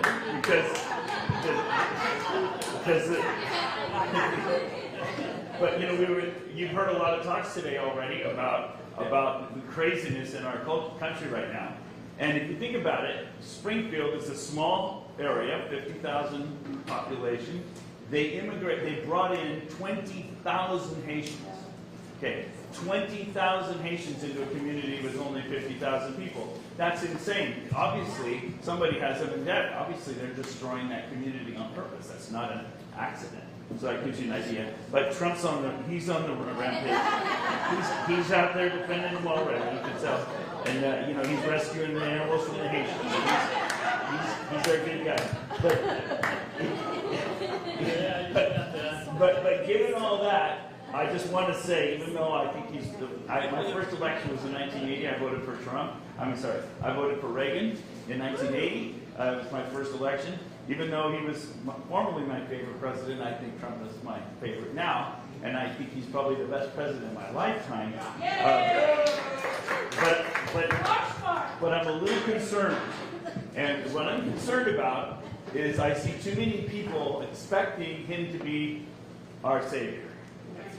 Trump is not our savior. Everybody is focusing on, we got to win this election or everything is lost. Yeah. If you're thinking that way, you have been psyoped. Yeah. You have bought into a false narrative. He is not the solution. You are. Yep. You are the solution. And if there's anything, if I was going to say one thing about Urson wherever he went, if I was going to say one thing about him, he is so focused on local power and your power is local. And we were talking about Huntington Beach yesterday. And Huntington Beach, they just passed all these rules that for the 2026 election, that's going to be, they're going to run their own election locally. How can that possibly happen? That's more important than what's happening in Sacramento. That's more important than what's happening at the federal level. And around the country, I've been in 48 states now. I do this 25 out of 30 days a month. Been doing it straight now for 4 years. I get to see patriots all over the country, and I've learned so much. And I learned from each of the groups I'm with. I learned more today. I appreciate being with patriots. I get to hang out, like Dr. Kaufman said this morning, I get to hang out with some of the smartest people and the brightest and best in the country. I learn a lot. And so, I'm a scientist. And, when I started this work, I thought I'd just come in with my skills and my math and show you the elections are all hacked, and then everybody would fix it. And that just shows you how naive I was, right? And that's a problem when you think in this cyber world. And I happen to build electronics for a living too, so I never trusted electronics. In fact, I was one of the first 300 people on the internet. I was in the DARPA grant for that. I was number 297 out of 300 on that grant. So I've been doing this stuff my whole career. I was programming in high school back in the 70s. I live and breathe electronics and software. So I just can't even believe that we're even considering the option of running our elections with machines and electronics. To me, it's totally preposterous. I can hack into all that stuff, and I have been doing that. And we'll tell you a little bit about that in a minute. But anyway, just give you that kind of crazy introduction. They do call me the Johnny Allen of election integrity because I've been all over the country. I've spoken in person to over 100,000 people, and I think that's what Dr. Kaufman pointed out, that is absolutely right. I thought at the beginning that it was the information that I was conveying that was going to be what was important, and the logic and the things. I've learned that's not what's important. What's important is us, the humans. We have to educate each other. We have to engage because we're the solution. And I always joke about it. Jesus didn't send emails. He went town to town because that is how you make a difference. It's the touch. We need to be together. That's the way this is working. So anyway, they call us election deniers. NPR did a hit piece on, I was just on the phone with Mike a minute ago. Mike Lindell and me and Dave Clemens and Sept Cashel, they were focusing on us because we were the ones doing it the most around the country. But I did over 300 formal presentations like this, and that year alone, I'm over 650 and over 100 here in California, thanks to the relentlessness of Nettie over there. Crazy woman. When I first started coming out to California, people said, "Why are you going out there? You are wasting your time. That place is communist. That place is Marxist." And they're right. You're communist. It's insane here. But I got to tell you, I think we're having more progress in California in a lot of ways than anywhere else in the country. And the reason is because the people here, because of the pain level being high, the people are awake. I just came back from Missouri and Nebraska. Those places are full of great conservative people who are asleep because they don't have the pain level. I mean, they're out there harvesting their corn right now. They're not thinking about the election. We here in California, you're experiencing the direct negative consequences of really crappy government. So it's waking you up and getting you involved. So your pain level is high. I like something that General Flynn said at a recent event I was with him. He said to the people, he says, all you people that are 60 years old and older, he says, you all think you're going to retire and have a nice retirement? You're wrong. He says, you've just been drafted. You're the ones who were on duty when we lost our country. What are you going to do? Leave this mess to your children and your grandchildren? Wrong. They're busy raising their families, making a living, building their careers. You're the ones with the time and resources. You have to fix this mess. And I think that's exactly right. So, I appreciate TPUSA being here, but I ain't waiting for the kids to do anything. Okay? I've got three of my own in the 20s, and my oldest daughter, Nellie, she's 26. She has Down syndrome. She's just a great hugger. And she hugs everybody. She knows all the politicians. She hugs them. She doesn't know the difference. But for my two boys, 24 and 22, fine young men, good Christian young men. My middle boy, Daniel, he's studying for ministry. And my youngest boy, Derek, he's 22. He's a church pianist. And there's a lot of music in my family, in case you can't tell. So anyway, good kids, but they don't get it. They don't understand what has happened. And it's not that they don't understand intellectually. They're brilliant. They don't get it. We were alive when our country was not this. We feel the difference. We know the difference. It's not just an intellectual knowledge. We know what we've lost. They grew up in the age of Obama. To them, they have no idea. And it was sort of nice there for 4 years that they got a little taste of what our country could be like. And you know, in my classes, as I taught over the years, I would always tell my students, I just wish that you could have at least one chance to experience what our country is like when it's firing on all cylinders. And it was doing that in the 80s. We just exploded. The economy tripled, our country exploded. But what was wrong with that period of time is that Reagan was president, but we had a Democrat House and Senate. And if you remember, they tripled the income because they cut capital gains. Remember that? They tripled the government income, but all that did was increase the size of government. It's not like they said, oh, let's give the money back to the people. No, they just increased it. But anyway, that's a whole other thing. I won't get into that. Yeah, really. So I've been politically aware my whole life, but I had no idea how corrupt we are until I started this work, and I'll just talk about it a little bit. One example in California, how much success we had is LA, and it was talked about in the LA Times, of course, with Shasta.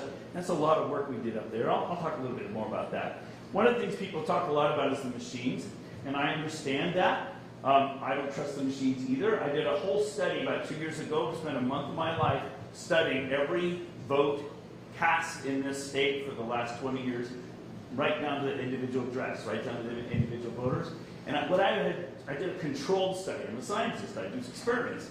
And the controlled study was I was trying to see if I could tell which counties had which machines just from the elections. And there's no difference. And after that, I realized, well, of course that's the case, because as I travel the country, it doesn't matter whether it's this state or that state, and they all use different machines. This is like a whole country here. You're just different states. I mean, your counties are like whole states elsewhere. The problem isn't the particular machine you're using. The problem is that they're all connected to one another. And so, I mean, does it matter whether you have an IBM and you have a Dell and you have an HP computer? No, it doesn't matter. They're all connected. So it doesn't matter which system you have. They're all equally bad, because the core problem, you need to understand what the core problem is. And I would say the number one problem you have in your state isn't the machines. I would say the number one problem that you have in your state is that you're mailing ballots to everybody in your rolls. And your rolls are some of the dirtiest in the country.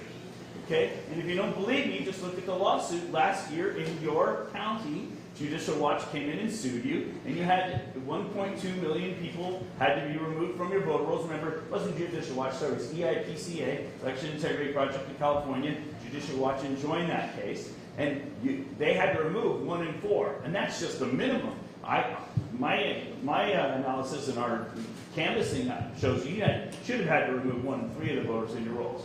So just for an example, just to help so you can understand what your problem is, imagine that this is a copy of your voter rolls.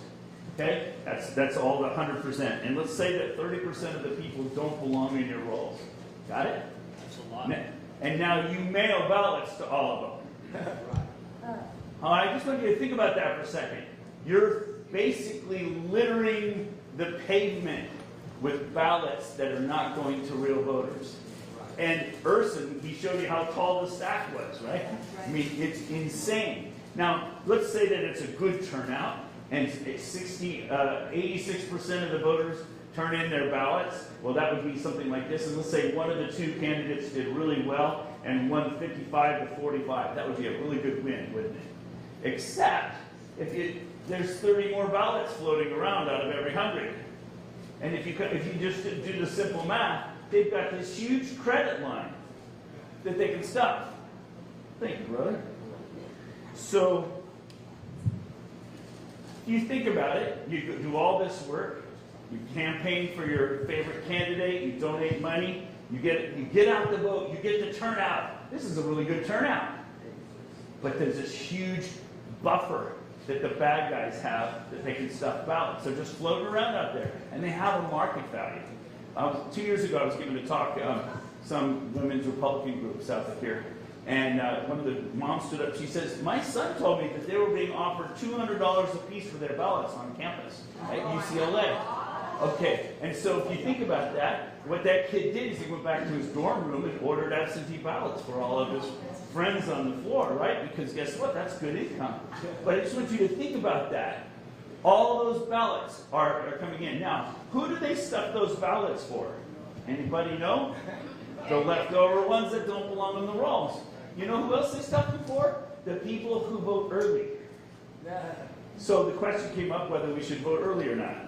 When you vote early, you tell them exactly how many ballots to stuff.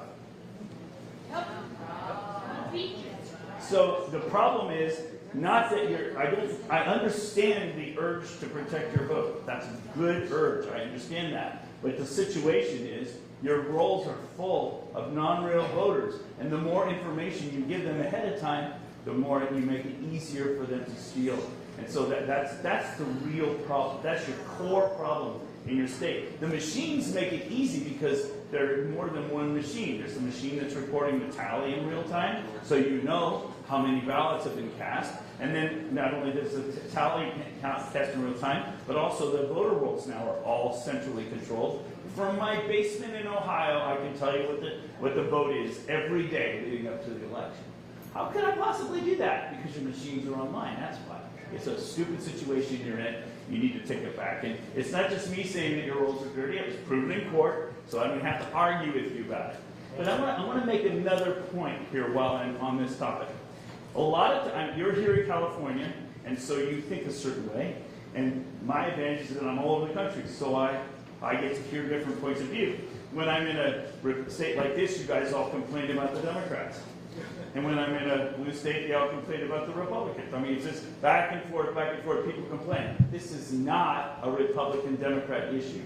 And I think you alluded to that earlier. It is a we the people, is it you, Frank? It's a we the people issue versus an oligarchy. John Matthews mentioned that this morning. Central control of our elections is the problem. We are not in charge anymore. So when I say that your voter rolls are really dirty, you're not alone. Just to help you understand this, there are 8 states in the United States, Kentucky's one of them, that have more people in their voter rolls than they had people. Okay? 4 of them are red states and 4 of them are blue states, which is why Judicial Watch can go around and sue them, and they're winning every one of the lawsuits because it's blatantly obvious that they're not keeping their rolls clean. And so you notice that that's not a Republican-Democrat issue. Kentucky is a red state. Let me just give you that example. I could do this in every state because I've analyzed every precinct in the United States down to the voter level because I'm a programmer and I like doing that stuff. I know I'm insane, but I like it. Okay, so just to give you an example, and I'm going to show you California data too, but I'm prepping you so that you'll hear it and understand it. This is from 1996 up to present. This blue line up here starts at 3 million, and it creeps up to about 3.5 million. That's how many people are of voting age. Voting age in the state of Kentucky. And then this is the voter rolls, and how many people are in the voter rolls since the 90s. And you notice it kind of tracked for a while, and then suddenly it turned up. You see that? And it went right past their population. Okay? All right? And how can that be? You can't have more people 18 and over in the rolls. I mean, it doesn't make sense, right? And Judicial Watch sued them, and I'll describe that for you. Notice that the voter rolls were growing faster than the population, and then right before the election in 2020, the rolls just went zoop and went right past, so they had 105% of their people registered. And what happened is Judicial Watch sued them in 2019, and they had to remove several 100,000 people from their voter rolls. And then ACLU countersued, and they put them right back in again. So by the way, your county had to remove 1.2 million people from your rolls, right? Guess how many people are in your voter rolls now?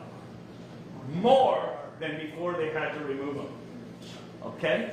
And what I keep telling people, and I find this all over the country, I give people a copy of their voter rolls, and the first thing they say is, our voter rolls are so dirty. We got to clean our voter rolls, Dr. Frank. And I'm like, I understand why you think that way, but it's a waste of time to clean your voter rolls. And they're like, why? I say, cleaning your voter rolls is like cleaning your kid's room. Okay? Yes. You can spend all day cleaning your kid's room. 1 minute in, it's over, right? Okay? It's the same way with your voter rolls. You won the lawsuit. They had to remove 1.2 million people from the rolls, and you already have back more people than you had even before that. This is not, the problem isn't that the rolls are dirty. The problem is that you are not in control of your rolls. If you could lock the door to your kid's room, you could keep it clean. If you could lock the door to your rolls, you could keep them clean. The problem is you're not in control of your rolls. The state is in control of your rolls. And if your clerks, a lot of times they think they're in control. But all you got to do is say, well, let's look at the rolls. And the first thing you do is log into the state system. They use the state system to do the roll management. They don't like download a copy and have their own copy that they work on and report to the state. No, the repository is at the state level. It's completely controlled. And what's so bad about that is that means that anybody in the world with a high school level hacking capability can get into your rolls and do anything they want in there. And that's what's happening all over the country. So that's really the core problem. Now, I've been doing this for a while. Anybody see the recent lawsuit with Tina Peters? Did you see that? Yeah. And my name was mentioned, how many times a day in that case? And the reason is because I arranged, that was the first time ever that I had met with a clerk.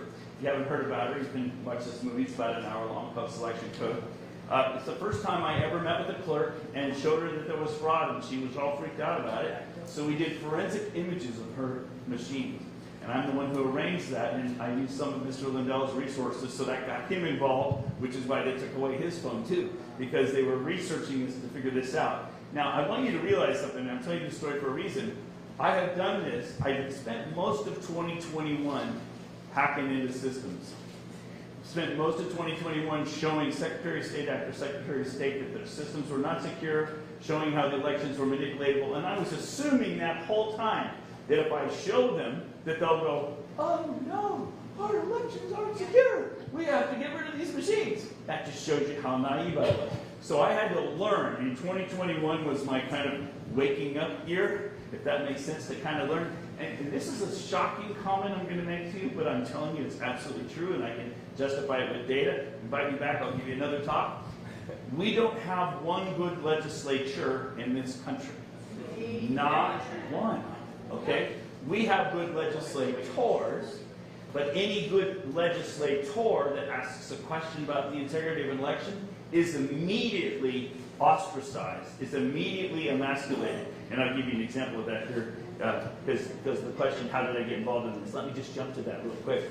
So what happened is in 2020, I made lots of friends around the country, political friends, because I was using Farr's law. It's a first-order differential equation to model the COVID epidemic. And just by some crazy coincidence, there are no coincidences, I think God arranges everything, I had two students at my special school in my advanced differential calculus class, two seniors. One of them was an exchange student from China, from Wuhan.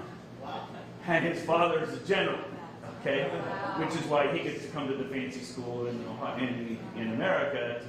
And so I was showing my students past work, their senior years. I always do a senior project with them where we apply the math we're learning. And since they were about to learn first-order differential equations, I said, look, we're going to model elections, we could model sunspots, we could model epidemics. There are all these different things we can model, but since it's 2020, we're going to model the elections, because I've been doing that for 40 years too. But Ray is his name. He came back to me afterwards. He said, Dr. Frank, can we please do an epidemic instead, because we're having an epidemic back home. That was in November of 2019. Then he said that to me. And so by the middle of January, I was already modeling the epidemic in China. And I had like 5,000 people following me on my Facebook page. And by March, I had about 25,000. And by the summer, I had 150,000 people tracking all my models. I was modeling every single county in America. I could tell you how many people are going to die in your county next week. Because once you have all your models tuned in, the statistics really work. So that's what I was doing. So I made lots of political friends. So then the election happened, right? 2020. And Doug Mastriano, he's a senator from Pennsylvania. He announced at the end of November, we're going to look into the integrity of the election. He's a war hero. He's a Republican in a Republican majority legislature. His reward for asking for this, they took away his staff. They took away his office. They took him off of every committee in the legislature. Okay? They emasculated him. That's a Republican, a war hero, and a Republican majority legislature. How many more stories do I need to tell you like this? Kansas, Oklahoma, Louisiana, Missouri, same stories. I can tell you over and over again. You think these are red conservative states? They're not. We've been taken over already. It's like, I really appreciate the fact that we're on the precipice right now, and I really appreciate people like Trevor. He's saying, look, we're 80% through with our Marxist revolution. They're exactly right, but you know what? We're not trying to save our country. We're trying to get it back. We've already lost it. I can show you the numbers. We are already gone. We're already over the hump. We have to get it back. We have to take it back, and that's a different war. And thinking in war terms, that's why I'm reading this book, Sun Tzu. I carry it around like a Bible, even though I read the Bible too. We are fighting a war. We have to think of it that way. And it's more of a guerrilla war right now. And so we're thinking that way. One other thing I would just make a comment before I finish this story. Soros was on television in 2006, and he said he launched what's called the Secretary of State Project. Anybody ever hear about it? Yeah. Look it up online, the Secretary of State Project. He announced that he was going to own, he said it, these are his words, he was going to own every Secretary of State by 2020 in the United States. Okay? And he nearly does. Some of them he doesn't own, they're just too stupid to know better.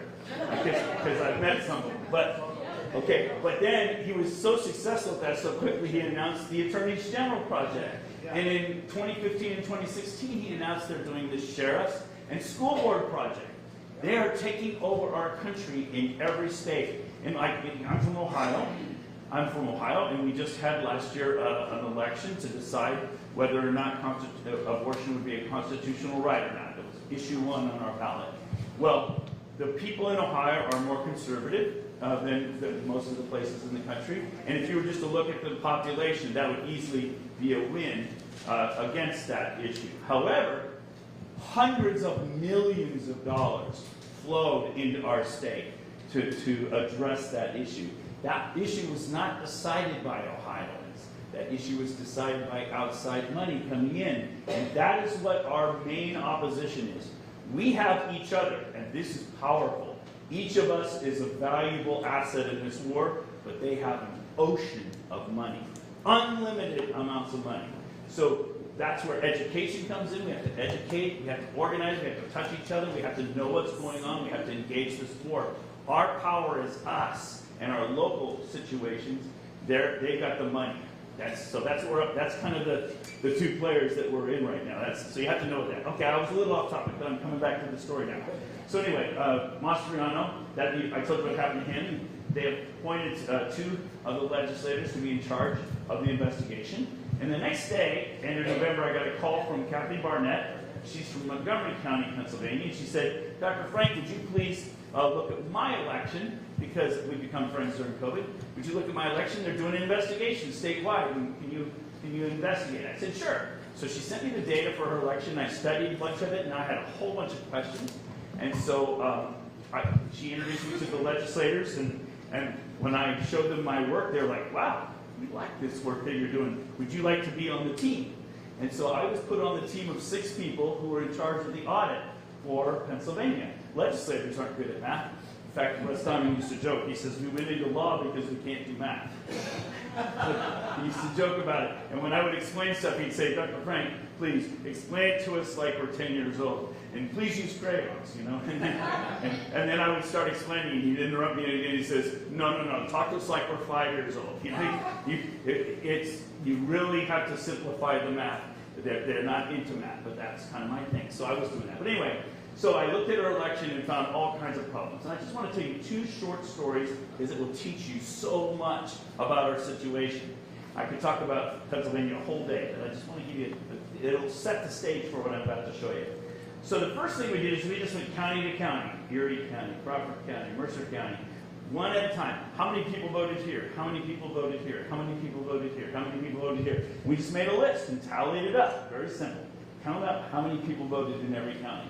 Then we went back and we said, how many ballots were tallied here? How many ballots were tallied? How many ballots? So you have a list of how many people voted and a list of how many ballots were tallied, and they should match.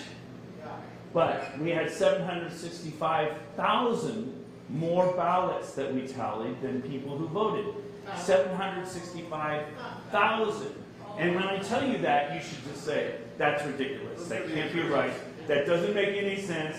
I wouldn't believe that. And I didn't believe it either. But then, remember the story about the guy from the United States postal contractor who was driving 200,000 ballots, fully completed ballots, in envelopes, signatures, everything, from New York to Pennsylvania. Those were 200,000 ballots being cast, not by Pennsylvania voters. And that gets you a third of the way to my number, doesn't it? So you might realize, guess what? That's not such a ridiculous number after all. Okay? So that helps you to realize this is a real deal thing. So in other words, they're going to stuff all these ballots. The other thing, and I should prepare a slide for this, I do have it, but it's later. Do you remember that graph from Michigan where it goes up like this and then this goes, point, shoots straight up? And that's when they added 156,000 voters to the rolls. A lot of people think that the machines are flipping ballots. That's an injection of ballots. Does that make sense? It's an injection of 156,000 voters as well. And so what we did is, I was in that lawsuit in Antrim, Michigan, and the judge ordered the Secretary of State to give us the list of names and addresses for every one of those new voters. We were very interested. We wanted to go knock on those doors and find out how those people got on the voter rolls at 11 o'clock at night and voted. We wanted to find those people. And the Secretary of State agreed. She said to the judge, I agree, I will give you the list of those 156,000, but it'll take us 2 years to prepare that list. Okay? So, see, what we're up against is we're up against an organization that is not going to be transparent with us. And so that's what we're up. So a lot of people think that they are flipping ballots. They're not. Stuffing ballots. There's a few examples we have of flipping ballots, but 99% of this fraud around the country is stuffing ballots. And we've proven it in your part of the state as well. We even overturned an election here recently, right? It was a city council election, was it, in Orange County, where they found like 270 ballots in that one? Yes. Those are stuffed ballots. They're illegally harvested ballots. That's an idea. But anyway, back to my story. I'm teaching you, right?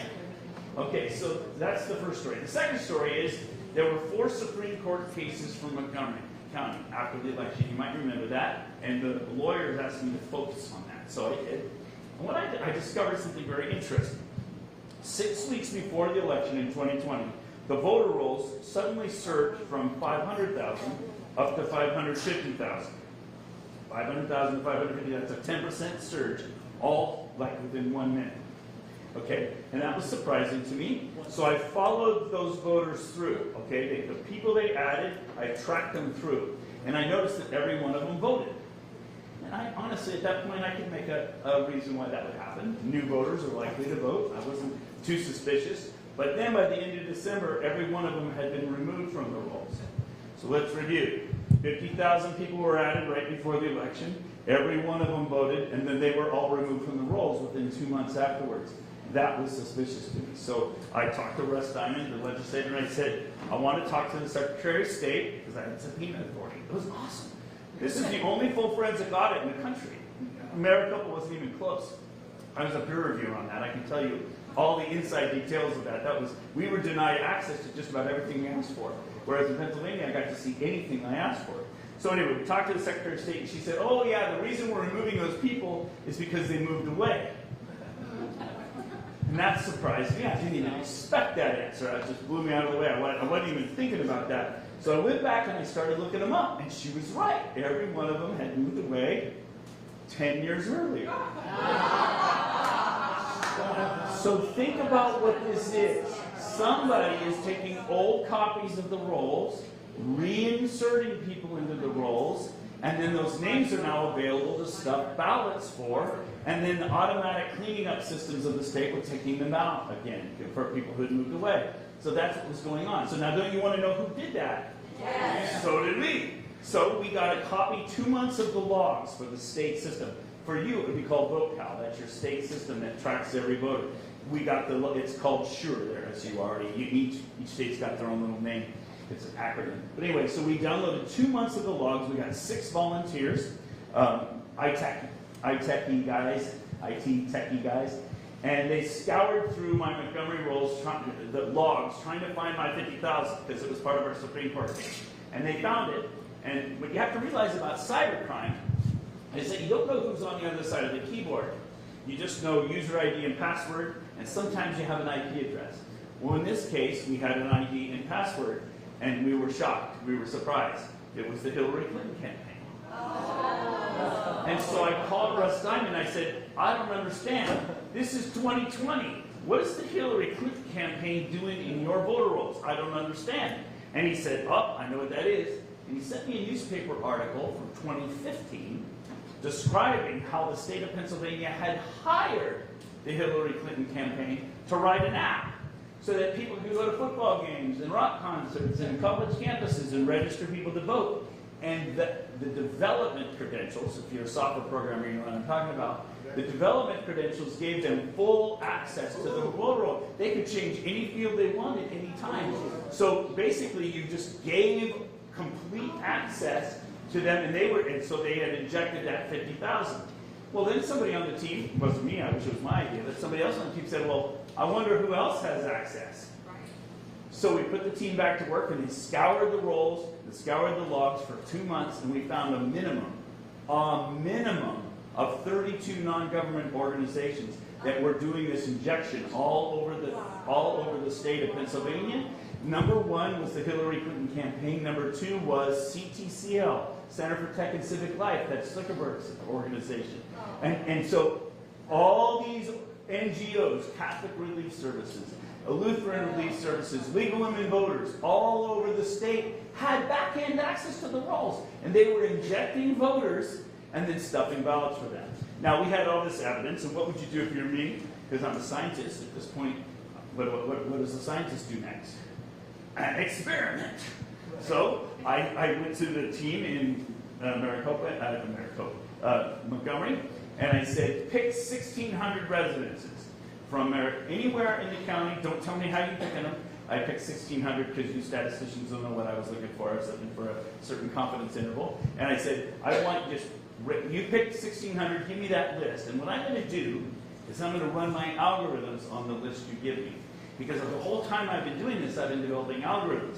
I'm not going through looking at 550,000 people one at a time. I'm writing mathematical algorithms that help me to go through the data and find the problems and know where to look. And so I ran my algorithms on the 1,600, and I told them, if you knock on these doors, you're going to find 30% of the doors you knock on, you're going to have at least one phantom voter.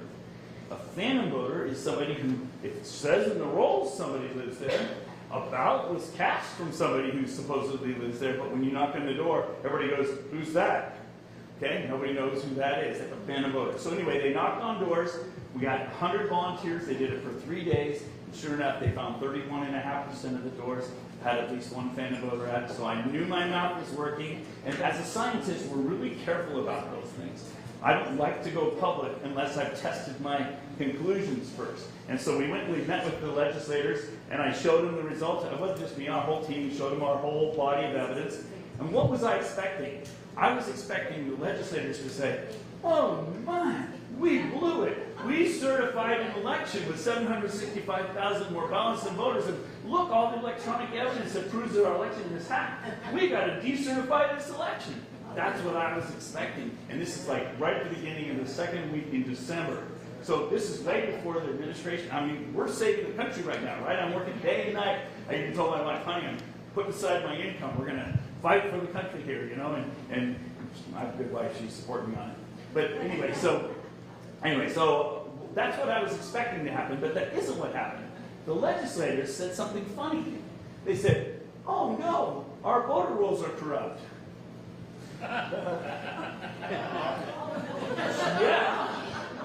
Yeah, but because of that, look what happened, right? That's the logical thing. So they said, we're going to throw away our voter rolls. And so they drained their state voter rolls, and they hired a firm to rebuild their voter rolls. They paid them $10 million to rebuild their voter rolls. That contract was awarded on December 20th of 2020 to a Pennsylvania firm. And then something happened. 3 days later, that firm got bought by Zuckerberg. That was my moment that I got red-pilled. And that's when it finally dawned on me. I just gave them all the evidence, and they just threw it all away. They're covering the whole thing up. And I was so mad. And I thought I was mad at them, but I think I was really more mad at myself because I was being so naive and so stupid to think that if I actually give them evidence, they'll actually fix the problem. And I thought, they're Republicans. Their guy lost. Don't they want to fix this problem? And so I was pretty mad. And so I didn't talk to them for about a week. So then I downloaded all the data from Florida, and I ran my algorithms on Florida, and I found all the same stuff going on there. North Carolina, the same. Ohio. I started going, what in the heck? I had no idea. So I flew down to Florida. I met with the Secretary of State office. I went into the DeSantis office, met with his election integrity team. Went down to Mar-a-Lago. Didn't meet the president yet, but I spoke to him. All this time, I'm thinking I'm going to Republican states. They want their guy to win. And I'm thinking, this is how I'm going to save the country. Because their guy lost. Don't they want to challenge the integrity of the election? Not a one of them would make a peep. Not a one of them. Not a one of them. And you think, I know you're from the free state of Florida, but I'm not a fan of dissent. He tried to shut down your state, you know. The legislature just wouldn't let him. It's the same way in South Dakota. Kristi Noem wanted to shut the state down too, but her legislature wouldn't let her. But these politicians are smart. They take credit for it, even though they were for the other side. They're pretty smart about things like this. These politicians are smart guys. But anyway, that's kind of a long story, but I needed you to understand that it's not what you think. You think the Republicans are the good guys.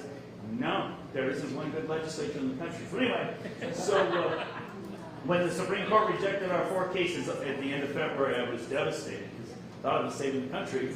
Kathy Barnett called me and says, I give up. Thanks for volunteering, but you know, they're not going to do anything. But last week I was at CPAC, and I met Mr. Lindell, and he's all excited about an election fraud, and I'll introduce you to him. So I got to go on and do a 4-hour Zoom with a bunch of attorneys. You heard all of their names, you know, Sidney Powell, Rudy Giuliani, all those guys. I showed them all my evidence. They loved it. Next day, Mr. Lindell flew me down to a studio in Memphis, and we filmed this movie called Scientific Proof. It's a 1-hour-long movie, and it talks about my math. And I was pretty excited that, you know, finally the word's going to get out, and everybody's going to know that the election was corrupted, right? He had all this electronic evidence because Space Force had been launched by President Trump, and all the elections were monitored. I don't know if you knew that. You know, Obama declared elections critical infrastructure, which is what gives CISA.gov, look it up, CISA gives them authorization to track everything going on in every aspect of your election. And since your machines are all online, it makes it easy to monitor everything, and that's what they're doing. But guess what? We have those recordings too, because Mr. Trump and Mr. Lindell are good buds. So anyway, this movie, the good thing about that is that it shows that it's like impossible that our elections are real. The bad thing about it is you got to know a little math to get the gist of it. And so we were, though, convinced at that time that if we could go to the Supreme Court and show them the evidence, that would be it. And Mr. Lindell, you know how he talks. It'll be absolutely nice. We'll show them the evidence, and we'll have Trump back in office by August. And that's the way he talks, right? He's definitely a salesman. So, you know, and I didn't know better, but I had all the evidence, and we were going around the country showing everybody the evidence, and we were thinking we were going to save the country, really. So 2021 was really the year of me thinking that we could save the country with evidence. That's wrong. I had to learn that lesson, and it took me a year to learn that lesson, okay? I was catching on, but the thing is there was a lot of things fueling my thinking. The president asked me to be his keynote speaker for his first rally after being out of office. So I got to stand in front of 21,000 people and show them my math, okay? And so I'm thinking, gee, this is working. We're going to win with math. But I remember walking up to the microphone this day. It was a Saturday afternoon. It was 80 degrees outside in Wellington, Ohio, and people had been standing there for 6 hours in the hot sun, drinking beer all day, and listening to rock and roll at a Trump rally, and that's a pretty rowdy situation. And I remember walking up to the microphone and thinking, looking at that sea of people and thinking, I just wasted a whole week of my life because I'm going to try to teach these people math. I prepared a really good presentation, right? But I got to tell you, it was very successful. As soon as I was about halfway through my talk, and you could hear a pin drop. They were hanging on my every word. It was like the best math class of my life. It was amazing. And the next day, they made memes about me. And so the good thing is that people were understanding what I was saying, but the bad thing is that I thought I could win that way. So I was going around the country teaching everybody math. And I don't think I really caught on until November, December, when the Supreme Court rejected our case. And I'm like, well, we're not winning with the evidence here. And so I kind of started second-guessing myself and coming up with new strategies. But, you know, Mr. Lindell had the Cyber Symposium. This is actually the New Yorker describing my work. You can tell it's very effective. But Mr. Lindell had the Cyber Symposium where he showed the electronic evidence. A year later, you can see we're focused on the machines. And then a year ago now, he was finally getting down to the Election Crime Bureau Summit, down to the people. You know, we were learning too. You know, that's really our problem. You know, Plato said the penalty for refusing to get involved in politics is you end up being governed by your inferiors. Okay? And one of the things I'm learning too around the country is we're all waking up, right? But we all have like no experience in politics. Okay? And we have a very shallow bench. We make naive, stupid political errors everywhere we go. I see good-meaning, smart patriots waking up all over the country, but we're like clueless because we've been so disengaged for so long. We don't know what we're doing. And we're up against a well-oiled, well-disciplined, decades of practice machine that's taking over our country. And so that's what we're up against. So really, this education idea is exactly right. We have to wake people up and educate them. Fortunately, I see all over the country people waking up. We have Constitution classes happen everywhere. I see a spiritual revival happening everywhere. It's pretty exciting. All right, I think I've given you enough of an introduction.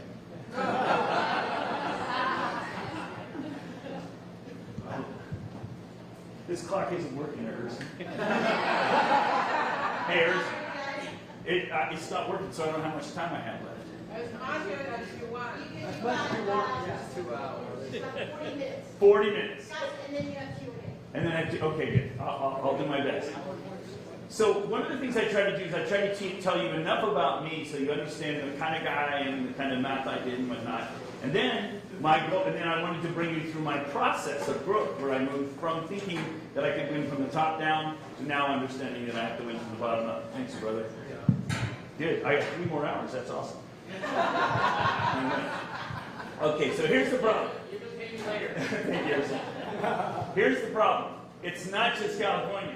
In every state in the country, our elections are now centrally controlled by the state.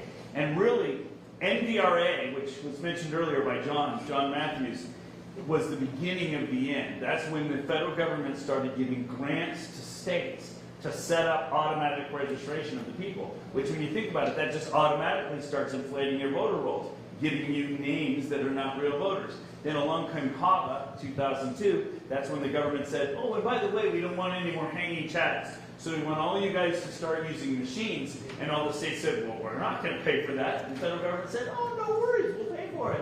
But you have to comply with these certain standards if you take the machines. And all we really did basically is wire up our entire election nationally.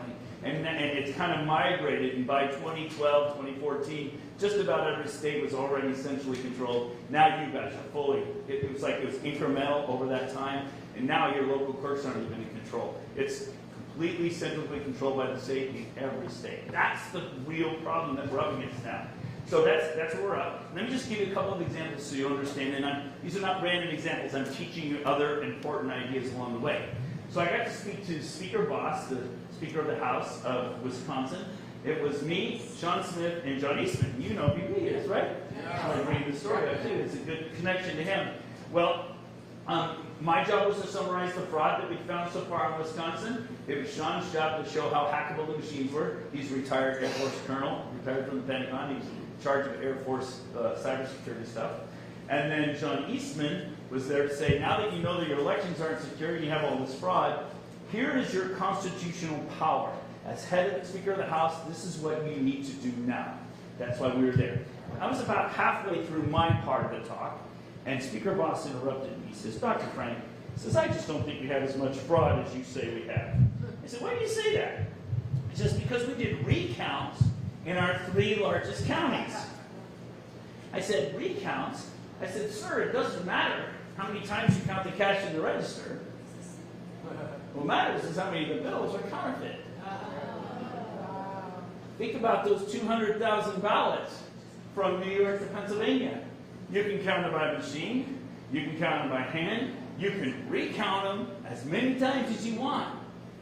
The problem is everybody thinks that the way you audit an election, the way you audit an election is by auditing the machines. Wrong. You need to audit the voters. Did every ballot you count come from the voter you think it came from? And that harkens back now to what I started with you. You're mailing ballots to all these people who are not real voters. You're you're littering the pavement, literally, with ballots. And those ballots are going to be scraped up by homeless people. They're going to be scraped up by drug addicts, and single moms, and people that need money because those have cash value. And they're going to be bringing them to the NGOs who also get paid to do this. And so you're basically giving away your election by mailing the ballots out. You need to vote in person. That's the only way to protect your ballot. A lot of times people say, well, I turned my ballot in and I went online and it says they counted my ballot. Well, how do you know they counted your ballot? I'm a programmer. I can make that say anything I want to. Okay? That doesn't mean diddly. So the problem is we're a little naive. We trust too much. We have to be a little more skeptical and a little less trusting, and that's the situation we're in. Now, that made public news, by the way, after my meeting with Speaker Voss. It was supposed to be a secret meeting, but somehow it leaked out, and 10 television stations were there waiting for him, and they cornered him against the wall. It was, she gets it. They cornered him, and they were peppering him with questions because the election denier was in town. And they were like, well, okay, what happened? And he admitted online, in front on TV, that there was widespread fraud in the state of Wisconsin, more than the margins in the election. Okay? That's 2 states now that I've told you that it's actually officially conceded that there were huge problems in the election. The Secretary of State of Pennsylvania acknowledges that 765,000. So this is not, I've now told you 2 states where there's publicly acknowledged fraud, but you don't hear about that in the media, do you? It's because when you listen to Fox, when you listen to the mainstream media, you're getting propaganda. You're not getting the real news. And so that's all another thing. So if you want to listen to the real news, listen to Mike Lindell's report. It's weeknights at 6 o'clock, 7 o'clock now, 7 Central, and Mike he's the only guy I ever met that can talk for more than me. And he can hardly wait to tell it to you every night and to tell you what's going on around the country. Frank's speech. Frank's speech. That's right. And so it's Frank's speech, 7 o'clock Central Time. So I gave him a little ad, but I taught you a bunch of things with that story too. I'm going to teach you another thing. So okay, this is what I testified before the legislature in December of 2021. And I spent 3 days doing this. I went to every county in Wisconsin and downloaded how many people were in their voter rolls every month since 2009, all the way up to where I testified, December 2021. And I graphed it, and these are the 3 largest counties. And so I'm going to walk you through this. So this is on a percent scale because they're different size, and I want you to see the same shape. So this is the counter from 2009 up to 2022. And so what happens right before the 2012 election, do you notice how the voter rolls suddenly surged? Okay? And by the way, how much did it surge? Oh, about 10%, maybe 15%. What did I say the surge was in the Pennsylvania example I gave to you? 50,000 out of 500,000. It's a 10% surge, yes? Okay, so there's about a 10% surge right before the election. Those people vote, and then they take them out. And then here's the midterm election, not as severe. And then here we go to 2016, they fill the rolls right back up again. And then after the election, they remove 25% of the people from the voter rolls, and their voter rolls are completely full again for 2020. So Speaker Voss was there, and I asked him, I said, how do you account for this, Speaker Voss? And he said, oh, those 3 counties, those big counties, they have a lot of turnover. 25% turnover in 4 years, that's a pretty big turnover. I said, besides, let's look at all your counties. Every county. Wow. Okay? Wow. Thank you for that. And when I showed this to the legislature, it made the cover of all the newspapers the next day across the state because they were being told something. Same thing you're being told. Oh, we can't have widespread fraud in our state because every county runs their own election. Does this look to you like every county is running their own election? No, and neither are your clerks. You call them ROVs. They're different in every state, but your election official, they're not in control. So that's the same. And just so you know, you're not the only one, but they're not the only one. Here's Wyoming, the most conservative in the country. 8 out of 9 people are registered Republican. They voted 3-1 for Trump. They're MAGA'd out. Here are their 3 largest counties, and I'll show you these data on an absolute scale. So I was doing this a year ago, January, I was walking through the state showing the county clerks, they had no idea this was happening to them. You know why? Because they don't download their own rolls and work on their own rolls. All they do is log into the state system and use the state system. They don't even realize this is happening. So I can show you all the counties. You notice it's the same problem in every county there too. So even the most conservative state in the country has this problem. Now they don't all just go up and down like that. That's about 1/3 of the states. The other 2/3 of the states do what we call churn. And a churn means they're adding and removing continuously. And so the number doesn't change a lot, but if you're a programmer like I am, you can do a name-to-name comparison month to month, and you can see how many people are actually being added and removed. And that churn, you have a huge churn problem. And there's a guy up in San Joaquin that he and I have been running on, doing it in your state. It's about 40% every 3 years in your state. Your population is changing 40% every 3 years? I don't think so, but that's what your rolls are doing. And what they're doing is they're churning the names, so the total stays about the same, but they're actually removing the people who voted. And so you don't even realize they're cleaning up the evidence after the fact, if that makes sense. That's what's happening. So anyway, I think I've given you a good idea to centralize them. I was just describing, here's a visual description of what churn is. Say you have a county with 100 people in it, 10 people move out, 10 people move in. That's called a 20% churn. Been 20 changes out of 100. You guys are about 40% over 3 years. And what I did is I ran it for the whole state of Nebraska. Every single county has the same amount of churn, and every county had the same amount of people removed from the rolls. What? Every county in Nebraska? 94 counties? They all changed the same amount? I don't think so. It's crazy. It's not real. But it's an example, and I could go on, but I don't want to go on. You get the point. Here's the way to prove to your clerk that you're not in control of your own elections. So in 2020, in your state, you had 17,785,151 ballots that were counted, according to the Secretary of State website.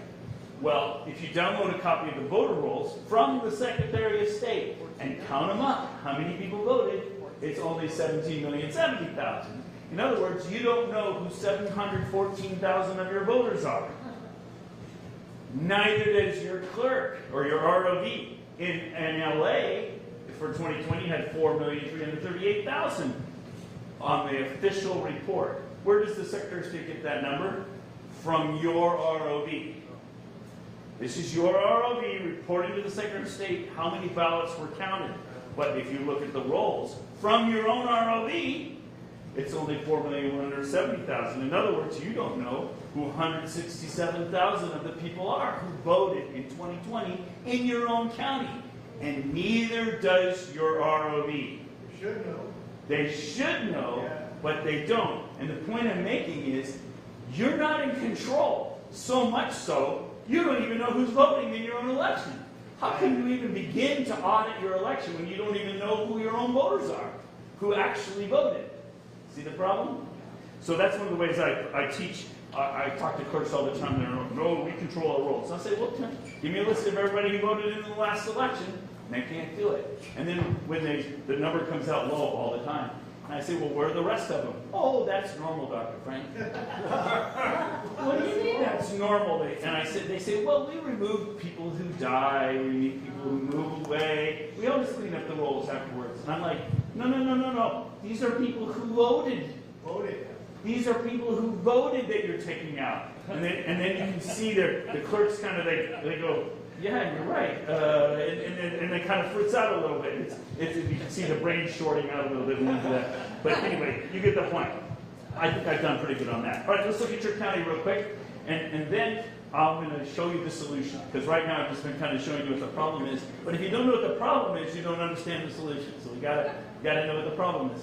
So here's your county. This is from 1980. This is your voting age population. Looks like in 1980 you had about 6 million people here of voting age. It peaked right around 2016, and now you're losing population.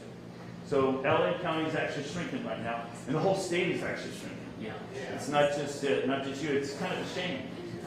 My aunt is a famous accountant, and she used to live in Beverly Hills, and so you can imagine all her clients were, right?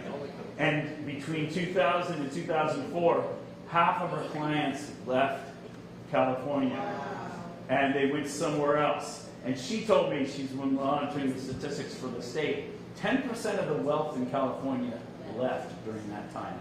You lost 10% of the wealth of California just in those 4 years. And she knows these numbers, right? So she followed all her wealthy clients over to Vegas. So that's where she lives now. But I'm just telling you that these numbers are real. All right, so this is your voting age population, and this is in your voter rolls right here. This is right from the Secretary of State. Every 2 years, how many people are in your voter rolls? And I just think it's really interesting that right here something dramatically changed. You see that? There's like an inflection point right there. So it was going along kind of tracking, and then suddenly it started climbing faster than your population. You see that?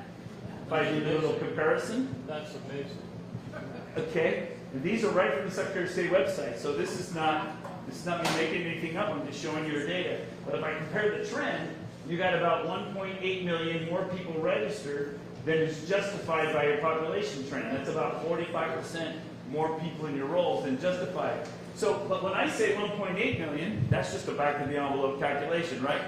What was it proven in court? 1.2 million had to be removed because they didn't meet the minimum federal standards. Well, there are a lot more that should be removed too, but that's the minimum.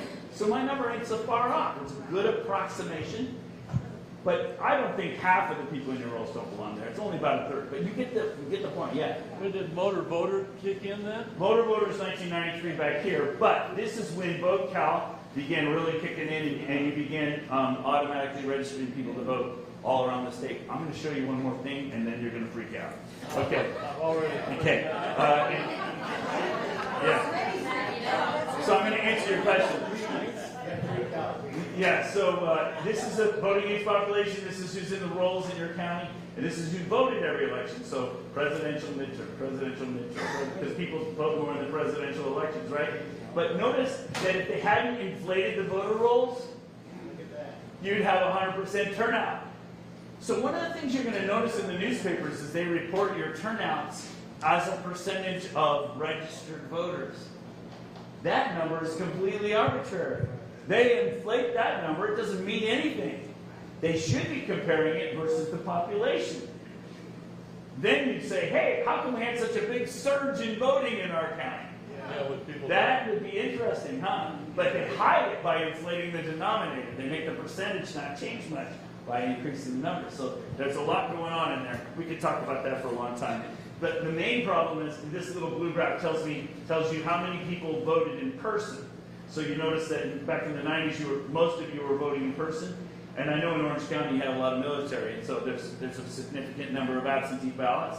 But then you notice you don't vote in person anymore. Now it's down to zero because you mail ballots to everybody. It's literally 25% in person, 75%. Yeah.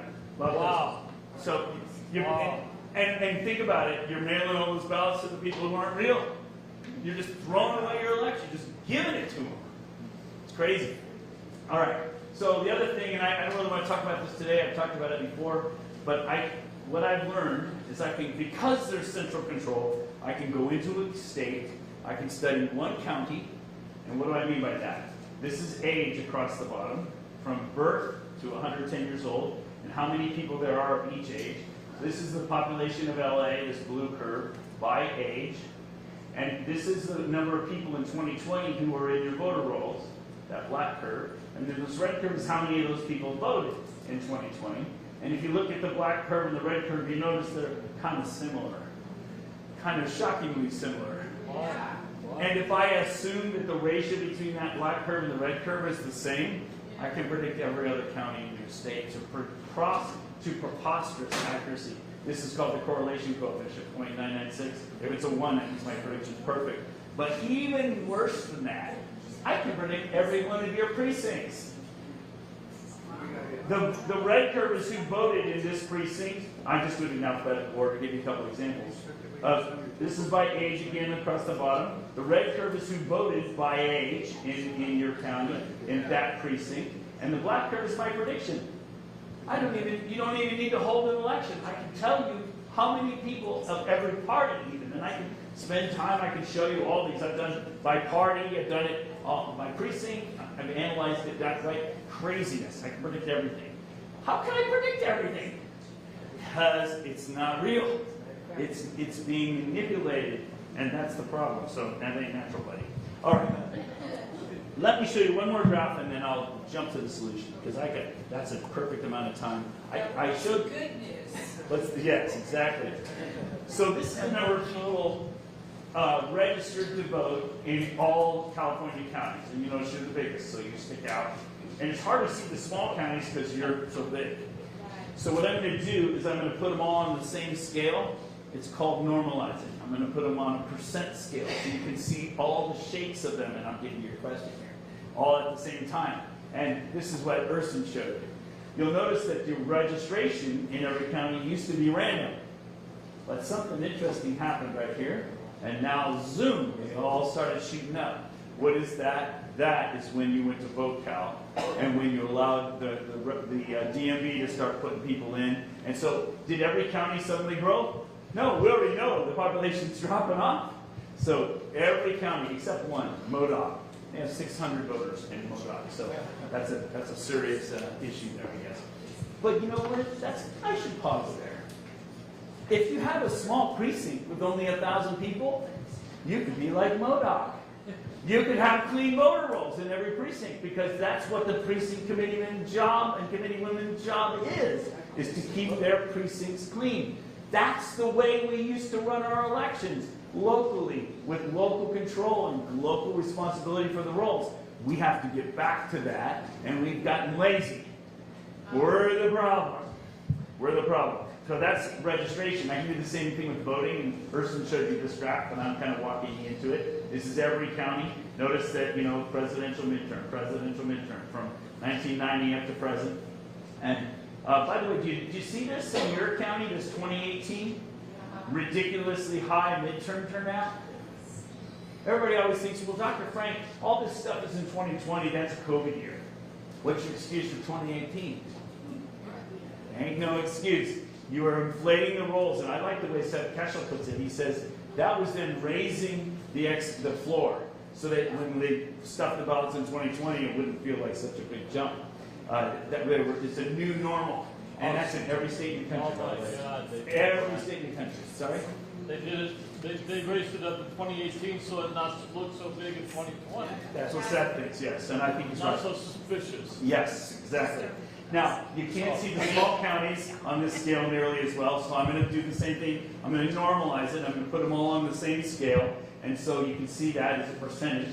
And you'll notice that the voting in every county used to be random. But notice, you can see it starting to unify here. That's when we added the electronic machines in 2002, huh? And this is VoteCal. You kicked VoteCal in right here. And now, that's why I can study one county and predict all the rest. Because they're all voting exactly in sync. That tells you that's a way to show you that it's the central control that's the problem.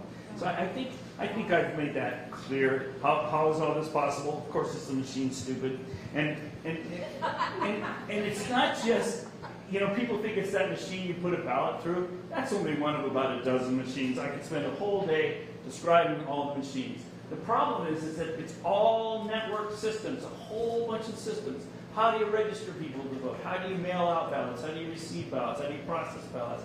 I could tell you stories for hours, but it's boring. You just need to get rid of all of that. You need to vote Amish. all paper, no machines. Okay, and this is my daughter, Nellie, she's 26, and people always say, oh, we have to have machines for handicapped people. So she's handicapped, and she wore her Vote Amish shirt, and she votes just fine on paper. She fills in the bubbles, and she knows all the politicians. We just have one problem when she votes, and that's it. She's very proud of it. She knows exactly what she's doing. She walks into the voting booth, and she goes, oh, I love John! And she announces every one of her votes to the whole room because so it's not a private ballot for Nellie. But that's kind of, I mean, it's so fun to go to the polls with Nellie because of that. And when you're in the polls, all the people, there are like 50 people in the room, and everybody's got a big, stupid, goofy grin on their face because that is the cutest thing ever, right? It is so cute. And it makes you realize that's what we should be doing. We should be all turning out together and voting together on election day and making sure that everybody's vote counts. That's the way we did it for 200 years. Okay? There's no reason why we need to have weeks and weeks leading up and weeks afterwards. All you're doing is getting all those opportunities to steal and change the outcomes. We need to vote in person. Okay? And I got the idea for Vote Amish because in Ohio, 60,000 Amish people came out to vote in 2020 for the first time ever. Why did they come out? Because Governor DeWine was imposing code restrictions on them, and so the pain level got high, so they said, okay, we're going to deal with it, right? When you get pain, you turn out, right? It's good, that gave you the idea. All of Europe does it in one day. They have paper poll books, paper ballots, everything's transparent. The ballots are tallied by the local precinct workers, and the results are reported that night. All in one day. There's no reason we can't do that except we're just lazy. How is that possible? Yeah, exactly. And it's funny you say that. I was testifying before the Nebraska State Legislature, and the Secretary of State was watching from closed circuit TV, and he came storming into the room. I demand to speak to the legislature. Okay, so he went up to the microphone and he says, you people think you can count this in one day? We need counting till Easter. And one of the senators said, what about Europe? They do it all in one day. It was a great moment. And anyway, this is what I think you ought to do. This is what I think you ought to do in LA right now. Let me show you what it is. So this is, we call it the Cajun clothesline. And what it is we spent $47 at the hardware store, very fancy equipment here, and 100 clothespins, and the ROB, or your local precinct chair, loads the ballots on, he's deputized, and then you have 6 of your citizens tallying this side of the ballot. In this case, there's a 2-sided ballot, and a Republican and a Democrat in back, and 3 Republicans and 3 Democrats here, and as the ballots go by, they tally them up by hand, and all of this is being streamed. So everybody can watch this at home on their computer. You can have a camera on both sides. They can keep their own tallies. Everybody at home can keep their own tallies. You want to get people to turn out and vote? They get to watch it. It gets them involved and engages people, right? I mean, and people say, well, we can't get volunteers. Are you kidding? It's easy to get volunteers to count ballots. What's not easy to do is get people to stand there and look at signatures all day and poll watch. That's like sticking needles in your eyes. Who wants to volunteer for that? But people volunteer for this in droves. So anyway, this is how this is a spectacle. Now I'm just going to throw an idea out just for fun. What if you guys set up a couple tables like this right here in the parking lot, right here, right in the playground? What if you did that and told everybody, bring your ballots here on election day and we'll tally them up together? It's illegal. In California, it has to go by machine. So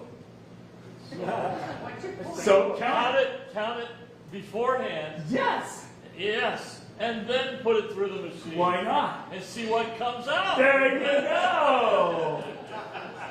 They gave you the ballot. They put it in your hand.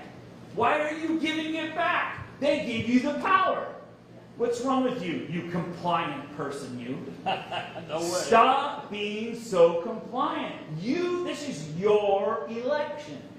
Take control of your election. You want to create a scene? They gave you the ballot. If I want, I can show you my ballot.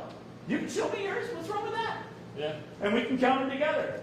You want to See, and then by the way, you'll show how quick and cheap and easy it is.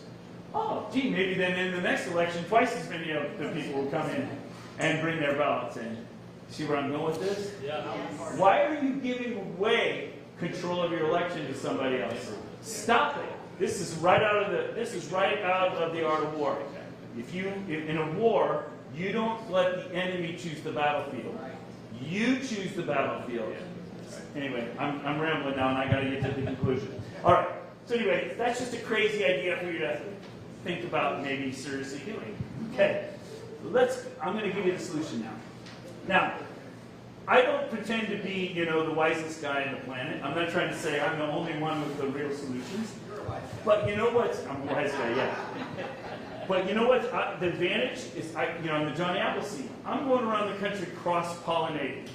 I'm finding all the best ideas that are being implemented around the country, and I'm sharing those with everybody. And so I've collected those into something I call the 7 steps. 7 steps for taking back our elections. And these are working all over the country. And if you want to form a 7 steps team here, sign up with Urson, sign up with Nettie, we'll form a 7 steps team and we'll get you going. Now, the mistake that I usually make in California is I forget how big you are. And normally when I go around the country, I work on a county level, because a typical county is 10 to 20,000 people, okay? But you have cities that are that big, okay? But think about Huntington Beach, 400,000 voters. They've taken back control of their municipal elections from the state. The state's screaming bloody murder. Well, what about the neighboring cities? Why don't you, let's get more than one city. And then, just like when the state sued the churches, who won? The churches. Guess what's going to happen again?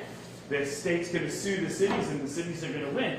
Especially since it says right in their charter in Huntington Beach that they get to run their own elections, right in their own charter.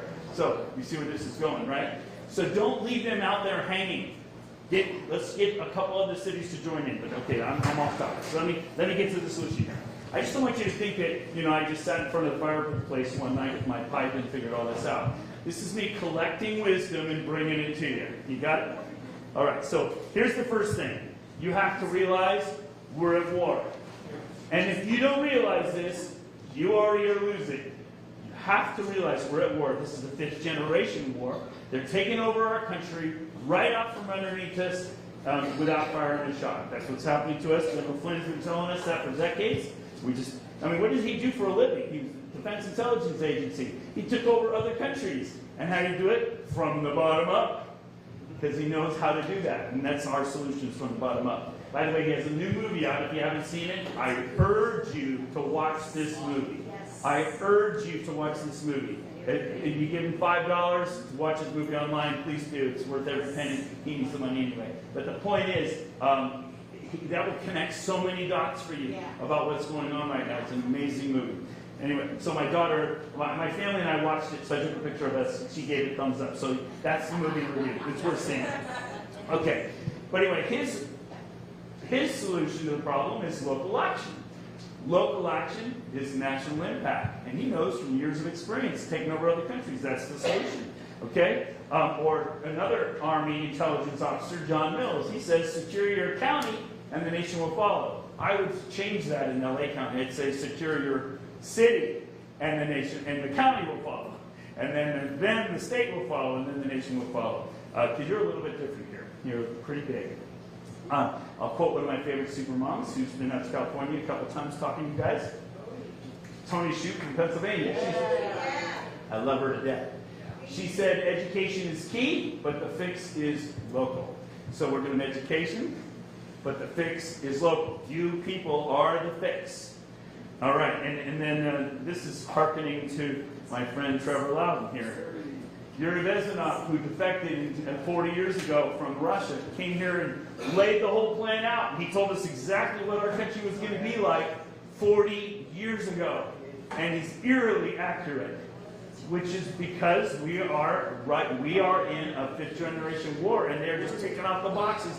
And since Trevor's here, and I've been doing this all over the country, by the way, Trevor, giving you this little pitch, last time I heard him speak, he says we're 80% of the way through our Marxist revolution. That's him doing the checklist and doing it rigorously. So if you don't realize that's happening, you're not in the war. You're not fighting the right battles. You know, and I understand, like, for example, there are women, I love these super moms that are like all hyped up about what's in your libraries, you know, and the pornography. I totally agree with that fight. That's a great fight. But guess what? That's downstream from your elections. The reason you're in that mess is because you have a crappy school board. You have a scrappy school board. A crappy school board. That's a good one. I'm going to remember that one. You have a crappy school board because you have crappy elections. Okay, you need to address that. Okay, so anyway, so I've been studying war. I already mentioned that to you. All right. So what are our weapons in this war? Our weapons in this war, right, so far, are not guns. They're the Constitution. And I love this gal, Chris Ann Hall. She's awesome. She wrote a book a few years ago called Sovereign Duty. And I love the point she makes in this book. First point she makes is, we're the sovereigns. Our Constitution made us the kings. We didn't want to have kings anymore. We set it up so that we're the kings. You're the kings. You're the government, not somebody else. But we forgot. We've been letting other people make all the decisions. No, we're the decision makers. The second principle is duty. And if you think about it, every one of the God-given natural rights enumerated in the Constitution, every one of those, is actually a duty. So like, for example, the Second Amendment says you have a right to keep and bear arms. No, it's your duty to maintain a well-regulated militia. That's why you have to have guns, because you have a duty to maintain a well-regulated militia. By the way, how's your militia here? None. You better have one. You better have one, because everybody I talk to who knows what's going on, there's going to be violence after the election. And if you don't have a militia, how are you going to defend yourself? How are you going to protect your family? How are you going to protect your community? Who was it? Was it you or was it you, Trevor? One of the two of you said you have 3 or 4 friends in your neighborhood today. Wasn't that today? Was that you? You need to have people in your neighborhood. In February, I was walking out the door of my house, and somebody had taped a sign to my door, like an 8.5 by 11 sheet of paper, no letterhead or anything, that said, "In case of emergency, we're all meeting at the Veterans Memorial Park. Bring your guns." And 2 sentences, right? So at least I know where it is. Okay, I wouldn't call that very well regulated, but I know where everybody's going to be when it all comes down, right? And so I'll be taking my AR down there, right? Because I live out in the country and I got all that stuff, and I'm pretty good at least I used to have it all, but I lost it all in a boating accident. So all my ammo too. It was really devastating. Okay. All right. So anyway, you got the point. So my strategy is not a legal strategy. I don't oppose lawsuits, but they are not going to get us there in time. And I don't oppose legislative action. I've been writing laws all over the country with legislators, but most of them don't even get out of committee. So you're not going to win. I don't think we're going to win that way. So my strategy is a We the People strategy, and I want to teach you a couple of ideas. My biggest opposition has been the GOP, because they want to harvest ballots. They think they can overwhelm that 30% credit line by scraping up 2 or 3% more ballots.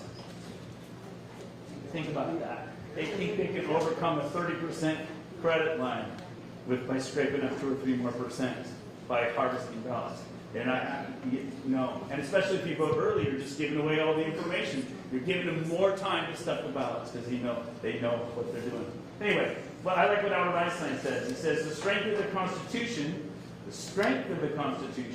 lies entirely in the determination of each citizen to defend it. Only if every single citizen feels duty-bound to do his share in this defense are the constitutional rights secure. It's a U.S. Constitution? What's that? It's a U.S. Constitution? Yeah. Albert Einstein said that. Isn't that cool? Yeah. He understood the power of the Constitution. America is an experiment in self-government. We're the government. We've just forgotten, so we need to start being the government. Who says you can't run your own election?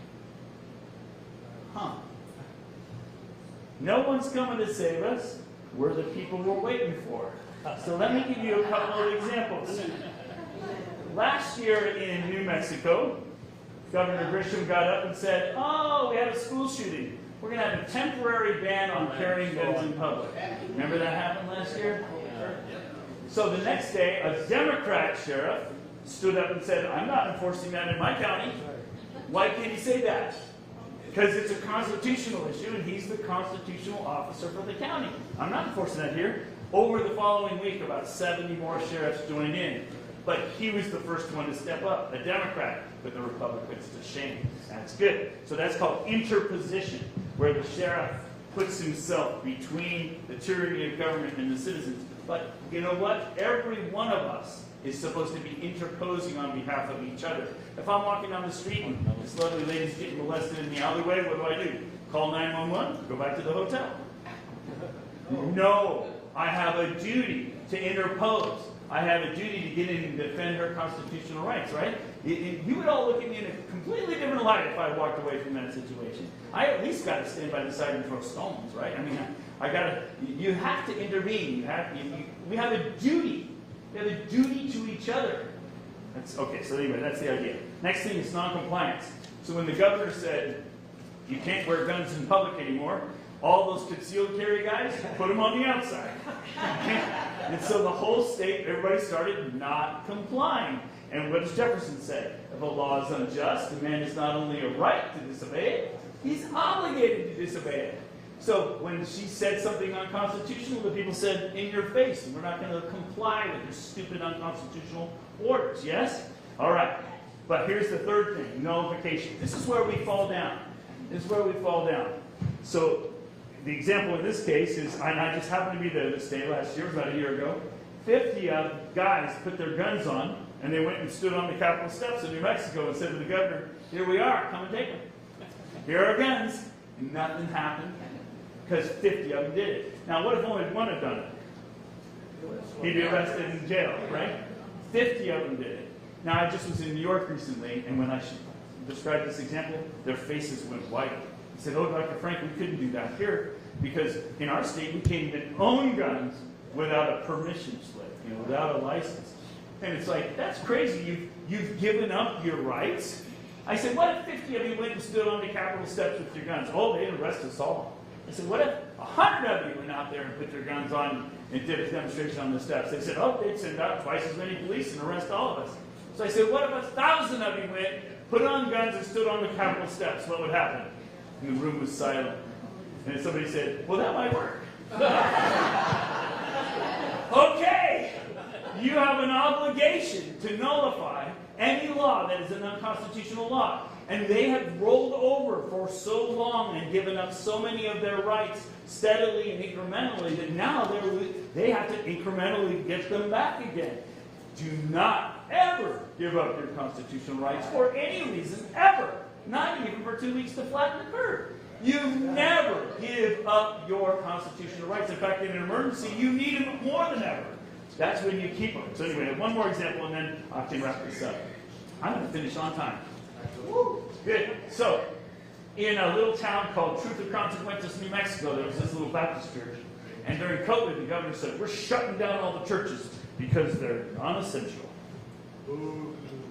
If your church shut down, maybe it's non-essential. So maybe you might want now, I forgive you, because a lot of us made mistakes. Never again. Never again will you allow the government to shut your churches down. That's number 1 in the Bill of Rights, right? First Amendment, religion. It's right there. It's right, the very first one. So you never get that up. Anyway, so the pastor of this little church, he went to his sheriff and he says, Pastor, he said, Sheriff, the state's trying to shut my church down. Are you going to defend my constitutional rights? And the sheriff said, absolutely. I'll go to jail before I let them shut your church down. Yeah. So that sheriff stood on the steps of that church week after week while the state police were on the other side of the street, ready to arrest the pastor and shut down that church. So that's a good sheriff. He interposed. That's interposition. So I'm teaching some ideas here. Second idea was non-compliance. The people, the congregants, they doubled their attendance. So the people themselves said, governor can say what she wants, we're not going to comply. You have an obligation to not comply with an unconstitutional order. So the people are turning out. Third thing is nullification. So the sheriff shows up on Sunday morning. This is a picture of him on the platform of the church. And he says, guys, I've been reading the Constitution of our state. And it says here that during a state of emergency, I have the authority to deputize as many citizens as I need to address the emergency. He says, everyone please rise, raise your hand, repeat after me. And he swore in the whole congregation. as sheriff's deputies. So they basically nullified the order because all of those deputies were there investigating the COVID situation at that church. So you see where this is going. It's nullification. So there's interposition, non-compliance, and nullification. A key to nullification is that you do it together. You do it as a community. And there isn't one leader, there's a group of you. And so this is where we fall down as a community. We wait for one person to stand up, but if one person stands up, they're the one in jail.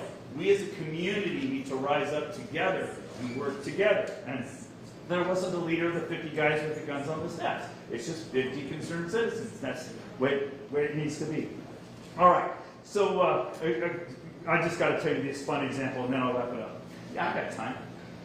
So in Ohio, Governor DeWine, he's a stupid governor. He's a Republican, but he was one of the first governors in the country to shut down the schools during COVID. So anyway, he said during COVID, we're going to limit groups to 10. So these brilliant super moms in our state, gosh, I love these ladies. They taught me so much. I had no idea about this stuff. These ladies taught me. They organized a dance ball in the capital of Columbus. 600 of us from around the state showed up. They had a big jazz band. We danced the night away. 600 of us. No masks, no nothing. We streamed the whole thing online. We played spin the bottle. It was like a super spreader party. And we invited the governor to come join us. I mean, it was an amazing, amazing night. I brought Nellie there. She loves to dance. We just danced the night away. So in other words, he said you had to camp. By the way, which constitutional right does that violate? Our right to peaceably assemble. You never give up your rights, and these ladies got it. I thought they were a little wackadoodle at the time, but boy, were they on. They were right on message, right on point. The governor said, you can't? Oh yeah? We're gonna. They overtly nullified the unconstitutional order. What if you can prove that your elections are unconstitutional? Which we can. And what we do is we form these teams. And then you get a copy of your voter rolls. And you find a whole bunch of people in your rolls who are voting, who are not real voters. You find people who are dead who voted. We found 49 without hardly even looking in San Joaquin. People who are dead who voted. Every one of those ballots is disenfranchising you from your constitutional right. Every fraudulent ballot nullifies one of your ballots. That's violating your civil rights. That's violating your constitutional rights. Guess what? You are obligated to not comply with any law or policy that's disenfranchising you from your constitutional rights. You are now empowered, once you've done that, to say to the state, we're not complying with your stupid orders because they're disenfranchising us from our constitutional rights. We're holding to the higher law. You're not breaking any laws. You're holding to the higher law, the Constitution. You see where this is going? See why this works? This works all over the country. Anyway, second thing is, when he said you had to wear masks in public places, the ladies organized shopping days all over the state, where they, like 20 or 30 of them would show up at Kmart, take their masks off and go shopping. You know, what are they going to do? What store manager is going to throw 30 moms out of the store, right? And besides, what are they going to do? Call the police and drag them out? boy, that would have been fun. All right, the principle is we either use our rights or we lose our rights. And what's happened to us is we have given up our rights so steadily and incrementally, we've now lost our rights because we've been complying too long. We now have to stand. And you don't have to do it all at once. Just how about an incremental stand? How about counting your ballots before you turn it in? Boy, watch them scream bloody murder. You want to get rid of mail-in voting? Yes. Here's how. They won't want to give you the ballots anymore. because you're doing stuff like that. Before. So the principle is use your rights or lose your rights. And I'm going to jump ahead because we've got to wrap it up. It's a war between good and evil. That's already made today. The Constitution is our best weapon. You know, 4 years ago I thought my evidence was the best weapon. I thought the fact I could hack into everybody's elections was the best weapon. I had to learn. No, it's not the evidence. We're winning from the bottom up with the people. I had to learn that. We need to fight the First Amendment war so it doesn't become a Second Amendment war. And I think we're headed towards a Second Amendment war, guys. So let's fight the First Amendment war now as hard as we can so that is less. And we need to use our First Amendment rights like weapons. And I can tell you stories, but I'm going to run out of time because I want to tell you one more story. This is right from me learning wisdom from around the country. We're the sovereigns. I already told you that. This is right from Urson. Urson's taught me so much too. We don't ask for permission. When you go to your county ROV, you don't go to them and say, oh, pretty please, can we get rid of these systems? You go to your ROV and you say, excuse me, I'm being disenfranchised from my constitutional rights. This system is unconstitutional. You're legally responsible for this. We're going to hold you legally accountable for every one of these cases of fraud, for every one of these dirty voter roll things that's not in compliance with state and federal law. We're holding you accountable. You no longer have permission to use this. We are the ones who give you permission. I love that from Urson. He's right. The problem is we're upside down. We're not used to thinking that way. When it comes to Antifa, if Antifa comes to town, we want to call the sheriff. That's wrong. If Antifa comes to town, you grab your rifle. You call your neighbors. You meet Antifa in the street. You defend yourselves. This is Coeur d'Alene, Idaho, where they did exactly that. And I've been in 18 counties now where this exact thing has happened. And in every single case, there wasn't a single bullet fired. Antifa just got back in the vans and drove on to the next place.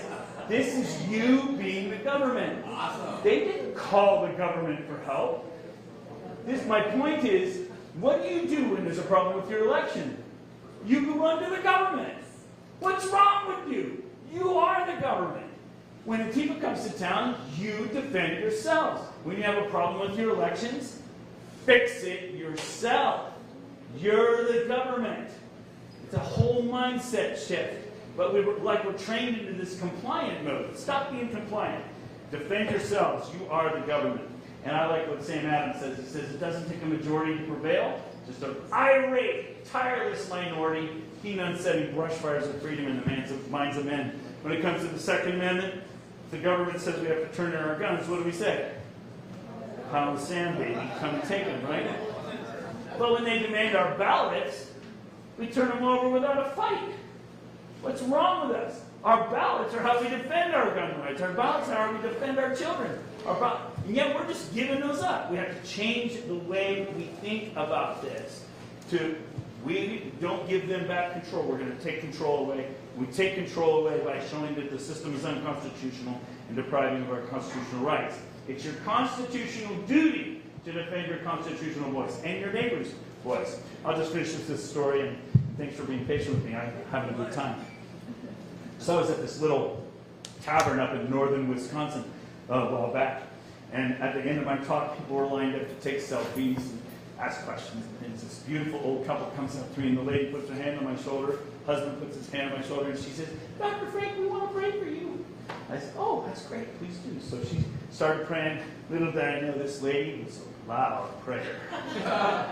She started really getting going and working it up, big loud prayer. And so everybody in the tavern stopped talking because everybody was listening, right? And so people began to come up to the front, and there were 30 people with laying hands on me. It was awesome. It was like a prayer meeting, like a revival. It was awesome. I loved every second of it. And she was all worked up, and she was wrapping up her prayer, and she says, hey, thank you, Lord, for giving us Dr. Frank, and that he's fighting the evil Goliath of election corruption and government corruption. And Lord, we just thank you for giving him such a big slingshot to fight Goliath with. And Lord, we just pray that you give him really big stones.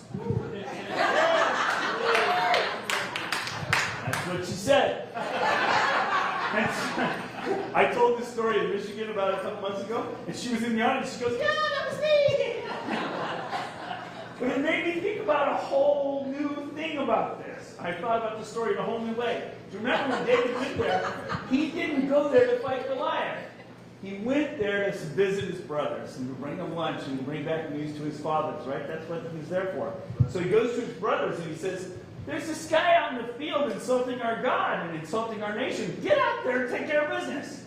Do you remember what his brothers said to him? Who are you? Go back to the sheep. Comply. The problem was not Goliath. The problem was the children of Israel were hiding in the hills. Yeah. Our problem is not our election system. It's the Goliath we're facing. But the problem is we're hiding in the hills. We got to find our stones. We got to step up. We got to fight this battle. And I know it's scary. I know it's scary. I'm out here every day. It's scary. We're fighting for our lives here. This is our very life of our country. You know, and you think about it, it's us against the government. You know, it feels very intimidating. Jefferson said, when the people are afraid of the government, that's tyranny. When the government is afraid of the people, that's liberty. And you know, I like what Patrick Byrne said. He said the only reason the Besmanoff Revolution isn't been successful is because we have so many guns. Get them out, baby. Start wearing them. We need to overtly use our constitutional rights so we don't lose them. And overtly use your right to vote. Interesting. See where I'm going with all this? Anyway, I know that that's scary, but we need to find our stones. We need to. The door knocker. You remember this kid, right? Remember this kid in Tiananmen? That was amazing. And the thing is, if it's only one of you, we lose. Because one of you is a fruitcake. I bet you that fruitcake's in this room. You know, the one who goes and talks to the county commissioners all the time? If not, maybe two people, the fruitcake with their friend. You know what I'm talking about? You know you're winning, and the 7 steps. I always tell my people when I'm training them in the 7 steps, you know you're winning when you can make a phone call and 50 people show up at the county commissioner meeting the next day or the city commissioner meeting the next day, and they show up and they crowd the room and they start reading all the cases of fraud and disenfranchising their constitutional rights right into the public record and demanding that you not use the systems anymore. That's how you know. There are 50 inside and 50 outside on the streets with signs and flags and guns. And I always tell people, you've got to have people on the street with guns and dress them in camo. They got to look as redneck as you can make them. Because then it makes it the cover of the newspaper that day. Right? This is a lot of the tactics we've learned across the country are right out of Rules for Radicals and right out of these are great tactics. They've been used against us for decades. So we need to use them back on them. They work. They're proven techniques. We don't seem to know our own power. We've got to rediscover that. So thank you very much for your attention.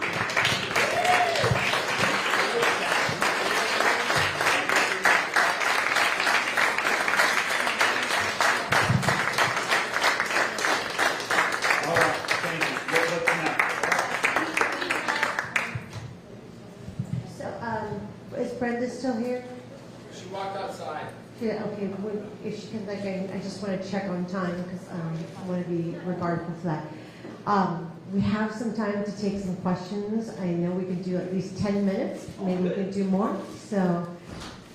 Yes, sir. Yeah, as of 4 weeks ago, there was 7,874,000 bad entries in the California roll. I want to confirm that if the GOP, like every day they collect the voting, and the GOP has a way to find out who voted, right? Yes. Why can't they compare that to the known list of bad entries and catch them right there? Why aren't they? Well, I know why they aren't. We're arguing. I want to confirm they should be able to catch those bad votes right there. Yes. And there's tremendous constitutional law holding ROVs accountable for participating in fraud, even if they didn't intend it. I just want to confirm that they can take that knowledge, apply it to the bad rolls, and we can find them weeks before counting. The reason they're not is because if you ask the county ROV, they'll say that is not their job. We've asked it, we've talked, we got to go behind it. You're wasting your time going to the ROV. I want to confirm Yes. that data is good. Now, here's a rhetorical question which has a really important answer.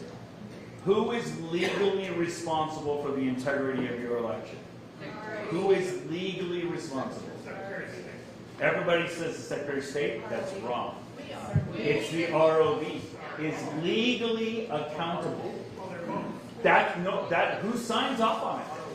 The ROV turns in the numbers to the state, and what the state certifies, the state certifies that the numbers they got from the clerks or the ROVs are correct. The state doesn't certify the integrity of your local election. That's your ROV. So all you have to do is find fraud in your local election, and you can hold your ROV accountable. So the goal of the 7 steps is to put your leaders in a very difficult place. They either have to address the concerns of their citizens, or they have to comply with the state. If they comply with the state, then we're going to recall them. If they listen to the citizens, then you go take back control of your elections. And that's essentially what's happening in Huntington Beach. Yes. Well, the ROVs are small people. I mean, even if the Secretary of State, they're going to protect you. But 54 counties in California, Yes. ROEs are not big, powerful people. No, and that's why it's easy to put them between a rock and a hard place. We gotta be able to scare them. That's what you got to do. But you need the evidence to do that. What I'm saying is that That's what the 7 steps are all about. that's the evidence. We know the badness, and we know they came in, bam. Okay, so yes, I 100% agree with that, but that takes a lot of prep. You got to know the badness. You have to have teams prepared, and if you're expecting your ROV to do that, hell's going to freeze over. You have to start being the government. You have to do this work. You can't wait for them to do it, and I urge you to do what I think he's implying.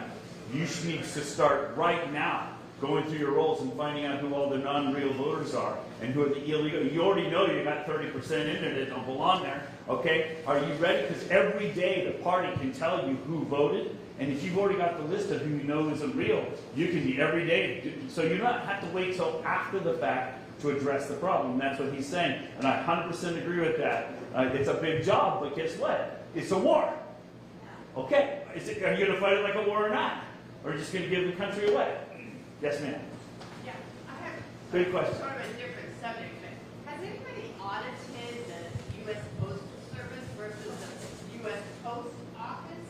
There are two entities running side by side there. Yeah. So, In multiple states, I've seen audits of that, yes. oh, you have? So Yeah, for example, in Milwaukee, we discovered that you're going to love this, we have a series of emails from the Milwaukee clerk to her colleagues, and we got it for FOIA. Wow. And she said we received 120,000 more ballots than we mailed out. And the way she figured that out was, she didn't figure it out, we figured it out because we looked at the mail bill. So we knew, we audited the postal records to discover that they had not mailed out the 120,000 of those ballots that they received in tally. I mean, we actually found the software they were using to do that cheat too. We put it all in testimony. Everybody thinks all we need is this piece of evidence and we have it. No, I have the software they were using to cheat, and guess who wrote the software? We even know that we have the email where they were developing the software. We have it all. There's CTCL in collaboration with 5 counties in Wisconsin. We have actual software. We have the source code. We turned it in. So everybody thinks you win with evidence. You don't win with evidence at the top. You need evidence at the bottom so that we're not just dismissed as wackadoodles. You need unassailable evidence, and then you build on that from the bottom up. So yes, and that's not the only place. We've done full audits in Nebraska. So for example, when an ROV mails out a bunch of ballots and a bunch of them come back, they're supposed to be removed from the rolls, right? You would think. Or put on inactive or something like that. And we've audited that process. And what's interesting is since we can also run the NCOA, the National Change of Address, on the voter rolls, we know how many ballots they were supposed to get back. And I did an audit in Lincoln County, Nebraska, which actually runs a whole bunch of the elections for that whole region because it's the bigger county out of about 10, and it runs them all for all of them. And we did that full audit that you're talking about. And we said, well, you're supposed to have gotten back this number of ballots, but they'd only gotten back about 10% of those. And the clerk, they call them clerks there, the clerk admitted, yeah, we only got about 10% of them back. And so, where are the rest of them? They were not deliverable. The post office would have thrown them in the non-deliverable box. They wouldn't even try to deliver them. So where are those ballots? They have cash value, that's why. So let's say, I'm just making up an example, let's say you're the janitor cleaning at night, and you see a box of non-deliverable ballots, they're each worth $45 a piece. What do? You grab a handful and drop them off at the NGO on the way home and you pay your rent. That's what you do. There's so many ways to collect those ballots. If you saw the movie 2000 Mules, the thing I like about it is it shows the stuffing, but I don't like it about it is that it doesn't take you to the next level. Who's paying for it? Where are they getting the ballots? And we know that. That's not, I don't have to hypothesize. When we arrest the NGOs, which is where those mules were getting the ballots, when we arrest the people at the NGOs, they say 40, on average around the country, 40% of the ballots are coming from the post office. 40% of the ballots are coming from the printing companies, the commercial printing companies. And 20% of the ballots are coming from organic harvesting. That's like you follow the truck and take the ballots out of the mailboxes, or you go to the campuses and buy them off the kids. So that's basically how the ballots are being collected that are being then stuffed. That makes sense. Did I answer your question? Yes, but will those, so are they able to see those ballots that showed up there, or those extra ballots? Did they have the proper watermarks on them? or is that something that they Watermarks just is a didn't have? psyop. There were no watermarks on any ballots in 2020. That's a psyop. Oh, it's a psyop. It was a way. Oh, don't worry, everybody. We got this. We have watermarks on the ballots. Wait till we turn it out. That was just to get everybody to sit on their hands and watch instead of doing something. I think a couple of states have proposed putting watermarks on their ballots this time around, but I'll believe it when I see it, because that guy's a total con job. Stay away from him. Yeah, total con job. Yeah, I can send you a lawsuit that's happening. Yeah, he stole $30,000 from the New Hampshire team, for example, and we documented that and publicized that. There are a lot of con men in this, which is why I don't charge for my work. I don't want anybody to think I'm doing this for money. And honestly, I thought it was only going to be 6 months. So I set aside my income, and I told my wife, honey, just for 6 months. It's turned out to be 4 years. But I'll just tell you, honestly, people are supporting me everywhere I go. People chip in, it covers my ticket. I went about 6 figures in the hole my first year, but that's better than Mr. Lindell's 20 million in the hole, right? Okay? And I'm just glad I'm steadily getting myself out. People are helping. So I'm not worried about it. God's been good. Yes, sir. Ma'am. And so I've already speak like 3 times. I'm going to hear you speak again in a couple of weeks. Do you learn something new every time? I know the Republican. So I'm telling people as you're speaking, I'm sending text saying, don't do mail-in ballots, don't do mail-in ballots, vote in person. Yes. Some people are asking me, well, if they can't vote in person, but can they take a ballot down to the RO? Yes. And one person is stating Trump is pushing to do the mail-in ballots early. Right. So there's a contradiction here. What is your response? Right. to And this? so, like, this gentleman wants to bank his vote. I respect that. Okay? What you need to do is take your ballot in person, hand it to the clerk, and say, check and see if a ballot's been catching my name yet. If you mail it in, then if you check, how do you know it was your ballot that was the one that was counted? So still turn it in person. If you want to bank it early, like Urson said, I respect your concern about that. But what will happen is if people do that in person, what will happen is there'll be a bunch of fraud cases generated. Because there'll be ballots stuffed for those people, and when they come in and they say, wait a minute, somebody already, and you wouldn't have known that if you'd only mailed it. If you took it in, then you'll know. And then you have an identity theft case that you can file. So that's the first answer to your question. The second answer is about Trump, and I just have to tell you, remember, I told you I got to be his keynote speaker for his first rally after being out of office? Yes. Well, I've actually written several of the paragraphs in the speeches, too. Okay, a lot of us have done that. You have to realize that what he says is not him. It's what he's reading from a teleprompter. And so what will happen is he'll say something, and my phone blows up, and I call Mike Lindell, because he and I are buds, and Mike meets with Trump three times a week pretty regular. I'll say, Mike, you got to tell the president to stop saying that. And guess what? He'll take it out. But what's happened, if you talk to Republicans, the GOP today, this is what they'll tell you. We want you to vote early. And they don't say, we want you to vote early because that's the safest way to vote. They don't say that. They say, we want you to vote early because we have limited resources.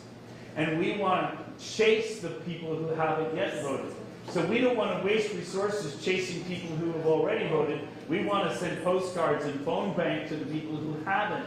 So we want you to vote early for financial reasons. They say that right out. We save money. They're not saying this is the safest way to vote. They're saying this is the most economic way for us to vote. That's right out of their mouth, they'll say that. So it's not about integrity, it's about convenience and money to them. And how did that work out for us in the big red wave in 2022? The GOP, I'm telling you, is not about integrity.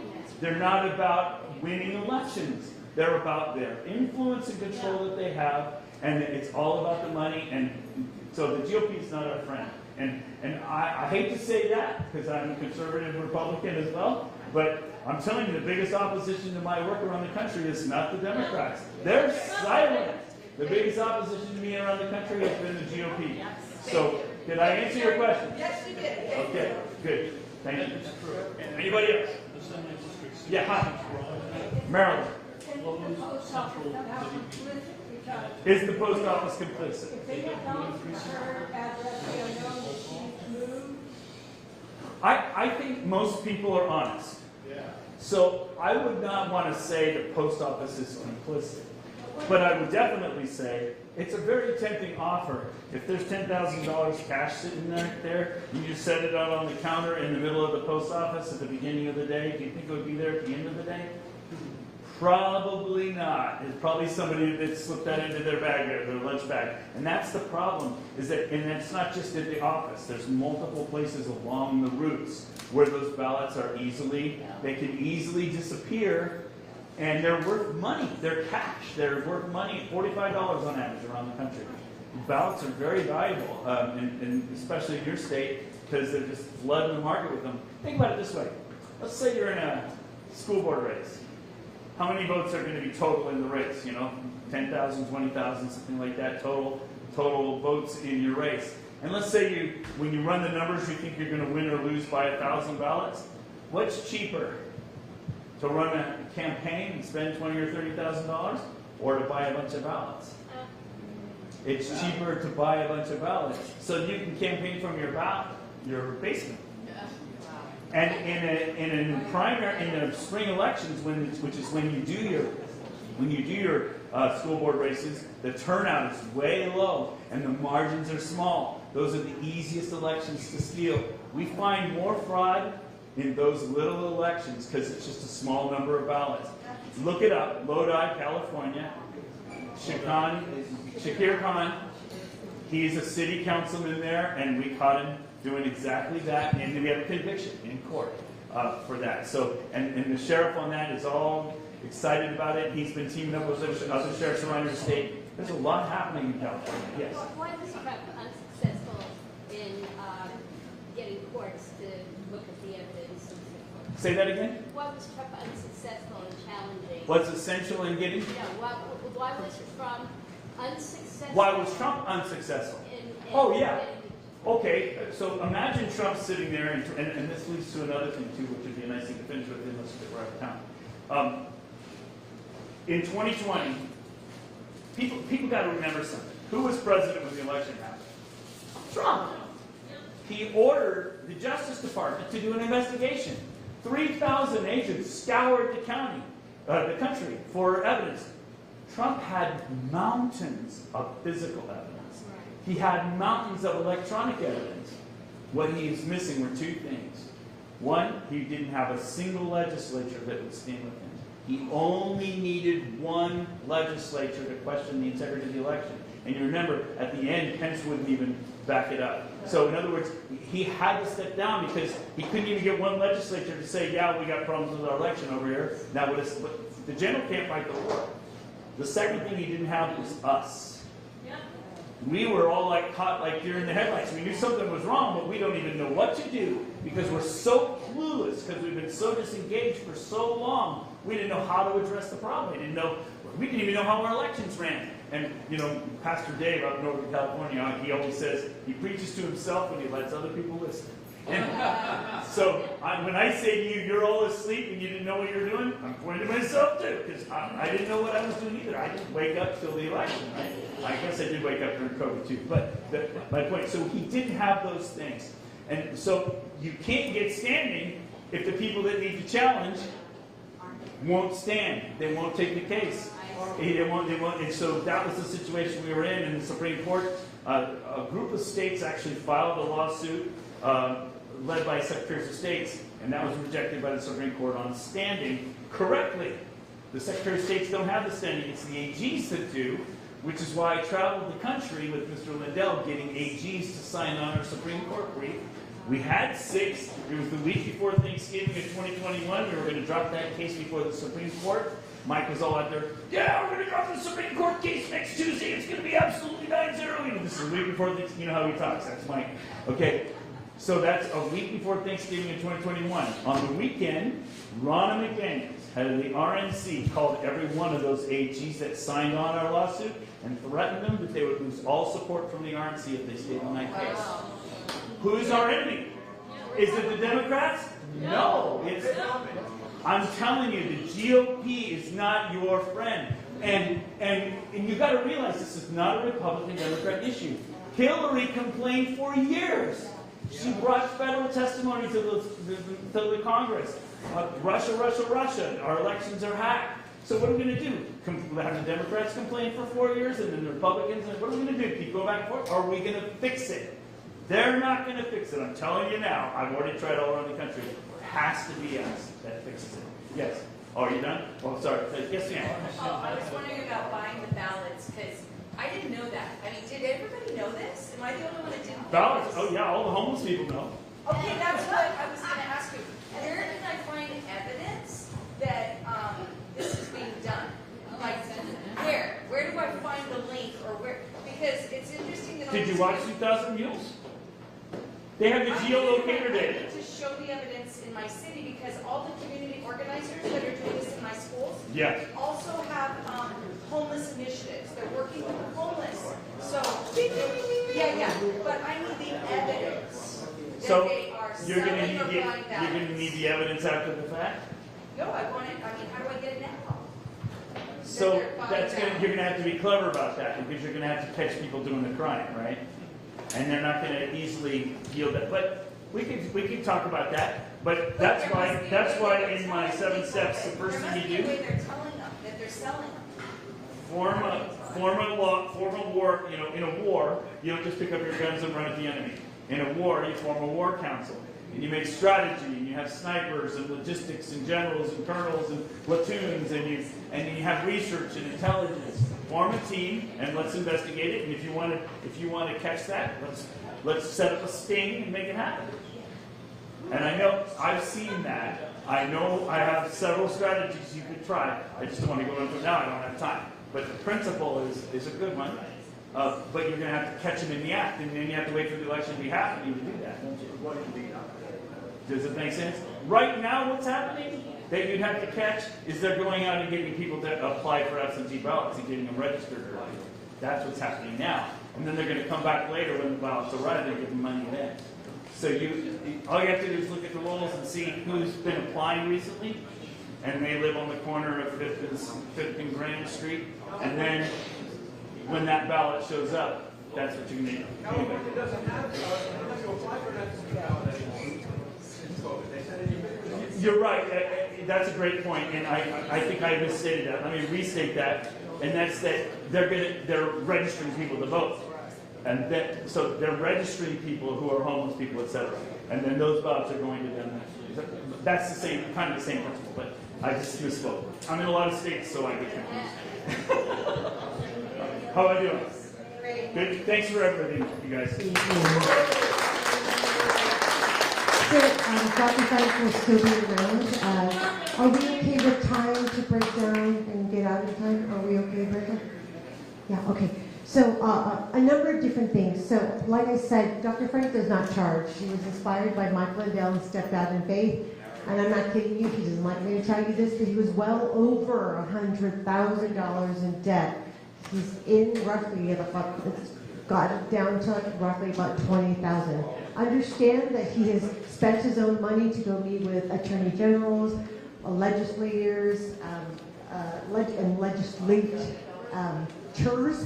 and all as part of fighting and defending our republic. So again, his family has been incredible in supporting it, so we're grateful for it, but he is footing the bill for it.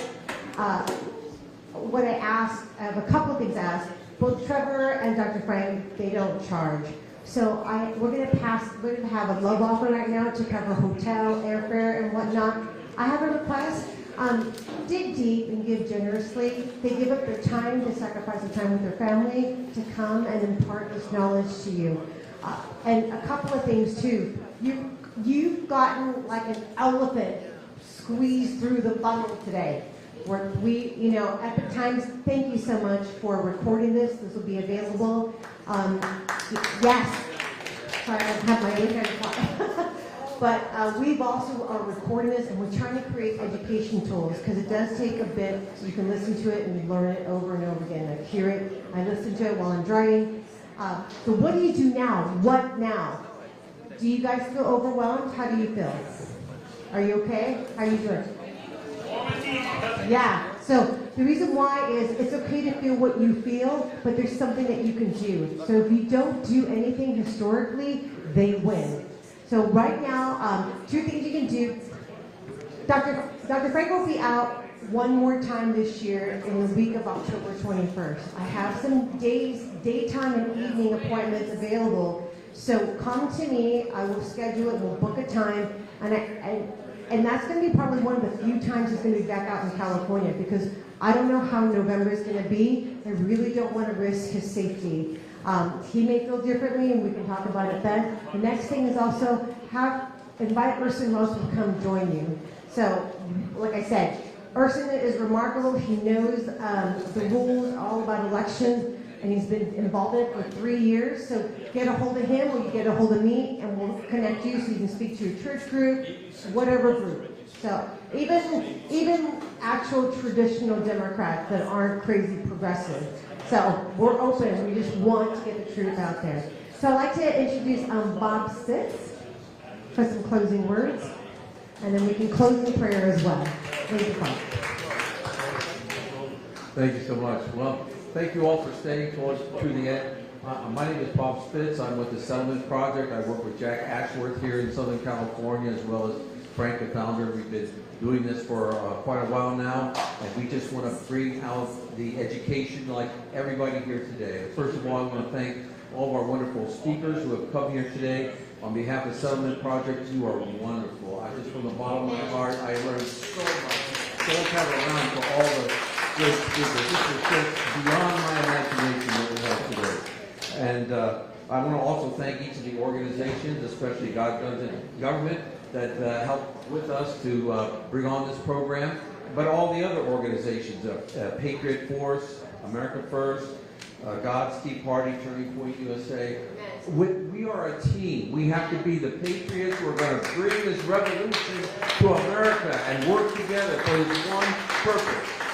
The other people I want to thank very much today, which maybe some of you already know, is the wonderful Epic Times has been videotaping this entire program, the greatest newspaper in America, Epic Times. Please get a subscription, and the entire video will be on the sp12org.org website. So our website will have this video as soon as possible on here. And so everybody can then, education is the key. What better education than to let some people see the video of what we put on today, all these people together. So let's do that. So please, and also I want to thank Brenda for the use of our church today. Amazing. We couldn't do this without you, Brenda, and we could see you here today. So thank you so much. So, we're the army that's going to win the war. We are the people. You may just think we're a few people, but we are a powerful people that can win the war. We just have to multiply ourselves, get out there and teach as many people. Educate, educate, educate. Get involved. Do what you can. You can't do everything. Find one of these organizations to work with. Let's be team players and accomplish all the things that are needed. And most of all, I think you already know, all of our organizations, we need funds to run on. Everybody needs a little bit of money to get this stuff done. Be generous, help us all. Each of the organizations here, whatever one you prefer, whichever one you can, donate some money to, buy some coffee, buy a book, buy something. Donate some money today, especially for Dr. Frank, who came out here today, who's put himself on the line constantly over this time period. Donate some money. We all need that to be able to proceed with what we're doing. So thank you all for coming today, staying till the end. Appreciate you all. God bless you. God bless you. Hi, Ray. Awesome. This is Ray Martin, also with the Settlement Project.